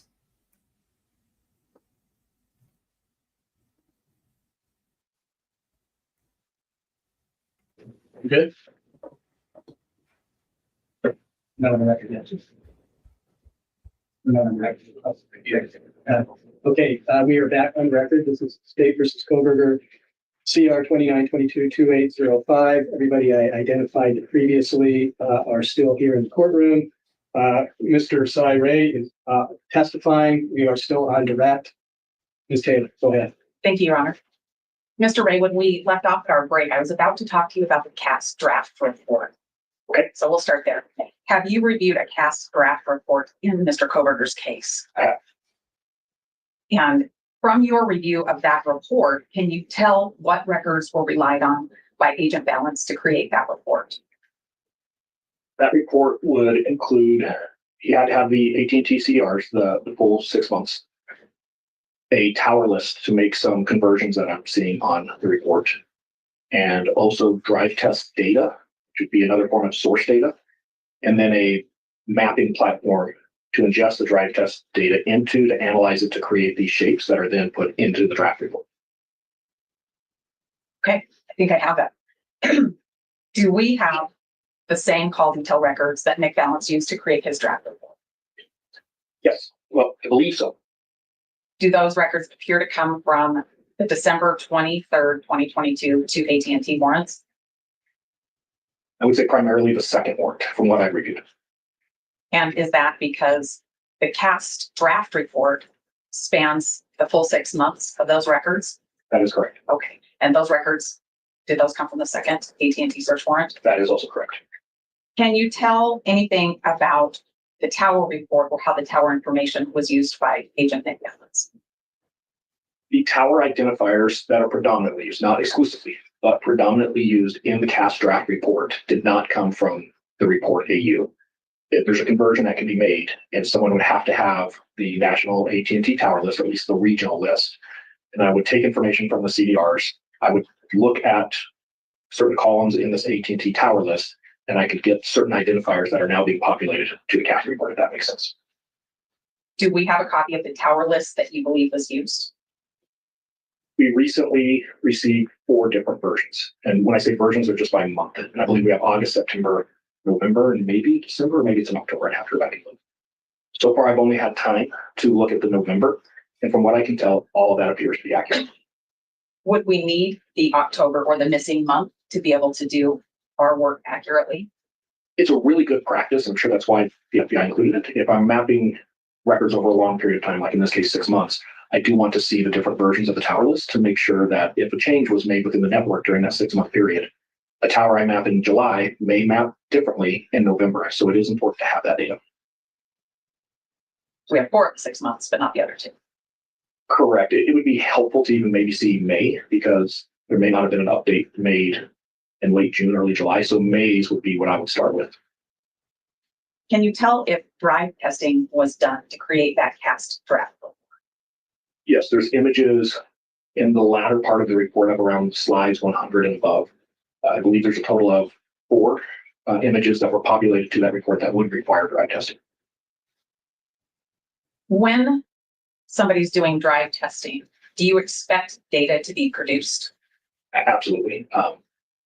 Creating a work product that uses drive testing and then coming into court and testifying without the drive testing is no different than creating an exhibit like this and then saying, well, we don't have to produce the AT&T records that created this. The source data for drive testing is the drive test. Do we have the drive testing that was done by the FBI to help create that report?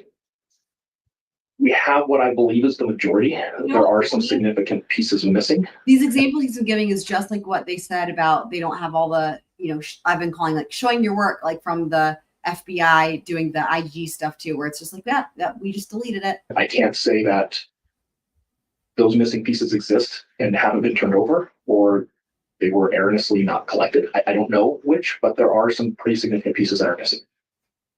I'm going to ask you some questions about that. But first, I want to know when you first saw drive testing data that was produced to us in discovery. What did that cover?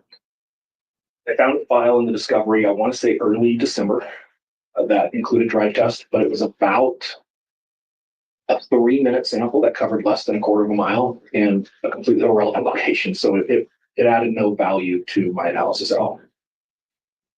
What were you looking for? What time frame and location were you looking for based on the CAS draft report review? I would expect significant drive testing around any location that coverage maps were being used in the CAS report. I would expect significant documentation on potential routes that this device may have taken. I would expect significant documentation on the crime scene. You just told us that you think we have most of it, but there's some significant parts that are missing. Yeah, and I want to qualify that just so it's really clear, because I understand it's starting to get very technical. There's over 500,000 lines of data that was turned over. So I'll make it clear, there's a lot of data that has been produced. I would say, in my opinion, looking at what's been produced, probably 2 or 3% is missing, but it's not the amount of data or the time of the data, it's the locations of the data. Some of the most significant locations in this case were missing some data.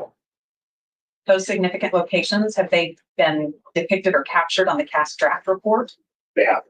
And tell me what those locations are. What are we missing? I am unable to find any measurements along, I believe it's 270, the Moscow-Pullman Road.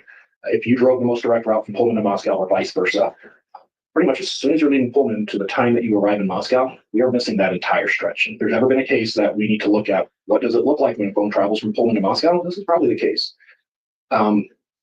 We have the neighborhood around the crime scene, but we don't have the crime scene. Normally, that wouldn't be too terribly significant, because if it's a flat area, there's not a lot of vegetation or mountains, you could probably interpret the same. The location of this crime scene is very unique because it sits on a mountain. Part of it is shielded by a mountain. There's a lot of other big, dense apartment buildings there. Your phone is going to behave differently inside of that residence than it might on the road behind the residence or in front of the residence. I can't find any drive test data that actually encapsulates any part of the property.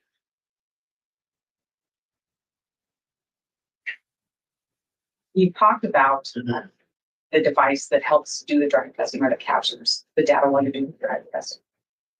What's that called again? It's a drive test scanner. The most common one used in law enforcement is created by Road and Schwartz, that same company I referred to earlier. I'm familiar with the hardware that the FBI uses, and it is a Road and Schwartz scanner. Is it called Gladiator? Gladiator is the company that sells the product to the FBI. Gladiator actually buys this product from Road and Schwartz, and it does what they call white labeling. So they buy the hardware from Road and Schwartz, and they kind of slap their sticker on it, and they put their software in it, and then they sell it to the FBI. But ultimately, it is a Road and Schwartz piece of hardware. And once you have that piece of hardware, once you have this device, does it just work forever, or is there anything that has to be done to make sure it's working properly? It is a technical piece of equipment that takes measurements. It is required to be calibrated. The best way that for probably everybody in Portland to think of, if we go a little old school, is the old breath test. If you had a DUI and law enforcement couldn't produce the calibration records of the breath test, it was really problematic. Similar thing here. We want to see that the device is calibrated. In this case, it's really important because, keep in mind, I reviewed thousands of these drive tests over my career. There is a significant gap that I believe there's something malfunctioning in the equipment, or the operators are just not paying attention. I can't tell you which one it is. So in this case, the calibration records to show that that device is functioning properly are really critical. Do we have those calibration records on the device that was there more than one device used? There's actually 2 devices used. And was this drive test done on just one day? Is this a one-time shot? Now, I think there's maybe 5 days total that I've seen drive test data collected. Okay. So now let's talk about the calibration for this instrument or this machine. Did we get records for all the machines that were used by the FBI in this case? We got the calibration records that were taken prior to the use of these, of the samples. It'd be really helpful to have the calibration records after the use. So we kind of need to bookend those because we know that it left Rochewar's factory in October and everything was working great. When it came back, we don't know when it came back and we don't know if it was functioning properly when it came back. It's not uncommon for there to be errors. I saw a report that said it came in and it had 2 errors. It's not the end of the world. The sky doesn't fall. You have to get into the documentation to see what those errors were. Normally, the device kind of self-calibrates itself. If you know what you're looking at, the major concerns that you would see the calibration is off, it becomes very obvious because results are really flawed. That's where I have a concern in this case is we have what I consider a significant chunk of data for specifically a location where the instrument is running. There's no doubt it's functioning, but it's not properly collecting AT&T data, which is concerning as to why. Because there were multiple drive tests done, and you talked about bookending these calibration reports, would you need to bookend all of the time that the drive testing was done with these calibration reports? And what I'm saying is if there's something done in November and then drive testing done in December and then more drive testing done in January and then maybe some in March, do you need the bookend calibration reports around each of those drive tests? You would. To date, I haven't seen any drive test data, I believe, beyond January 5th. And I'm not sure of the time zone, so maybe it could creep into January 6th. But if there's any drive test data after the first week of January, I'm unaware. Okay. So in our case, which months are we missing? For the calibration, Yes. whatever the next calibration, the FBI would choose when to send these devices in. So whenever that next calibration report was generated for these 2 devices. On the calibration certificates we have, I think you told us that after the maintenance, it went back into service and passed inspection was functioning properly. But when it came in, it didn't have multiple errors, but when it went out, it was functioning properly. Okay. Is that why you need to see the next one on the other side of the drive testing? That is correct. Okay. Now, when we're thinking about the data the drive test data that we have that's missing some significant portions, could it be because the machine wasn't working right all the time they tried to do drive testing? Yes. Okay. Is it also possible that the FBI agents using this machine weren't properly trained to do the drive test data or to do the drive testing and collect data? I know of the 2 FBI agents from prior lives. I believe they're properly trained. So we're looking at either the machine itself isn't functioning properly, or could that data have been pulled out of what we got? If we're talking about possible scenarios that would cause the shortcoming of data, maybe it was never captured in the first place. I can't speak to that. The machine erring, at least during one portion of this drive test, I've seen similar errors before. I'm pretty sure they had a small period of time where it had been a very busy day and it kind of gave up for a little while, like any computer will, and needed to be reset. Could things be extracted and us not know? That's always possible. I can't rule that out. Is the missing data important to you to fulfill your duties in Mr. Kohberger's case? I don't recall when I got involved in this case on the day where I could actually start looking at evidence. I've had a concern since the very first day I saw the cast draft report that there are significant errors in drive testing. It was before I even saw the drive testing. I can look at the coverage areas and I can tell you they're wrong. So yes, it's not a concern that they're wrong. People make mistakes, we can fix things. It's a concern that I still don't have the source data that any expert, not just myself, but anybody could sit down and look at and say, okay, I see what's happening here. Here's how we fix this. Unfortunately, that mistake has a ripple effect, and I'm seeing multiple errors that are happening as a result.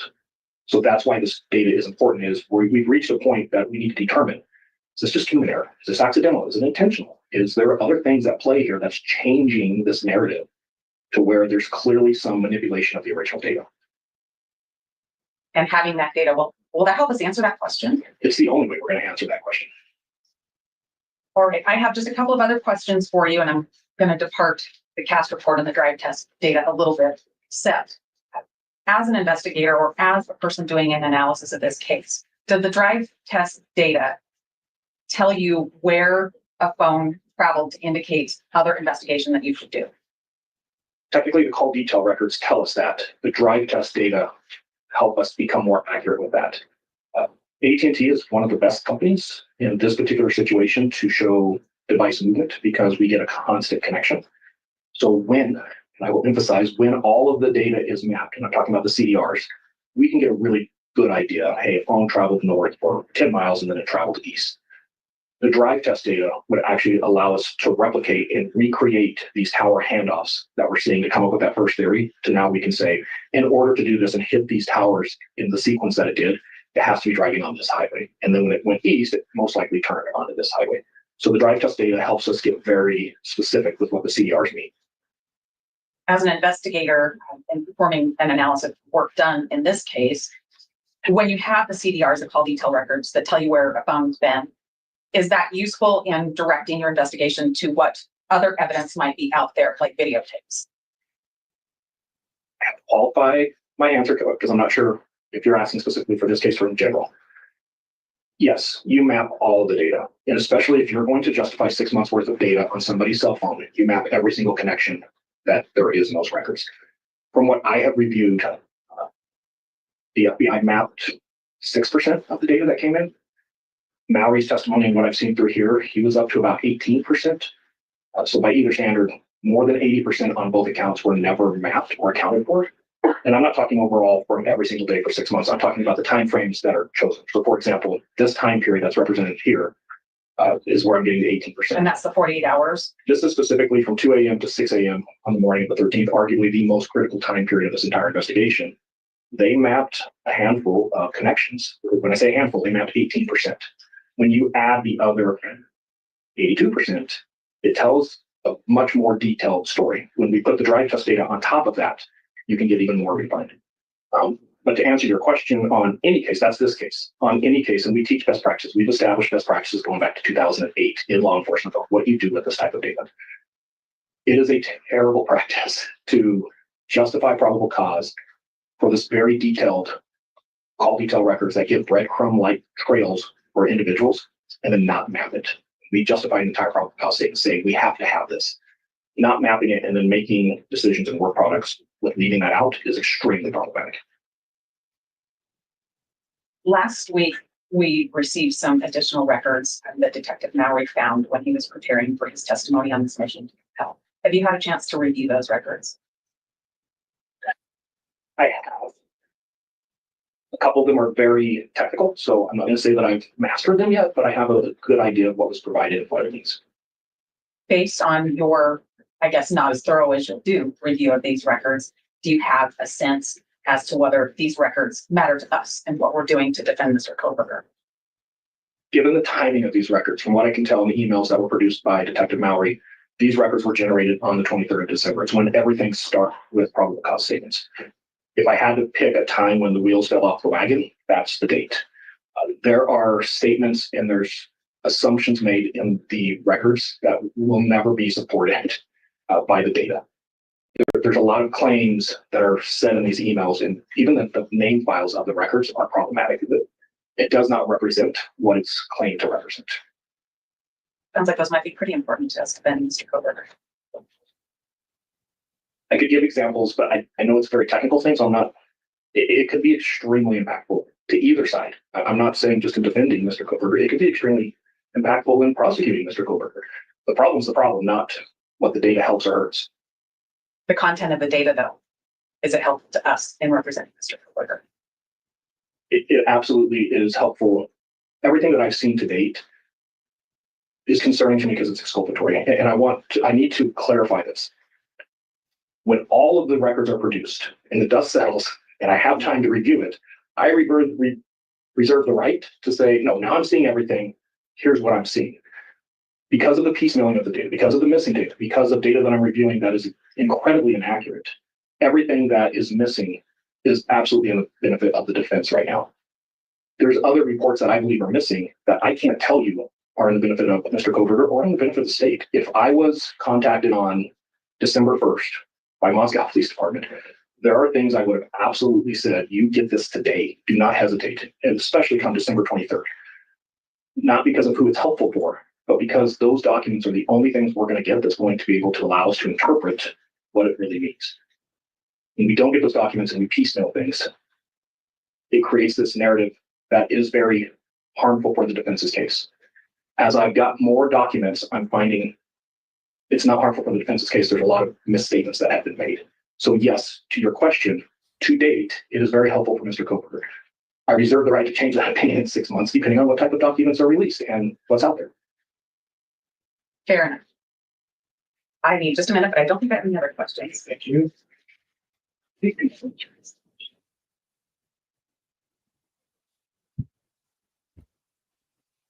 Mr. Ray, thank you. I don't have any other questions right now, but hold on. I think what's really interesting is just how relevant this is to all the motions to suppress. Like, you know, we just heard a lot about the standards in order to, get another warrant, just the validity of the machinery and the testing. Like, it's just really interesting how, even though this was in May, looking at where we are now, you can tell that they definitely, the defense would have relied a lot on his expertise when they were formulating their motions to suppress for everything related to the cell phone.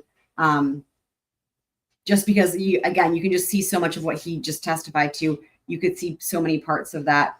Very, very impactful testimony.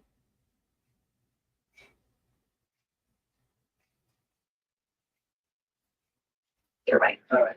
Ms. Taylor, anything? No, no, we don't have any questions at this time. All right, maybe just it's the excuse. He may, Your Honor. Thank you. All right, Mr. Ray, you're free to stay. You're free to leave if you like. Sure. Thank you.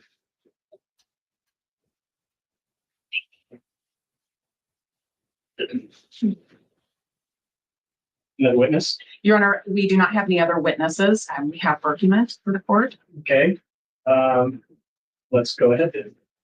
Your Honor, what I'd like to do is I'd like to start with Ms. NASA. She's going to cover one of the requests specific to the grand jury subpoenas, and then I'll cover the rest of this morning's argument. Okay, thank you. Your Honor, to facilitate this argument on this point, I am going to hand you defense exhibits A and B that were submitted in our records for today. I want you to be able to look at them while I'm talking. Thank you. As of today, there have been at least 50 federal grand jury subpoenas that have been issued in this case. Exhibits A and Exhibits B are an example of copies of grand jury subpoenas that we have received out of those more than 50. And what I didn't provide to you that goes behind that what we got with those is the subpoena. One thing I was thinking about, is anyone interested in reviewing or refreshing the Tui Rodriguez process? Because as I was thinking about, the efforts of, like, for example, whether you're the state or the defense wanting to subpoena records as it pertains to the FBI, that's one thing that can complicate it, but it is an interesting thing to look at. It's actually something that's been coming up a lot with it's happening and happens in a lot of trials, but recently with Shanna Gardner as well. But in terms of these FBI cast reports and the, in other words, because of the FBI being involved, right? Whether you're the state or the defense, there's a whole process. So, we could look more into that if anyone is interested in reviewing that Tui Rodriguez process. Well, I think my chat, hold on. I think the chat, hold on. Whoa. I think that the comments weren't coming through on StreamYard. Holy crap. Holy crap. Yeah, I was wondering. I was like, oh, it's weird. Nobody's saying anything. Oh, that's so weird. Holy mackerel. So let me scroll up. Okay, so it looks like the comments just kind of came in at once for a period of time here. Let me take a look.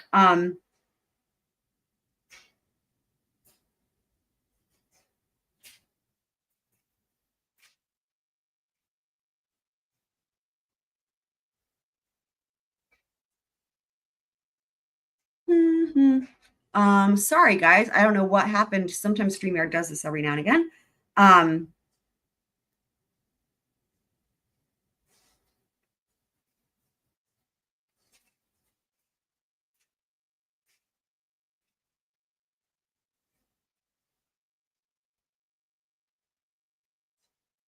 One thing I was going to say too, the part about the location that wasn't the park, I didn't catch that. So if anybody wants to pop that in the chat, are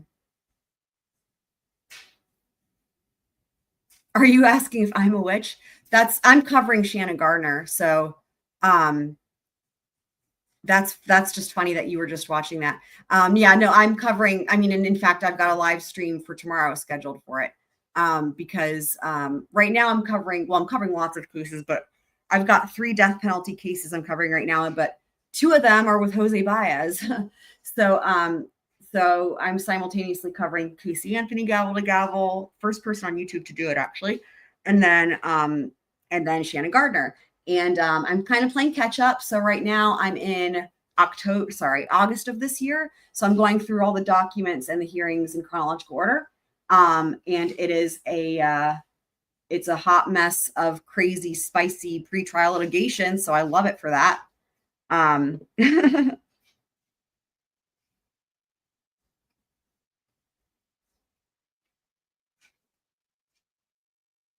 Right. Yeah. That's what they call Casey Anthony. So yeah, but I will say for people who haven't watched that trial, it's probably not what you're expecting. That's all I will say. Highly recommend watching the trial. It's not, I didn't know much about it apart from what most people, general consensus until I started covering it. And that's why I started covering it. Because as we know, only less than 1% of juries acquit criminal defendants in the state of Florida. And, so I figured, well, let's watch the trial and see if we can figure out why. Okay,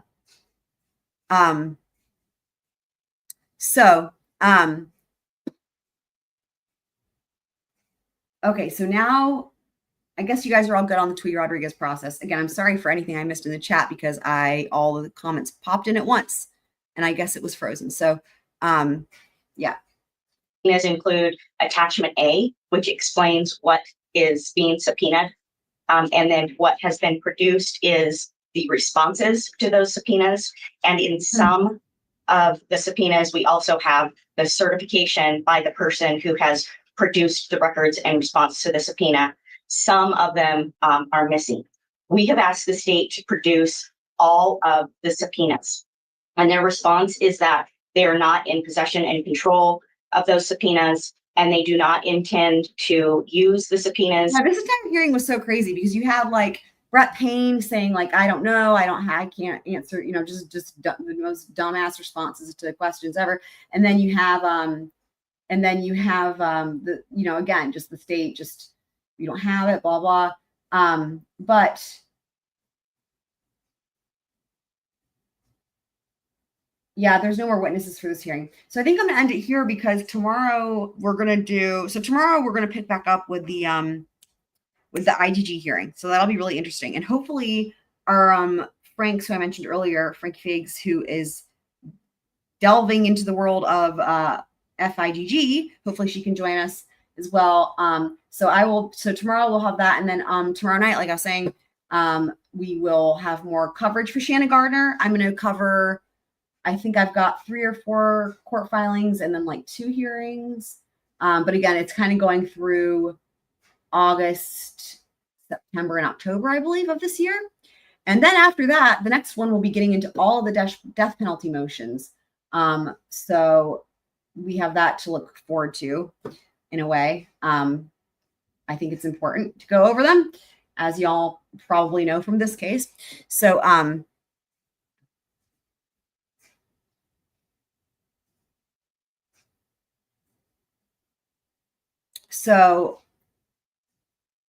all right, y'all. Thanks so much for watching, though, and appreciate y'all for being here. Thanks so much for everyone who was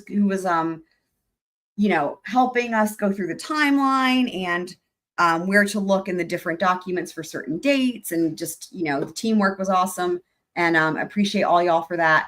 And yeah, so hopefully you guys can join us tomorrow as well for following more coverage of this, and hopefully for Shanna Gardner as well. For anyone who's not familiar with Shanna Gardner, check it out. That case is insane.